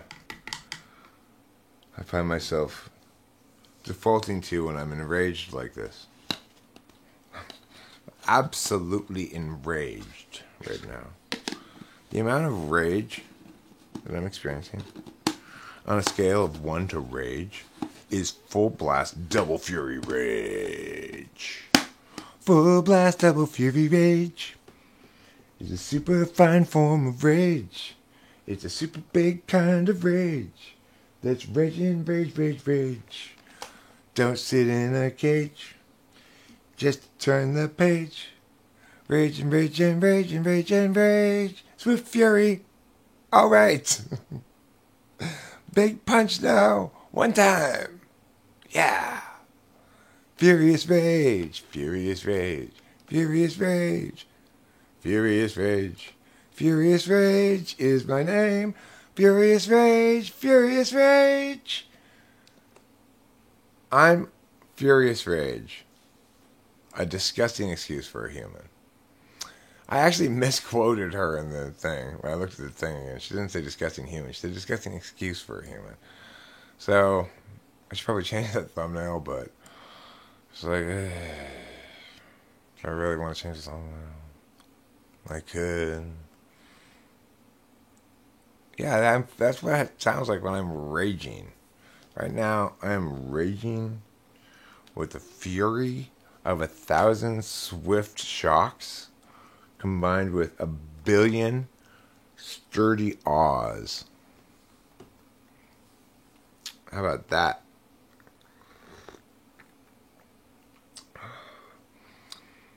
Do you know any ISTPs that Gen X could reach out to or good channels? I don't know. It's like, my first thought is Grace, but probably not good to advise him to talk to a high school girl. You know, just for appearance's sake or something.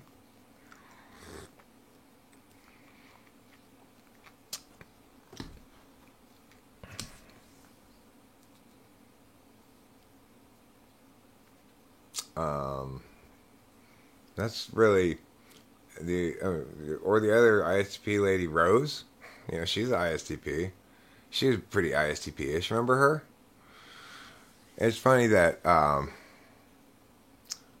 Rachel, because I said how much fun I had in the typing session with the ISTP Rose, she indicated to me yesterday, like, feeling a little bit jealous, like, who is this person? But then, when she watches them, she gets it. It's just me, either like feeling it more, and rapport, or feeling it less and or lack of rapport. No, it's not, Laurent. This is a replay. Okay? Oh my god. Oh my god. Oh my god. I've been watching JoJo's Bizarre Adventure. I love the way the Japanese actor plays Joseph Joestar, who's always screaming these American things. Right. Winston's mom, thank you. I appreciate you saying that. I think it's appropriate and correct that I'm relaxed and chill with women, but I'm not flirty. I try not to be. I assume that the people I'm talking to are not talking to me for that reason. It's the same reason why I wouldn't give a political speech during a band show or something, right?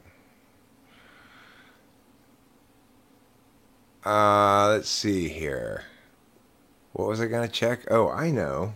I was gonna look to see if I'm missing a Euro Cup game right now. It seemed to me that there's only one on today, and it's at noon.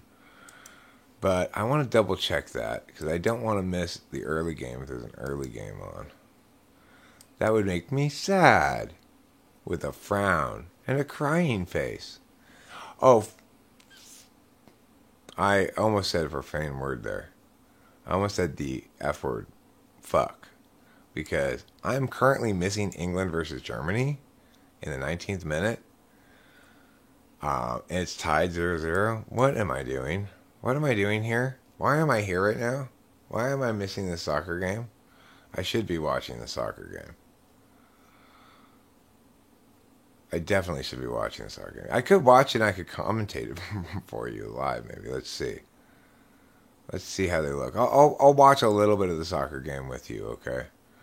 Let me go to the ESPN's, which is a sporting web page, and I'm just gonna go ahead and just let it just start playing live. What's happening here?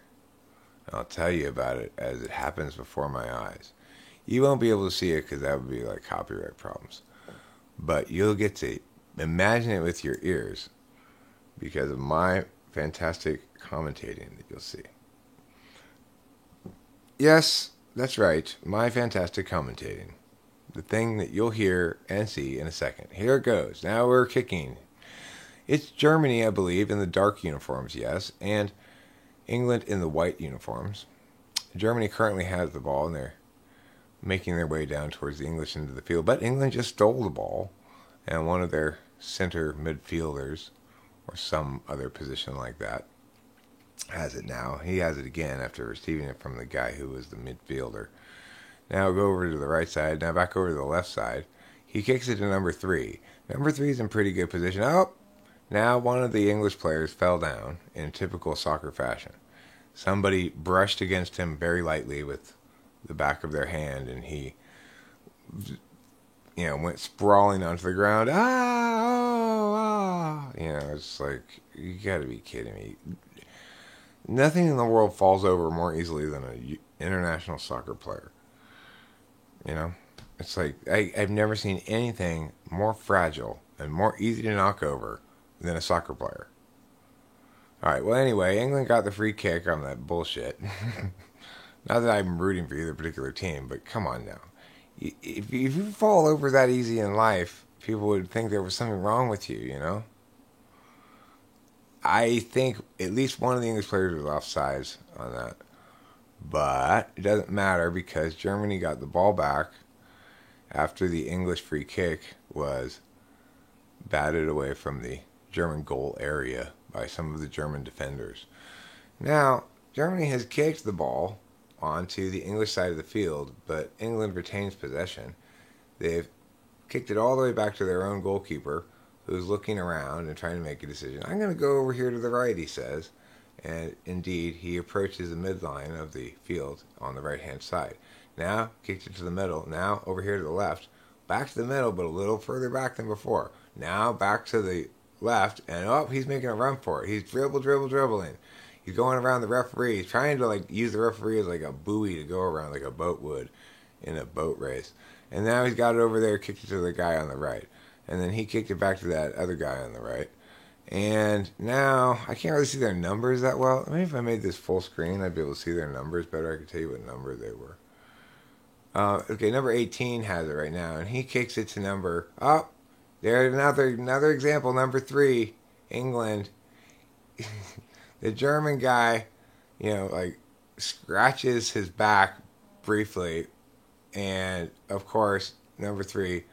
falls down in a heap on the ground. And the German guy gets a yellow card for it. You've got to be kidding me. I mean, my grandma would stay... my dead grandmother would stay standing beneath that amount of touching. It's like, how in the world are they giving this guy a yellow card for that complete bullshit fall over stuff that the English player just did? Now the English player's got a free kick just outside the penalty box area. And,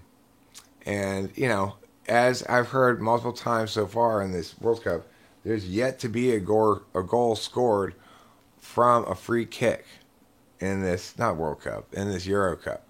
So, okay, now England's about to take the free kick. Pow! He kicks it. The German guy heads it away, and then the German goalie punches it away from the goal line to try to avoid the corner. Was the ball already over the line, and therefore it's a corner?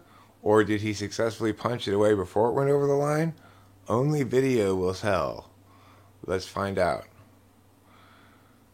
Pow! Heads away, says number 6, and then number 1, the goalkeeper, punches it. But, it was over the line because it's a corner kick. Now England's going to kick it, and they're kicking it, and Germany just headed it away. Now it's back to the midfield line, but England retains possession. England passes it way forward to a guy who might have been offsides, and then 6 tries to head it, but no, went over the basket, went over the net, the goal. Okay, so now, he was way offsides. Or I don't know if he was, but that number 9 was super offsides. So I wouldn't have counted it even if they had done something. Okay, let's see what's going on now. Okay, that's enough replay. I don't need any more of that replay. Okay, now it's live again, and England's got the ball again. Germany had it for a second, but England takes it right away. Number 10 now is running down the side. It's on the left side here. Oh, he made a nifty move to get past that one guy, and his teammate kicked it to the middle, but then Germany intercepted it. Now, number 18 for Germany is running towards down the middle of the field, and then he had to pass it back to his friend back in the back there. And then number 6 over here on the right-hand side, he's got the ball, and he's dribbling around. He kicks it to another German guy, number 5, and then he kicks it to another German guy in the middle who tries to make it. He makes a nice pass to number 7, but then number 7 fucks it up.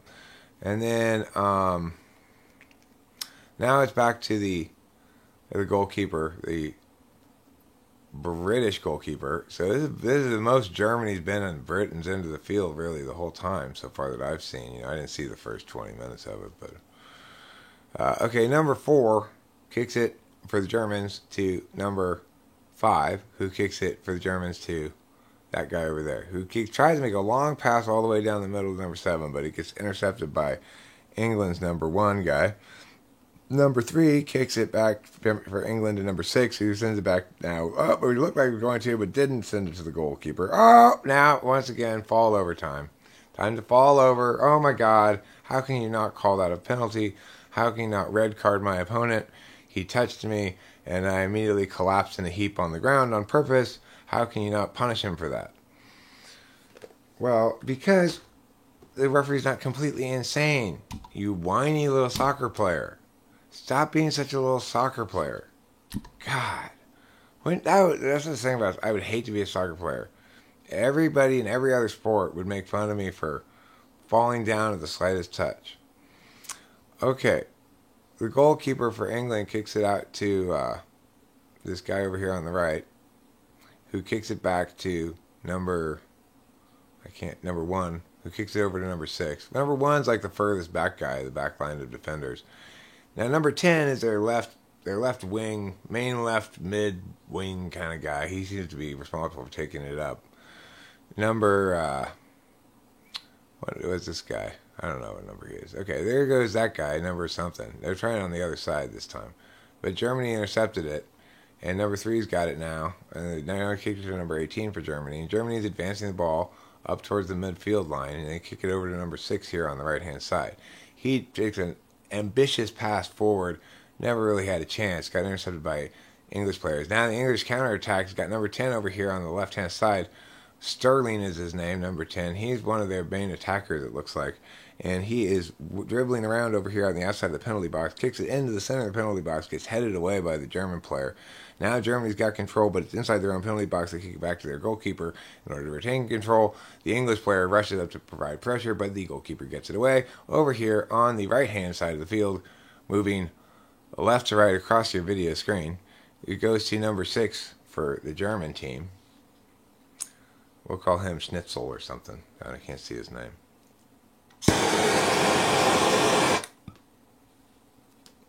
Schnitzelflugen. We'll call him Schnitzelflugen. Number 4 kicks it to number 1. Number 2 kicks it back to number 4. Number 1. I'm sorry. This is for the Germans here. They're advancing again from your left to your right across your imaginary video screen. Number 8 now has it for the Germans. Now they kicked it past the midline, but they got to go back to maintain control. They got to kick it back to their side of the field. Now number 6 is dribbling it up to the midline. He's got past the midline. Now they're in English field position now. Oh, nice pass to the side guy here, number 7, and all the way over to the right hand side guy, number 6. He hit nice head. Oh, that was a great ball in, but the header just missed. Number whatever guy, he dove and he missed it with his head.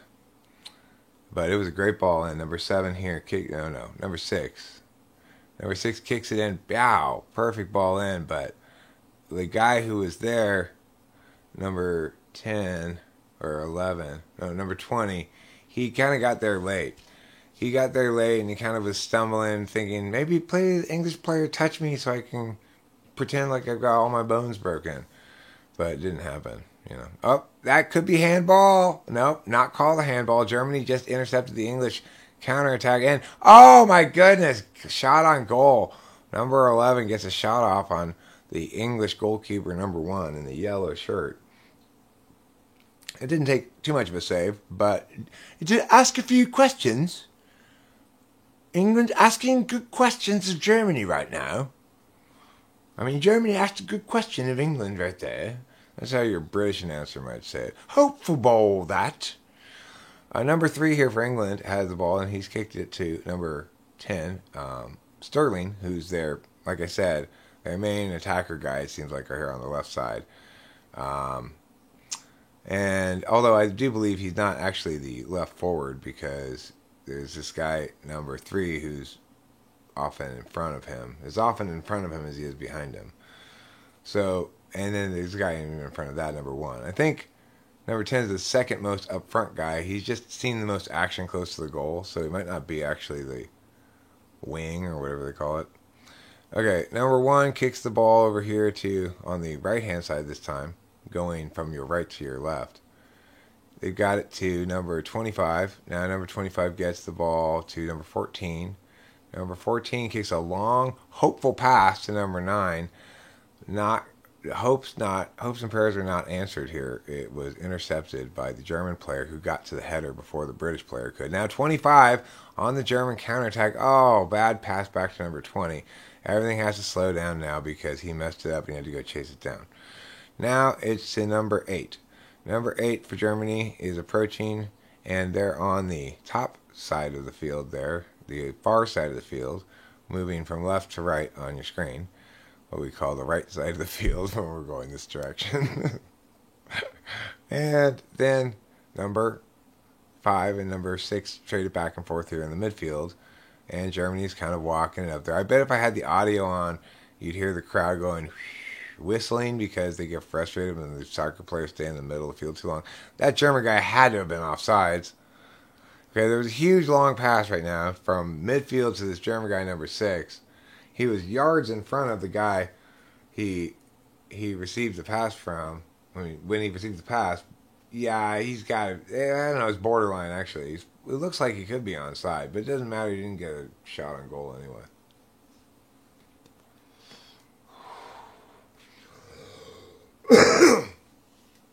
Okay, so the German fans are going like this with the face palming.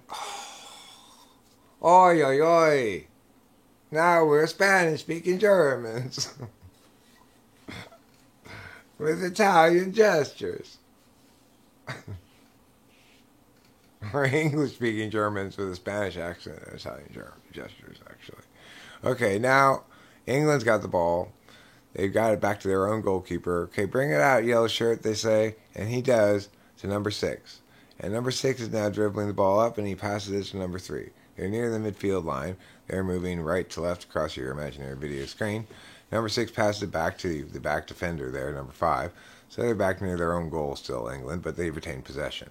And we've got number over there, number something or other. I can't read it from here.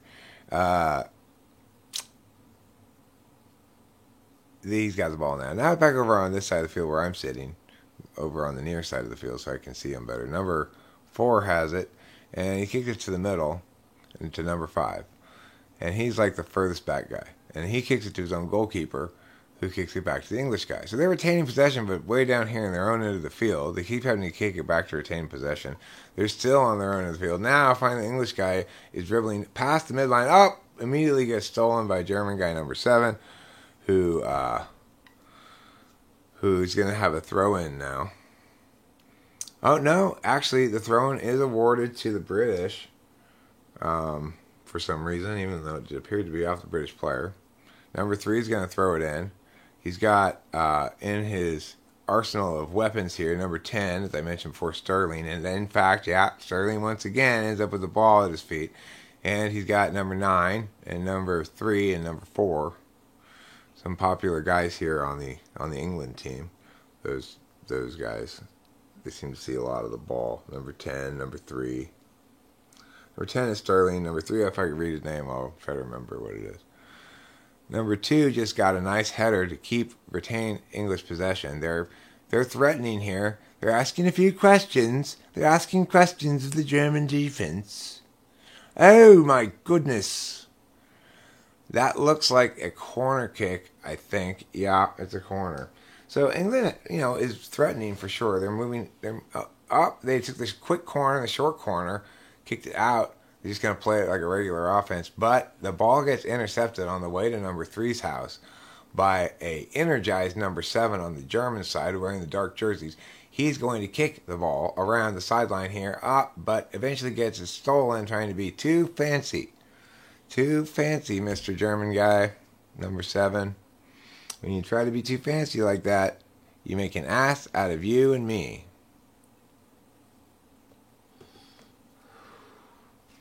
Okay, I hope everybody's enjoying this simulcast of ESPN's broadcast of the England-Germany game. Germany now have the ball, and they're kicking it across the field to number 5. They're on their own side of the field, moving left to right. They're on the far side of the field at the moment. And they're kicking it back and forth to each other, trying to retain possession, but not really advancing past the midfield. Now, number 3 for Germany heads it all the way out to the midfield line, and there's a Falta. I don't know who the foul's on. I don't know why, but somebody fouled somebody. It didn't look like a foul to me. Now here's this opportunity, blown opportunity by Germany, you might say. Yeah, well, he did get a shot on goal, but it was pretty close to the goalkeeper, so there wasn't really any chance of it going in. Okay, that was on the replay. Now we're back to live time. And Germany has, nope, England has, nope, Germany has, England has, Germany has, England has. Okay.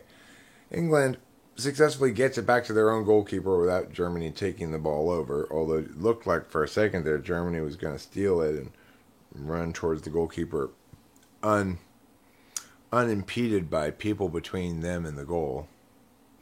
Now, the yellow-shirted British goalkeeper, with his classic white glove and white shoe combination, and his striking dark stripe down each side of the uniform, prepares to offer a goal kick from the penalty area of his own side of the field as he kicks it well past the midfield line, all the way down near the enemy penalty box.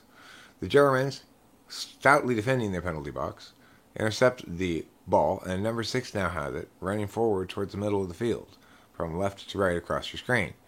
The ball comes over here to number 6 on the German side, who makes an ambitious pass forward all the way to outside the British penalty box, where number 7 heads it but fails to control it.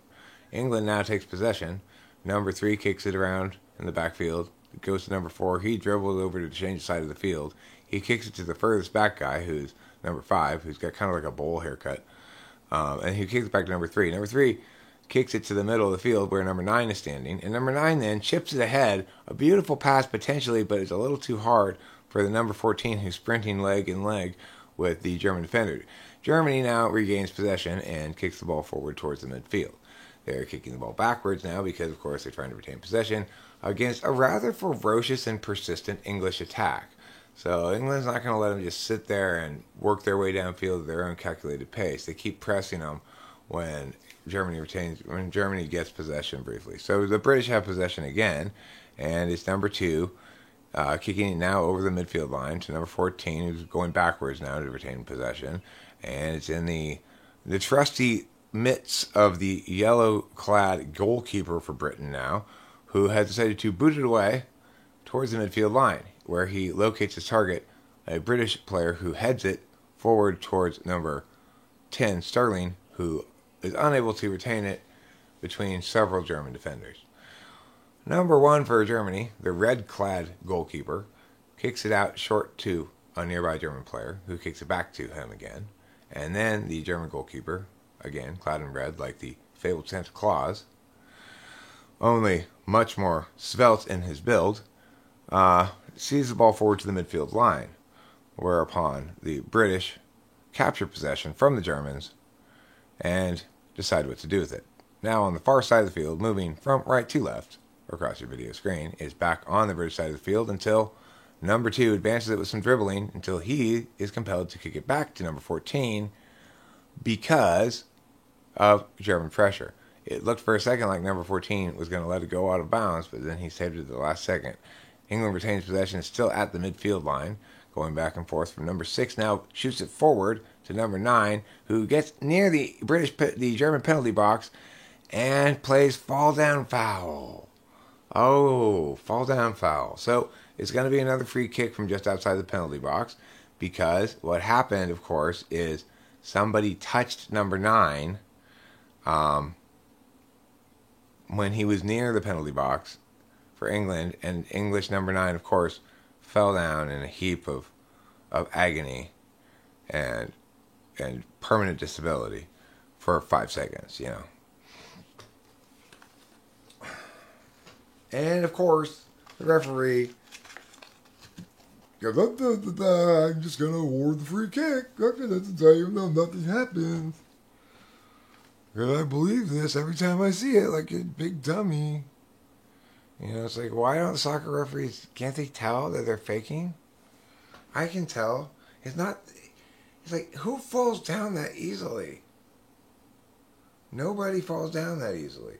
Okay, well, here comes a British free kick, and from what I understand from previous broadcasts I've watched, there's yet to be a direct free kick goal scored, and that not changing because it was a good ball in, a hopeful ball that, by number 12. Number 9 got a good legal jump on sides off of number 5's defense, but then number 5 caught up because the ball that was pitched in there came in a little slow, and number 5 was able to catch up and head it out of the way at the last second. Now, we've got number 12 here, Trippier. He's got a trippy name. No, Eric, he's got a trippier name. Ba-da-ba-ba-ba-ba. The Germans have it. They kick it out, but it looks like the English are going to regain possession. And they do. Makes it all the way back to their yellow-clad goalkeeper, resplendent in his golden hues, here at London's Wembley Stadium in the round of 16, where the national British team faces the robust challenge of the German onslaught. Now, Germany, of course, not perhaps as well respected in this Euro Cup as they had been in previous events, such as World Cups or whatever. Maybe not as much of a favorite. After watching France run away from Croatia late in that game, after it was a tight game for a long time. Oh, now, anyway, Germany, now, come on. You've got to be kidding me. Okay, referee, why are you rewarding this shit?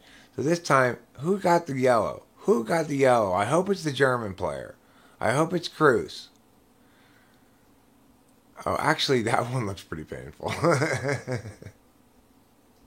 All right, Kroos. All right. You get that.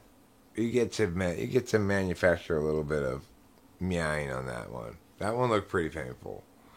It really just like stomps right on his ankle. So, okay, fine. You're fine. Quit being a bitch. Get up, Kroos.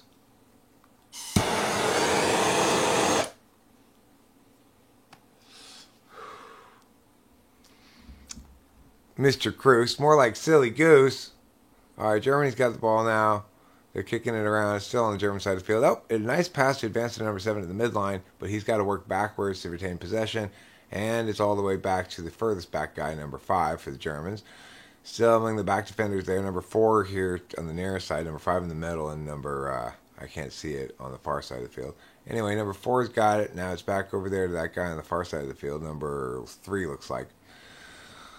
Number 4 kicks it all the way over here to the near side of the field, 25. Uh-oh, intercepted pass. Bad pass by number 25. Britain Sterling, number 10, has it, advancing into the German penalty box. He gets probably fouled, but he also gets a pass off. Oh, and number 9 probably gets fouled too. If there's not a penalty on that, I'll be shocked after yellow carding that last bullshit. Although that wasn't really that much bullshit. No penalty, apparently. The Germans have possession and are marching down the field into English territory, despite the fact it looked like 2 English players got fouled on that trip into the German penalty box.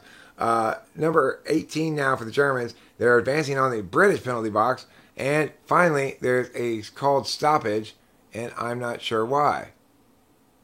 Oh, I know why. Because it's halftime. That's why. Because the half's over. They only added 1 minute of stoppage time. That's a very small amount of stoppage time to add. If you're familiar with soccer, you know that's a really small amount of stoppage time. But they usually add less stoppage time in the first half than in the second half.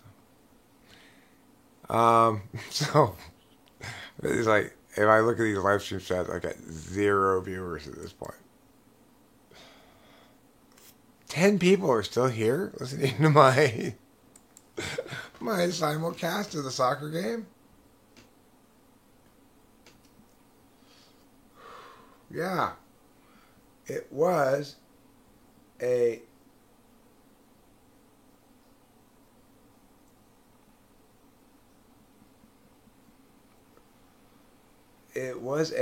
soccer broadcast, yeah. Well, I mean, you reap what you sow, right? You reap what you sow, you reap what you sow.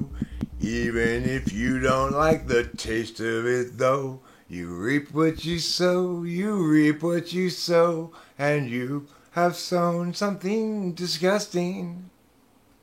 So you're not going to like the flavor of it, obviously. That's not surprising. I don't know who it is. But, okay, I guess I'm going to wrap this up because it's a long time till the second half. You know, it's like 20 minutes from now or something.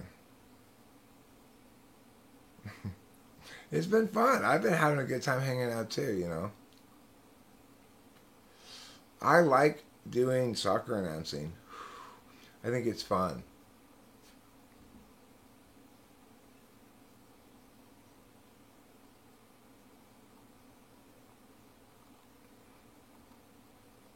The thing is here, if somebody texts you discussing human being, you can text them back and you can even tell them go eat a bag of dicks, but when you apply to them with a video like this, then I'm doing things my way instead of your way. And there's nothing wrong with that. And if you know anything about me, or if you thought to look into me for 1 second, or predict my behavior or response to you sending me that text for 1 fucking second, you conclude, of course he's going to make a video about it. So, no. Sorry.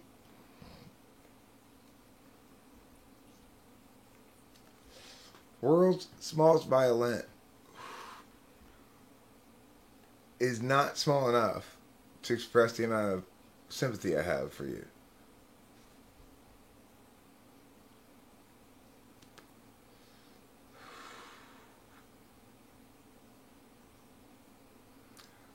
Four calling birds, 3 French hens, 2 turtle doves, and a partridge in a pear tree.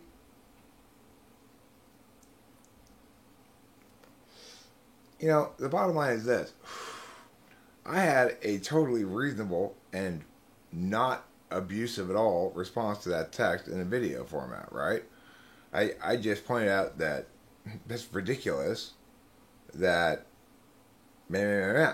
if you don't want your text read out loud, don't send it.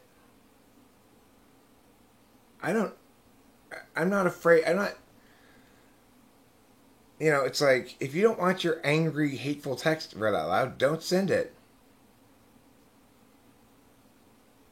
It's that simple. The text that I received.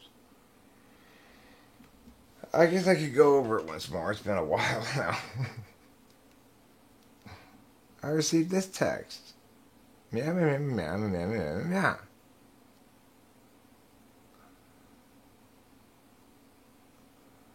You're a disgusting excuse for a human. Any other animal would suit you better. I'm thinking a giraffe with the head of a rat.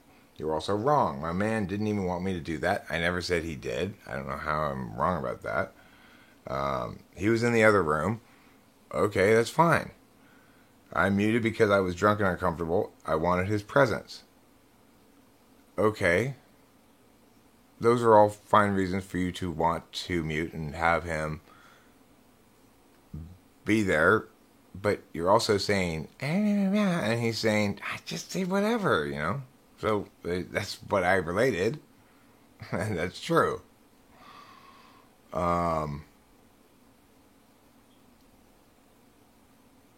And she says, he would never waste the energy feeding the answers in order for me to impress you.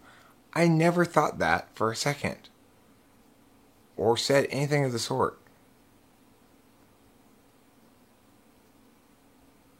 And then she says, he really does not respect you, and I see why. Period.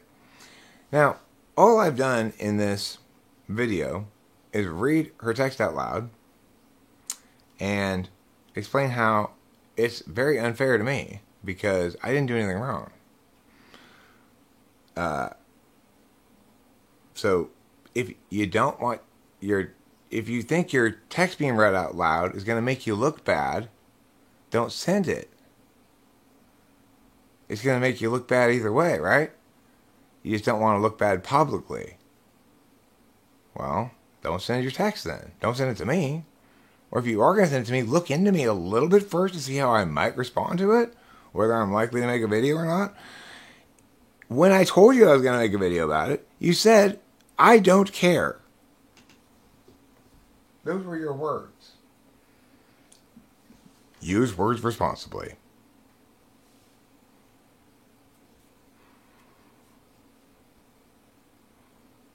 You know?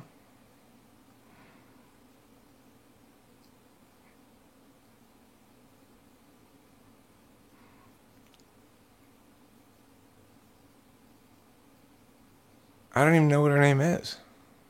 I have her on my phone as Spacey's girlfriend.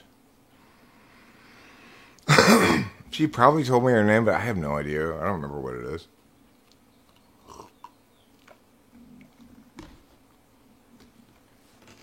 I don't care either. That's the difference between her and me. I actually don't care. And actually won't watch her video. If she does make one.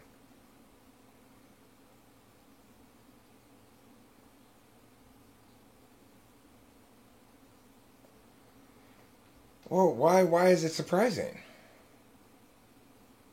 I mean, if you've received a totally unjustified hateful text, wouldn't you share it with friends and family? Be like, I can't believe the text I got. You know? Of course you would. Well, that's exactly what I'm doing. This is how I always deal with my problems. Anybody who looked into me at all before sending me that text would know this is exactly what I was going to do in response. So they have to be responsible for their choices.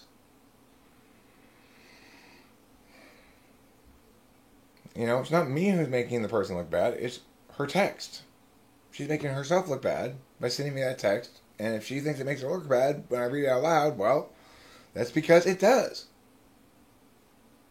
Maybe she'll learn from this and not send people texts like that in the future.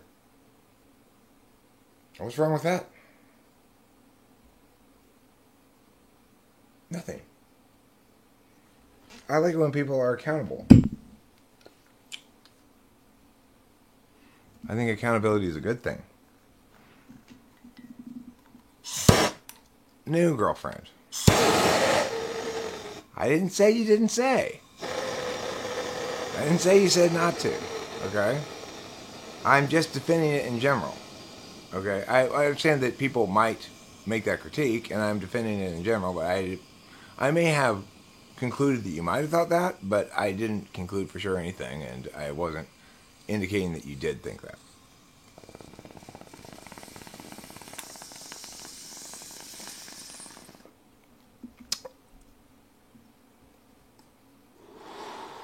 The thing is, it's just how I deal with shit. Every time I feel like I've been dealt with unjustly, or somebody's communicated in ways that are not fair, not true, or whatever, I come and talk about it on a live stream. It's true of my relationships. It's true of this kind of thing as well, you know? So I get that I'm sounding kind of defensive about the point. I don't mean to suggest that anybody's here arguing that. I understand that I'm arguing against a straw man. But you know, I think I've been actually quite nice about the whole thing.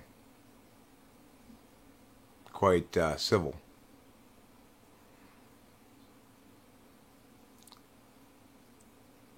Well, I mean, it's like I said, just like what she says here. You are a disgusting excuse for a human, or any other animal would suit you better. I'm thinking a giraffe with the head of a rat. You are also wrong. My man didn't want me to do it. He was in the other room. I muted because I was drunk and uncomfortable. I wanted his presence. He would never waste the energy feeding me answers in order for me to impress you. He really does not respect you, and I see why. Well, she didn't like me referencing what I deemed to be an anypolar correlate, a certain behavior that I deemed to correlate with any polar. And she felt that I guess I was attacking her or something, which I certainly was not. And I was not saying any of the things that she's accusing me of saying here. Nor thinking them, you know.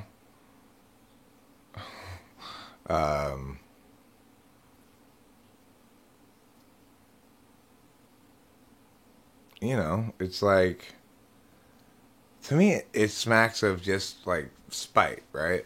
Like, why are you being spiteful to me for? What did I do? Uh, well, I mean, the thing is,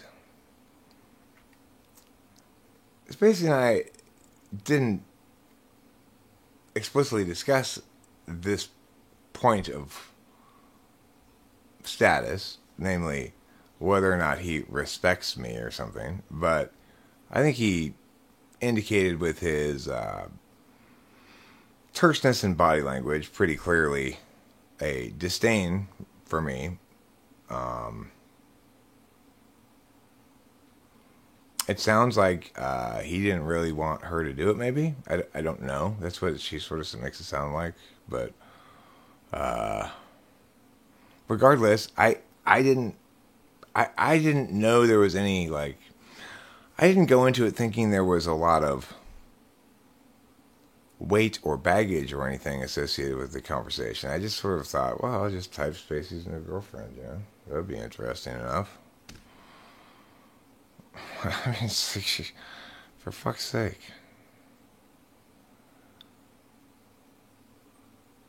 Well, remember, the thing is, no, the typing session went fine. Also, per her request, I did not record it. There's not published. There's not any recording of it that exists, unless they recorded it. So it's like, even if she was like, "Oh, I was drunk," well, I didn't say anything about the typing session that you would need to justify. I just explained how, being ISFP, one of the ways that I thought was interesting, if you displaying any polar, was an equivalent to the ISTP behavior of if you ask them a question that they are surprised by in some fashion, they don't have the answer to right away, they'll turn around and then walk away and then come back and answer the question. And I noted that you might see the correlate if I were to type ISFPs and they had another person in the room, they might do as this person did, which is mute themselves and seek guidance from the other person about certain things. It's like, is that what she was doing? Yeah, she was seeking guidance about certain things. But at no point did I intend to imply that he was feeding her answers or anything like that, you know? So, I mean, I was talking about any polar and just using what I thought was something interesting I had noted in a typing session. I did make note, this might be extra interesting. I forgot to mention heretofore. I actually typed Spacey's new girlfriend last night. It's like, I talked about it for like 5 minutes in a 3-hour long stream.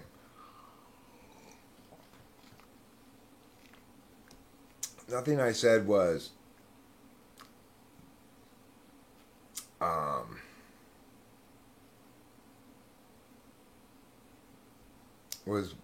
was worth condemning me in that fashion over, you know?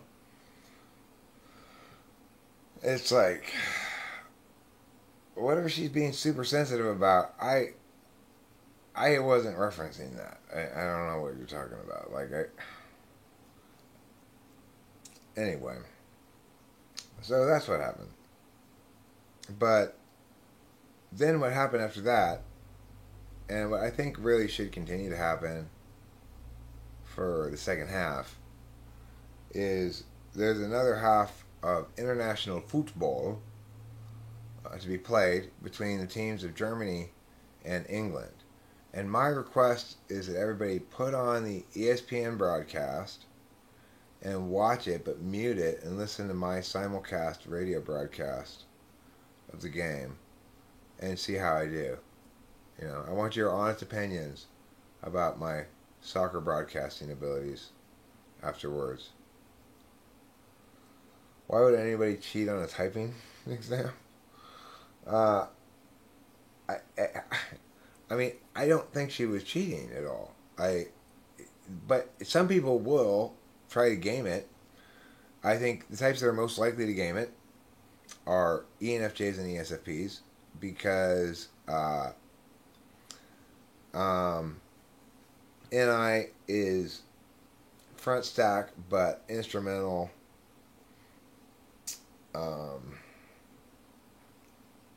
Like FE demonstrative and FE dom and you know.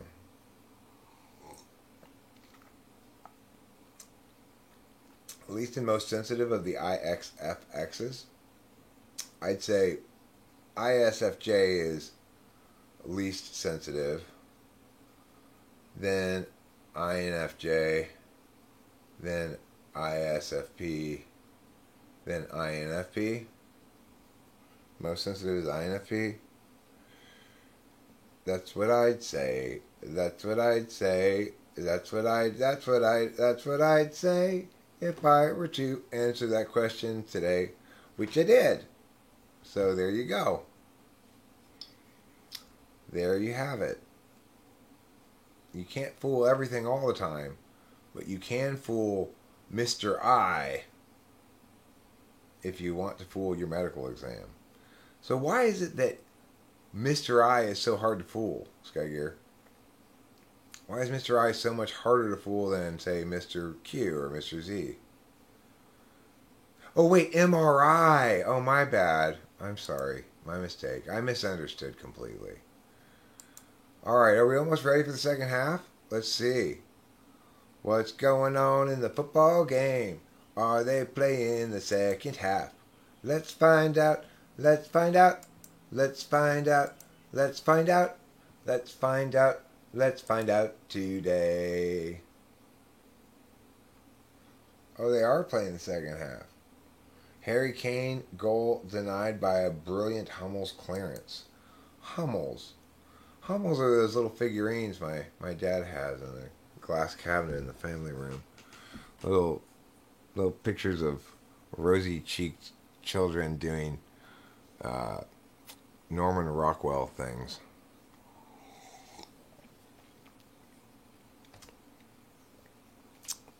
Okay, so the game's back on. We're in the 48th and a half minute. And what we're looking at is, of course, the teams have changed fields, which is to say the Germans are now going right to left. The British will be going left to right, okay? Germany just tries to head it in now to their forward player, who's number 11. I believe we agreed to call him Schnitzel. Now they're at the midfield trying to retain possession. They're all crowded together there on the far side of the field. Number 11's got it again. Number 7 kicks it over to number 18. Number 18, he kicks to number 5, number 2. Back to number 2 again at the midfield line, who kicks it over across the field to number 16, or 18, I'm sorry. And he's going to go forward to numbers. Oh, that was Schnitzel, I guess. Schnitzelhugen. Okay, number 5, back in the midfield. Germany they're really trying to be deliberate here, work their way down the field, but England's not providing them a lot of space to work in. Number 2 has to kick it back to the red-clad goalkeeper of the Germans, resplendent in his cardinal sheen against the green backdrop of the pitch. So, he ends up kicking it forward and it goes out of bounds, and it looks like it's going to be an England throw-in from about the half-field line. And right at the beginning of this second half appears there was quite a miraculous save by the British goalkeeper, or either that or the kick was going to go over anyway, I'm not sure. All right, so here's the throw-in by England, and it goes to number 25, who kicks it out to number 1, who kicks it over here to number 12. Now, number 12 is on the near side of the field, and he drops it. No, he looked like he was going to drop it. Yet now he kicks it forward to number 2, who's dashing down the right-hand side. But German number 2, in a battle of the two number 2s, gets there first, and he kicks it out of bounds. And he goes like this, "Hey, what are you thinking?" to one of his teammates. "Think," he says, with his body language. Okay, so Walker, number 2, for England, he's going to throw it in now. He's going to throw it in to one of his English friends. He's looking for an English friend to throw it. Tea and crumpets, he's saying, and tosses it in now to the middle of the field where no Englishman stands, but rather a bevy of Germans, one of whom heads the ball away without much difficulty. Now England regains possession after number 7 of the German falls down, but fails to garner sympathy from the referee. Now England's number 1 is really making a charge at the goal. Number 11, perhaps it is. And he just got pushed over. But again, the referee ignores his pleas. I guess the referee thought better of himself at halftime and said, "I better stop falling for these people falling over nothing." But those last couple of penalties seemed like they were actually like fouls. But he just said, "Too bad." Okay, so now the ball goes out to the English again. They're making progress down to the German side of the field, on the far side of the field. They're again moving left to right across your video screen. Number 10 falls down going into the penalty box, trying to draw a foul, but realizing halfway down he can't even pretend, and then just being like, no, never mind, I'm not even pretending. So it's like he probably would have got yellow carded if he had pretended too much. Okay, back to the German goalkeeper, clad in red again. He kicks out to the black clad teammate wearing number 5, who drops the ball over in the backfield here to number 4, comes back to number 5 in the center of the field. He advances it to number 8, who's a center midfielder, and number 8 has possession of the ball and looks to want to pass it forward, and he does to number 18, who goes to the far side of the field, moving right to left across your video screen now, advancing towards the British goal, is all the way back to the backfield now at number 5.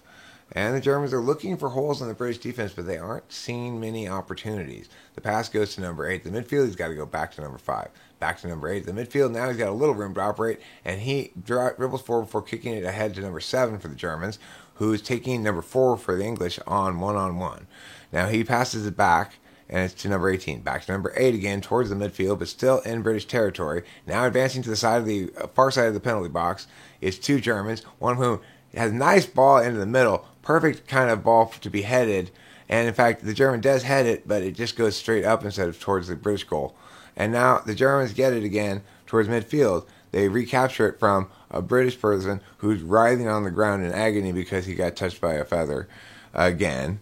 And now the ball to number 6, who's got the ball over there. And number 7 now has it on the far side of the field, far side of the British goal for Germany. Number 7 attacking, but the ball gets stolen by Sterling, number 10 for the British, and he kicks it out. And okay, so once you pretend a certain amount of time, as number 9 now has, Kane for the English team, then you have to continue pretending until they stop the game and have somebody come look at you, or else it's not worth having put in all that time pretending, I guess. Now when you look at this, absolutely fucking nothing happens to Kane's leg, and he's sitting there grabbing his leg. It's insane. Listen, Mr. Kane, you're a lying soccer player. You're a big liar soccer player. With your fake injuries and you're falling down for no reason.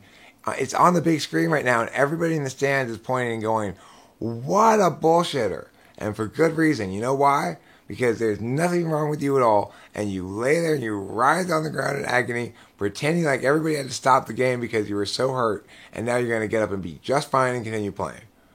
Now, you want to explain that to me, Mr. Kane? Huh? That's what I call some soccer bullshit.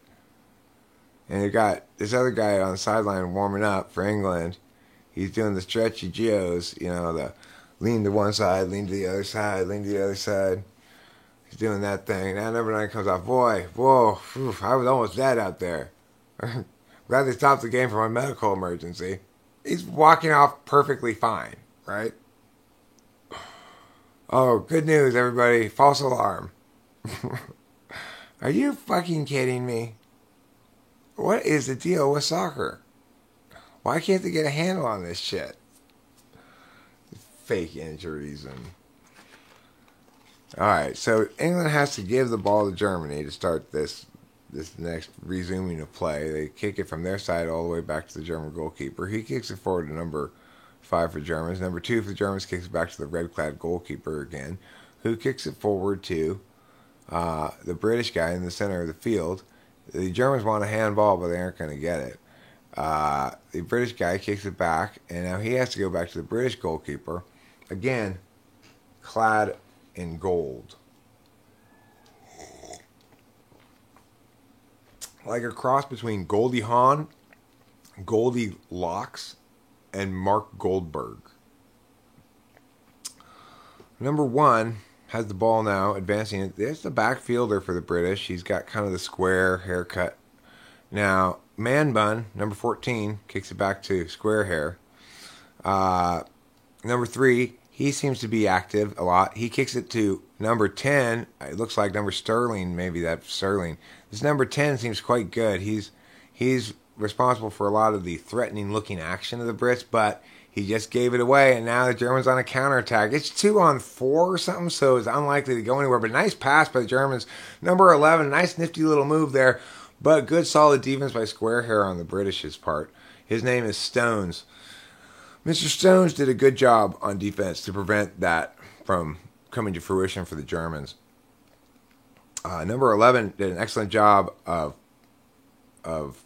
playing it throughout.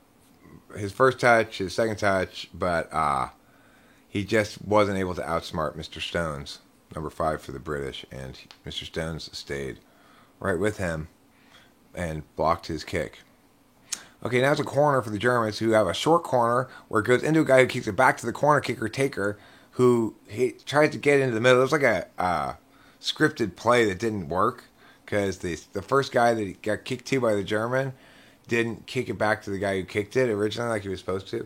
Anyway, now it's passed in or thrown into number 7. Number 25 on the Germans just sort of limply folds it into the British defense. It gets cleared. Would have been icing in hockey, I guess.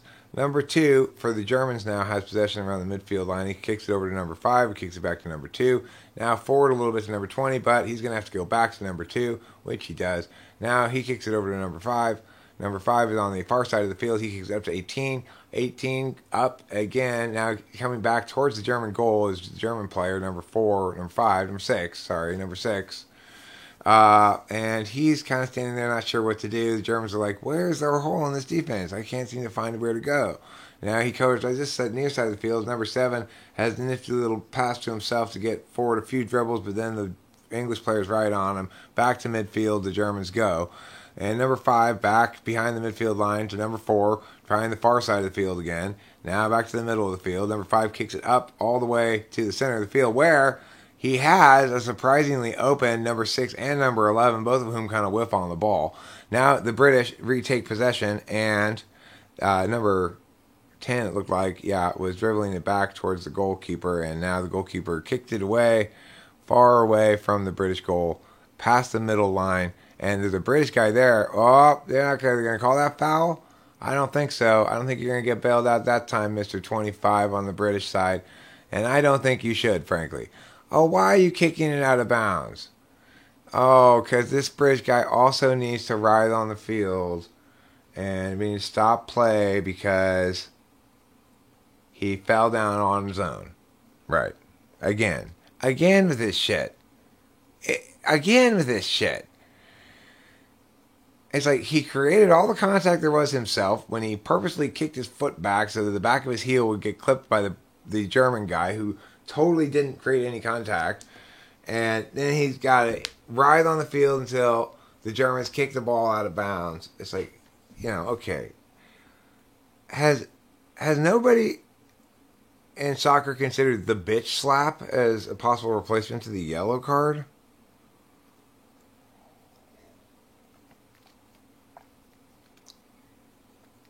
Number 4 for the British now. Oh, no. Looks like number 7 for the Germans was faulted, as they say in Mexican. Incurred a falta. So, okay, the British are trying to take the ball back, but the Germans have had possession for a while now, but they haven't really done anything with it. They're still on their side of the field trying to penetrate the midfield line. Number 2, kicking it over to number 5 there in the middle back for the Germans. And he goes a little further back, even to number 4, who now tries to advance the ball at the far side of the field, but unfortunately the German player that he kicked it right out of bounds. And so now it's an English throw-in, and that's number 3. He's a stout, working-class looking fellow with very short hair, who looks like he could maybe lift barrels for a living or something. He's got kind of a stout, stocky build. You picture him speaking in a Cockney accent with a barrel of fish in his hands or something. Okay, number 9 kicks it to number 14, who kicks it to number 6 or something for the British. Number 12 here on the close side of the field has got pretty good penetration with a runner on the right side and a runner down the center. He goes for the runner down the center, but he doesn't get the ball and enough place for the runner to head it. but the British do retain possession in the scrum afterwards. And number 3 now is moving down the far side of the field, left to right. Now he retreats and is back across the midline to the British side of the field to Squarehair. Squarehair gives it to number 2, and Squarehair has the ball back again. He advances it here to the near side of the field, number 12. The British are going in the wrong direction, heading back towards their goal, but finally, one of their players gets a big kick and ices the ball all the way down to the other end of the field almost, where the British and the Germans bounce back and forth until the British take possession. As number 25 comes roaring down the right-hand side here, drops it off to number 4, who can barely retain possession, gets it to number 12, and the British have good chances here, but they don't seem to be quite nailing the passes. The ball that in was a little too long. Oh, nice long distance shot by the British there, but it was on target, on goal, but not a difficult save, frankly. And that was a shot by number, I don't know what his number is. I can't see it. May have been number 25 or number 10. It was one of the darker skinned ones.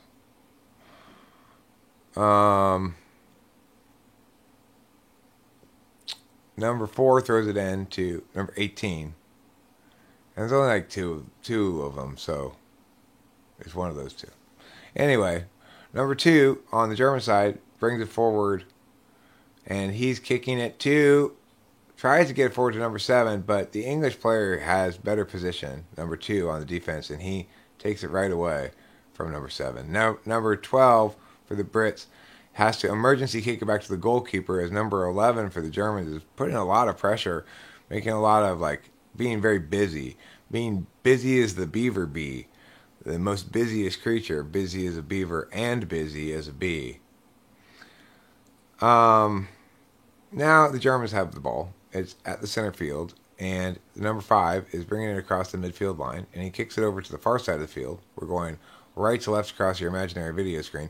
Number 4 has the ball, and he's kicking it towards the center of the field now, moving back towards the German half of the field, back across the center line, and now again into English territory as the Germans play around with the international boundary here between German and British territory. Not sure which side of the line they'd like to be on, apparently. And they're moving backwards again towards their own goalie, and the safety of a restart, presumably, where their goalie starts their whole offense over again. Number 5 has the ball, and number 4, and these are the back line of the Germans, number 4 and number 5 and number 6. I think they must be ordered that way for a reason, maybe. Anyway, now the ball is in the middle field, and it's number 25, passing to number 7, who's playing kind of a striker role here on the left-hand side for the Germans. He's moving, dribbling. He's kicking it out to number 2 for the Germans, kicking it back to number 7, who seems like he wants to play fancy ball movement guy, but gets a nice pass in, which is delivered into a decent cross, but doesn't amount to anything.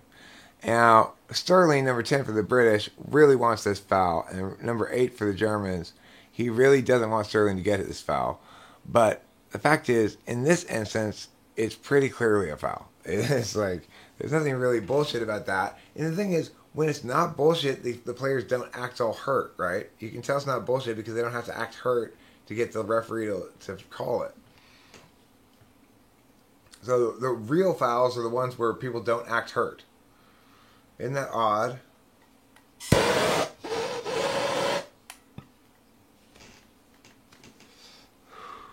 There should be a rule in soccer that you can't display pain.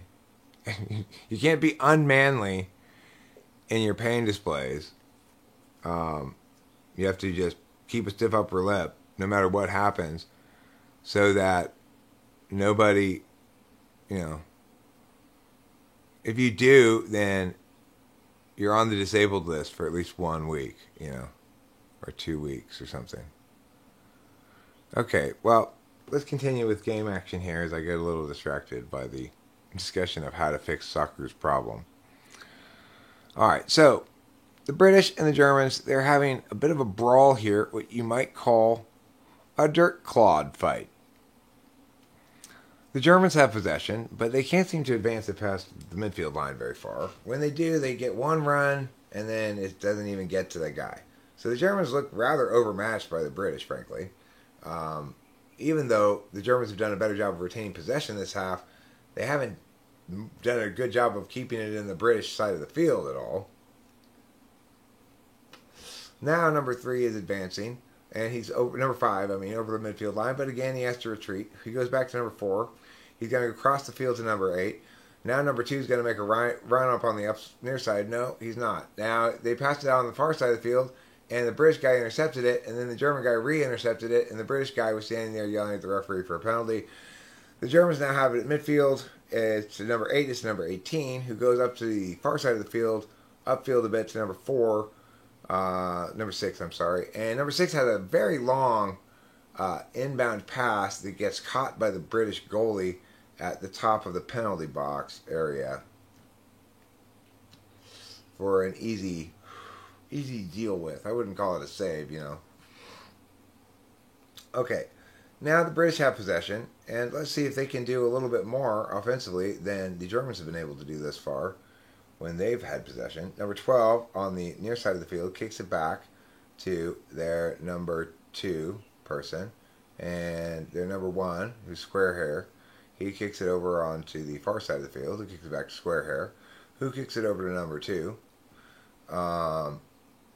who kicks it forward all the way to a sprinting number 25, who, despite being multiple yards ahead of his German defender, who chasing vainly behind him, was unable to reach the over-kicked pass by his German teammate some 60 yards downfield.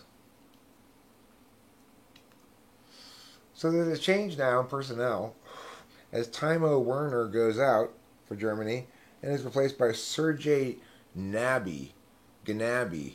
Sergei Gnabry comes in for Chino Waver, or whatever that person's name was. I forgot it already. Looks like number 25 for England might be coming out as well. Maybe I'll see his name now. What his name is on his back of his jersey. Yes, is Bukayo Saka is going out, and Jack Grealish is coming in. So number 25 has been replaced by number 7, Jack Grealish, for the British people. And the British fans are looking very enthusiastic about their soccer. They're shouting, they're yelling, they're displaying emotions of all sorts: enthusiasm, rage, happiness, melancholy, wonder, all sorts of emotions. Okay, now the British have possession, but it's sort of bouncing around like a pinball, head to head. German head, British head, German head, British head. Now the German head just hit it out of bounds right near the midfield line. So it looks like it's going to be British possession. They're going to start just on the German side of the midfield line, moving left to right across your video screen and towards the German goal, defended by the robust German goalkeeper, clad all in red like the aforementioned Santa Claus. Number 12 with the throw in here. He's calling his British teammate over. And the throw-in goes all the way back to Square Hair, number 5, who's in the backfield. He kicks it forward to his teammate, and then number 4 now has it, I believe it is, who kicks it all the way to the far side of the field. They're moving again towards the right across your screen. The Brits have possession, and the Germans take it for a minute, but then the German guy kicks it out of bounds. But it appears the German, in falling to the ground, sold the ref on the notion that he was fouled. So the Germans retain possession. Number 5, running around the middle of the back there, trying to find a space to kick it to, kicks it to number 8 in the midfield. He goes to the far side of the field, going right to left now. Across the screen, the Germans advancing towards British territory, but having to once again fall back to the safe reset position as the ball goes all the way back to the goalkeeper, who kicks it locally here in the backfield to one of his backfielders, who advances the ball, attempts to advance the ball to midfield, well, does advance it to midfield, but has it immediately stolen by the British. You've got Man Bun, who's playing number 14, and he's playing next to Sterling, and Sterling and Man Bun pass it back and forth. Number 12, who's another Square Hair, or more like a bowl cut, more like a Dumb and Dumber hair, I guess. So there's Square Hair, and then there's Bowl Hair. Bowl Hair is, I guess, must be the new guy, maybe. Okay, so the British have it in midfield. They're having many of the same problems the Germans were having, which is to say, they're not finding a lot of room to maneuver, and move the ball forward. They keep getting pressured into going backwards. And then, of course, number 20 is going to get what? A yellow card or a warning for that bullshit? The British player, of course, in absolute agony. Here comes the card. Here it comes. Oh my God, it's a yellow card. It's not a red card. We thought it was a red card for a second. I did too. I was fooled too. The ref pulled out. You saw some red for a second, and then he's like, no, it's a yellow. After all, absolutely nothing happened, and number 12 was totally faking. So, just a yellow for you, Robin Gosens. It was such bullshit. He barely touched him. Oh my God. Britain, when did you become Italy? When did you start doing this shit?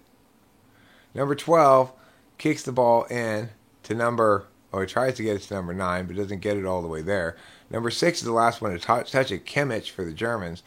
Now, Kimmich kicks it out, tries to clear it, but British tries to intercept it, but it kicks it out of bounds. So, now it's German ball again. They throw it to the backfielder, number 5, who's in the middle of the German backfield, and he's dribbling the ball forward. He advances it with a pass to number 8, then to number 25, who kicks it back to number 2 in the backfield, and then all the way back to the red-clad goalkeeper for the Germans. The Germans advance it to the midfield via the goalkeeper's kick, but it goes directly to the British head, and he kicks it to number 12, who attempts to advance it to man bun before number 2 of the Brits again heads it, this time out of bounds, and the Germans have possession on the British half of the midfield line.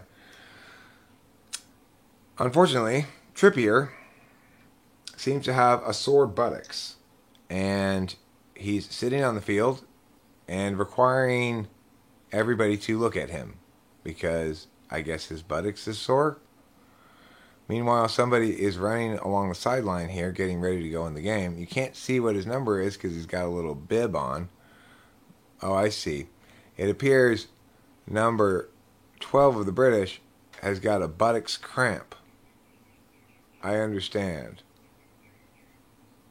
Oh, oi, me buttocks. Me buttocks is hurting, he says. Oi, though, I got a cramp in me buttocks. Can you bring the fishmonger out here to throw some fish at my buttocks? And they do. They bring a fishmonger out, and he's being pelted with fish on the buttocks now. And it looks like that has relieved the cramp. Okay, we're going to resume play here shortly. Number 12 is discussing his buttocks with the trainer. He explained that it's below his lower back. The ball is now in German hands on the German side of the field, advancing right to left as finally we resume play. Oh, they both missed it. Both the German and the British players missed that German pass, and they both thought they were going to get it. So they were both in for a surprise. Number 4 on the Germans is now going to throw in the ball because number floppy hair, number 7, he didn't control the ball well and went out of bounds. Now number 4 for Germany kicks it forward to the midfield line, where number 2 for England controls it with the head, and Bolcutt heads it back to number 1, who advances to number 7, which is floppy hair. Oh, floppy hair again, practically falls down while trying to run forward after he just fucked up the last one. Number 10 now, Sterling, who seems one of their more reliable players, advances it to number 9, who kicks it out to number 7, floppy hair, who kicks it out to number 3, who kicks it to number 10, scores! Goal!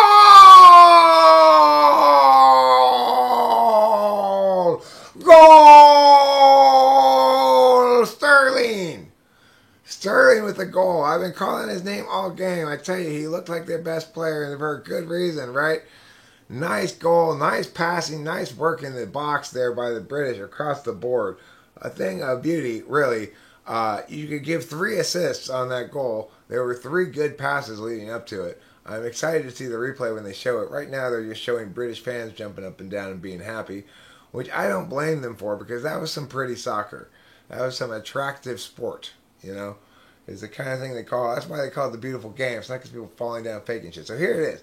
Number 10, Sterling has the ball. Everybody's onside. He advances it to number 9, who kicks it back a little bit to number 8, who kicks it to number 3. Now, bam, wow, perfect pass. Instead of going up high, he kicks it down low, gets past the German defenders right on the foot of number 10, Sterling, who just pops it right past the goalkeeper, who's expecting that pass to, I think, well, now the goalkeeper read it well, It's just he read it a little late, and Sterling got the ball underneath his diving form as he dove to stop the go-ahead goal by Sterling, which was definitely onside. Count will remain on the scoreboard. Everything looked kosher about it. So, great goal in the run of play, too. I love it when goals don't have anything to do with corner kicks or penalties or free kicks. You know, I want to see run of play. Okay, well, now the Germans are mounting a counterattack. German gentleman falls down, claims to have been fouled. The ref is trying to decide. He gives a yellow card to the English person for no apparent reason. There's no way the ref could have even seen what happened there. He was many, many yards away running down towards the play. And in fact, nobody fucking touched the German. Nobody even touched him. Okay, I'm sorry. There's one tiny touch on his forearm after the ball has passed him. And Harry Maguire gets a yellow card for that? You've got to be fucking kidding me. They've got to review that shit. That's insane. If Germany scores on this free kick, it's going to be such a travesty of justice. And of course, the ref splits the difference. So, yes, this purported foul occurred within the penalty box because the continuation of the play carried them into the penalty box as per the rules. That should be a penalty kick. But the ref, knowing his bullshit in the first place, decides, oh, it happened just outside the box, right? So now it's a free kick from just outside the box. The wall goes into the British wall, and the British wall stoutly defends and heads it out. And number 10, Sterling, pulls quite a fancy little maneuver there where the German guy was getting complacent, and Sterling ran all the way down from the goal to take the ball away from him. So Sterling's really putting on a Sterling show here tonight for the Brits. As they compete against the always robust and usually favored German squad. I suspect England might have been favored in this one because England has looked better in this tournament than Germany has, but I don't know. I'd say most of the time they meet, probably Germany is favored. That's a beautiful goal, though. Wow. Great job, Sterling. Great job, Passer, as well. Number 3. And in fact, even Floppy Hair finally did a great job that time. So Floppy Hair didn't fuck it up. He was a crucial component in it. So it involved number 3 and number 10. Sterling was the guy who got the goal. But number 3 and Floppy Hair, number 7, they both deserve a lot of credit for that goal too. So good job, British people on that job there. Okay, now the British have possession again. And they're taking it down. This guy is dribbling, and he passes it over here to the near side of the field, where the gentleman kicks it forward to as far down into the corner of the German area as he can, but he can't get there, and where he gets blocked from the ball, so it goes out of bounds, and it's a German throw-in. The Germans throw it into number 2, then to the other backfielder who's back there like number 6, and he boots it out towards midfield, where a German does get his head on it, but it bounces to the delight of English fans, out of bounds for a British throw-in. Trippier about to throw in encourages me to pull a couple of bong rips while there's a short pause here. Okay, now the British have possession. Nope, they've given up possession. It's bouncing around. It looks like the British are going to regain possession, and that guy kicks it all the way down the field where it gets headed all the way back down the field. And it's at the midfield line going back and forth. The British currently have possession, but it's kind of hobbly-gobbly right now. Okay, the British have it again. And yes, this time, number 7, Floppy Hair, retains it. And he's passed it on to number 4, who's got number 12 sprinting down the near side of the field. And who's got a couple of players coming through the middle as well. Finally, he gets kicked out to Sterling, the owner of the 1-goal difference in the game so far, who uncharacteristically completely blows it, turns it over to number 7. It's got a sprinting number 25 for Germany. Oh my God! Oh my God! How did you miss that? Number 25, I thought for sure had that goal. I thought that goal was in, scored, done deal. It was a tie game. But number 25 just totally went a little bit too wide. Just a teeny bit too wide. I don't know how it even... Oh, so close. But not close enough. It didn't go in. He was trying to get to the corner, and at the last minute, it curved out of the way. It looked like it was going straight in there, and then at the last minute, it curved out of the way. That was Mr. Mueller who kicked that kick there. It seems like a famous name in German soccer, Mueller. Okay, so anyway, the Germans still have possession at the moment. They've got the red goalkeeper who kicks it to number 20, who kicks it to number 2. In the second half, Germany's had possession of the ball 57% of the time, but, like I said, they have spent most of that in their own half of the field. Number 8 has got it for Germany now, advances it over the midfield line, and finally the Germans make a little bit of progress with number 10, who hands the ball over, of course, turns the ball over to the British right away. Man Bun kicks it back to normal hair, the backfielder with normal hair, who's not bowl cut or square hair. And floppy hair, number 7, the new guy who came in most recently, the sub, he wins a nice header, puts good pressure on the Germans, and the Germans are struggling to control the ball now at their own end of the field. The German goalkeeper kicks it to midfield, but the English steal it again. Germans kick it out, English retain possession again, and now the ball's to number 10 here on the right side of the field, and number 10 has to give it out of bounds to the Germans because there was a foul. Now there's going to be a substitution. And substitution time, for soccer fans all around the world, we know, is bong rip time. Wait, no, it's not a substitution yet. The Germans still have possession. It's 82 minutes and 50 seconds, so there's not a whole lot of time left in this game, but there should be a fair amount of stoppage time added because the British fucked around so much. Number 8 kicks it to number 4, who gets it back. Number 8 does. And then he kicks it over to that guy. Number 6, I guess it is, maybe. I don't know. I can't see from here. Number 3, he kicks it down. Nice pass, number 20. Oh! That was a dangerous pass for Germany. The first pass was perfect. The second pass was a little bit too far. And so the guy couldn't get on the end of it, and the goalkeeper grabbed it. But, looking pretty creative, looking pretty dangerous there with their offense were the Germans.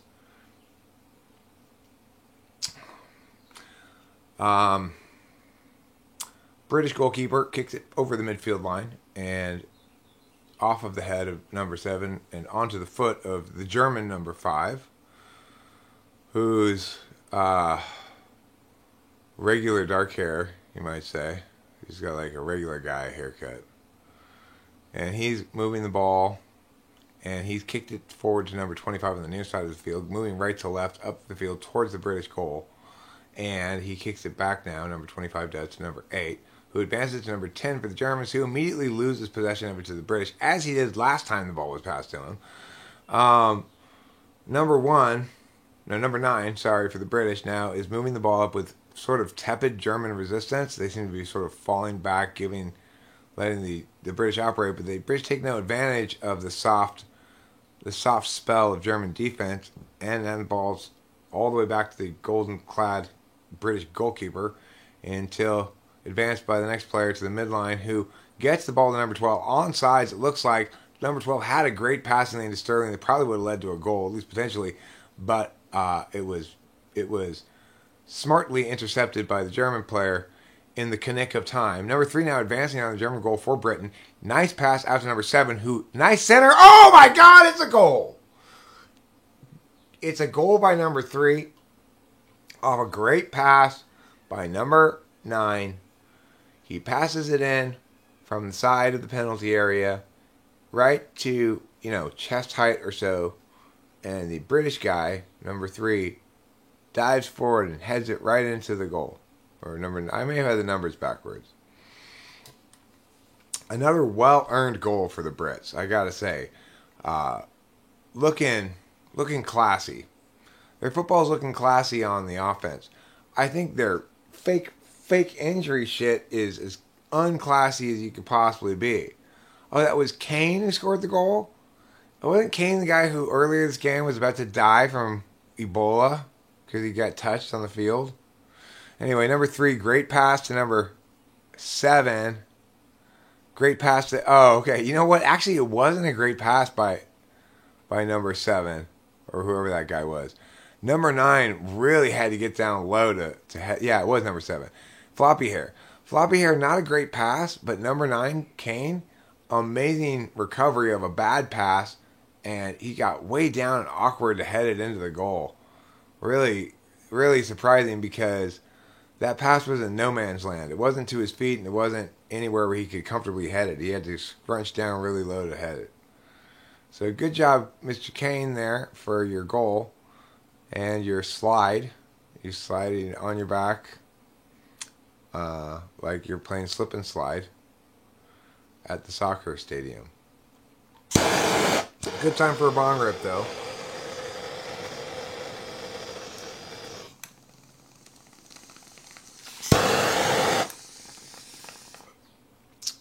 Now, there's only 3 minutes of regulation time left. It's in the 87th minute. Of course, as always happens, when one team has the lead and it gets late, they make a bunch of slow substitutions, so we're just waiting around. Okay, now the Germans have the ball, and I don't think the Germans are just going to roll over and die. In fact, right off the bat, a very dangerous looking pass to number 7. It does squeak through and go over the line for a goal kick, but the Germans don't believe this is over yet, although they're looking fairly frantic-y about it, but they know how quickly a couple of seconds can turn a game around. If they watched the game that France played against Croatia yesterday, they saw France score 2 goals in 90 seconds, so it's certainly possible.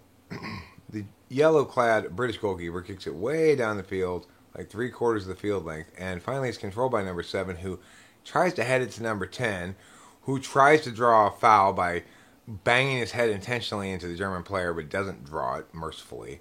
Number 19 of the Germans now controls it and passes it to number 8 at the midfield line, who changes field, goes upfield to the far side of the field, where it's controlled by number 10, who kicks it to number 6, who kicks it over here to number 19 for the Germans, advancing towards the British goal. He's trying to take that number 8 guy from the Germans on one-on-one, and doing a decent job until he kicks it out to number 25. And 25 kicks it over there to the far side of the field to number 6, who brings it all the way back to the backfield of number 2, towards the center line. He kicks it into the British penalty box, where it gets rejected and brought back out towards the center fielder, towards the midfield line by number 8, who kicks in a ball in intended for a header, but gets headed away by the British player instead of the German player heading it. Now the Germans, number 23 has it and is trying to take his British defender on one-on-one, but until he passes it back to number 2. Number 2 kicks it to number 6 for the Germans, and number 6 advances it to number 10 on the far side of the field, who kicks the ball in, but it's not a great cross. It's too far, and it's recovered by number 19 for the Germans, who tries now from attacking him from the other side of the penalty box with a little chip shot, a better ball in, a better cross, but again, non-productive for the Germans, as just not quite on point, and the British get to it first. So, the Germans are looking a little bit demoralized, the fans that they're showing. The players, I think, are frantically trying to get something accomplished in these last seconds, but seconds are ticking away, and the end of regulation will happen right about now. We'll see how much extra time is added, and the answer, I think, is going to be a fair amount because of all the British fake injuries, as I mentioned. It doesn't say yet how much extra time is added. Oh, plus only 4 minutes. That's not a lot of time added. So the Germans only have 4 minutes to get 2 goals scored. Unlikely to happen, but currently number 2 for the Germans is advancing the ball up the center of the field unopposed, and hands it off to number 25, who kicks a long pass into number 20-something else for the Germans, no, for number 5. 18 heads it out to number 30, and then the German player, another cross in. German gets a head on it, but oh, nice bicycle kick. almost a bicycle kick goal for number 7 of the Germans, or maybe it was number 10. No, it was number 18 of the Germans. Yeah, number 18 had a nice bicycle kick, but it would have been a great pass to number 7 Havertz, who didn't get on the end of it, but it was off target on goal. So now number 14 is coming in for the Germans as a sub. His name is Musiala. Number 14 is Musiala, and he's coming in for that guy who just left. Oh, there's a crying child. There's a crying child with German flags on her face. She's crying because her team is losing. That's kind of a heartwarming scene of a German mother comforting her crying child. Okay, the Germans have possession. Now the British have possession. And they're running down the field. Now the German goalkeeper came way out of the goal to head that ball. He's basically playing like a position player now. It's like kind of they're pulling their goalie from hockey, you know. And the whole German team's running down the field. They're sending everybody. They got nobody back to play defense at this point. They know they got to score. So it comes in a pretty good cross to number 5. Unfortunately, his pass ends up at the British person. Then number 25 and number 1 on the Brits have a head-to-head battle of headers. And finally, a very slow shot a very long shot goes into the goal too slowly to be a threat and is caught by the goalkeeper. It's from very far away. Hopeful shot that.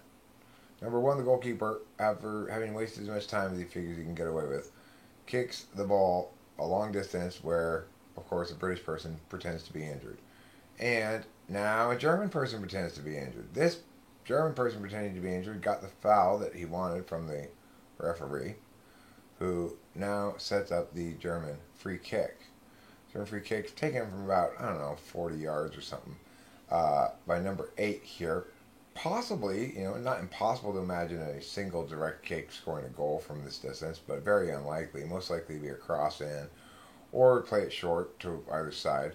Let's see what happens. It is a shot on goal, actually, and it's headed away by the British player, and then headed out of bounds by the Brit. And so, as a consequence, the Germans have possession with the throw-in. They throw it, and their goalkeeper's way over here on the English side of the field. He's way up high. It's like they've really pulled their goalkeeper. He's playing like a regular soccer player. He's not using his hands at all because he's way out of his own goal area. The British are playing head it up in the air, and then the Germans play head it up in the air, and then finally the Germans get possession of it. And now there's a nice cross into the middle of the German penalty box, a nice little sort of chip delivery by a German, but again, there's nobody on the end of any of these things. And finally, the referee blows the whistle. Time called. Game over. England is the winner with a score of 2-0. The British have finally defeated the German menace here on British soil in Wembley Stadium. Mr. Kane celebrating with his teammates. Mr. Sterling also responsible for a very important goal. Mr. Kane and Sterling will be the recipients of the finest tables in all the town tonight for dinner, I'm sure, as they travel around their British homeland and celebrate their contributions to the national team's victory. Yeah, Mueller really should have scored on that one, right? It just you could say it was a pass because it was kind of like right on the foot of number 7, but he just whiffed on it, Undeserved win for England? I don't think so. I think England deserved that win. England definitely looked better in the first half. Yes, Germany had more possession in the second half, but they barely got it out of their end of the field. They spent almost all their time in German territory, not in English territory, passing it back, forth, trying to find anywhere to go. So I thought England looked good. The only thing I didn't like was England's ridiculous, fake, bullshit foul things that they were pulling all the time. God, I hate that about soccer. You know, it's like Rachel and I were saying a costume, a Halloween couple's costume. Like, dress one of us as a soccer player, one of us as a referee. And then, you know, you're walking around the house at your Halloween party somewhere, and somebody brushes very lightly against you, and if you're the soccer player, you fall to the ground and go, ah, scream and grab your leg and your face. And then your girlfriend runs up and gives the person who knocked you over a yellow card.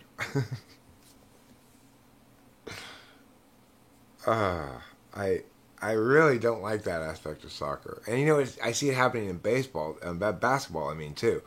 You know who's really good at it? Is fucking Paul George. Oh my God, he creates so many of his own completely innocent victim situations. It's ridiculous. If you saw that game last night between the Suns and the Clippers, Paul George is a crafty motherfucker. He is one crafty player. He's got basketball IQ out the wazoo. I mean, I think it's kind of sleazy the way that you know.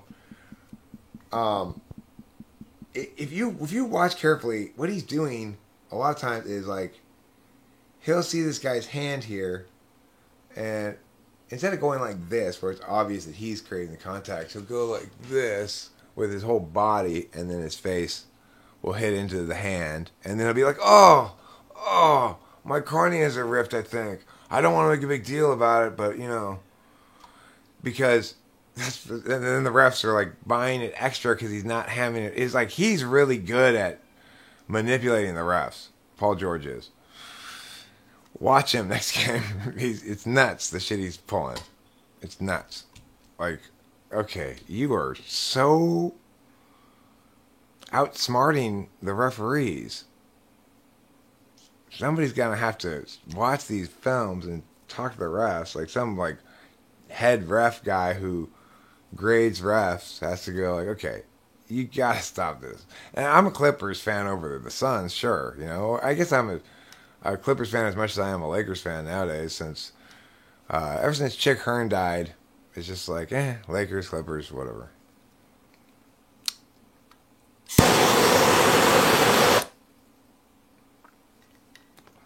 All right, well, that's a long live stream now. We're talking 5 hours and 52 minutes.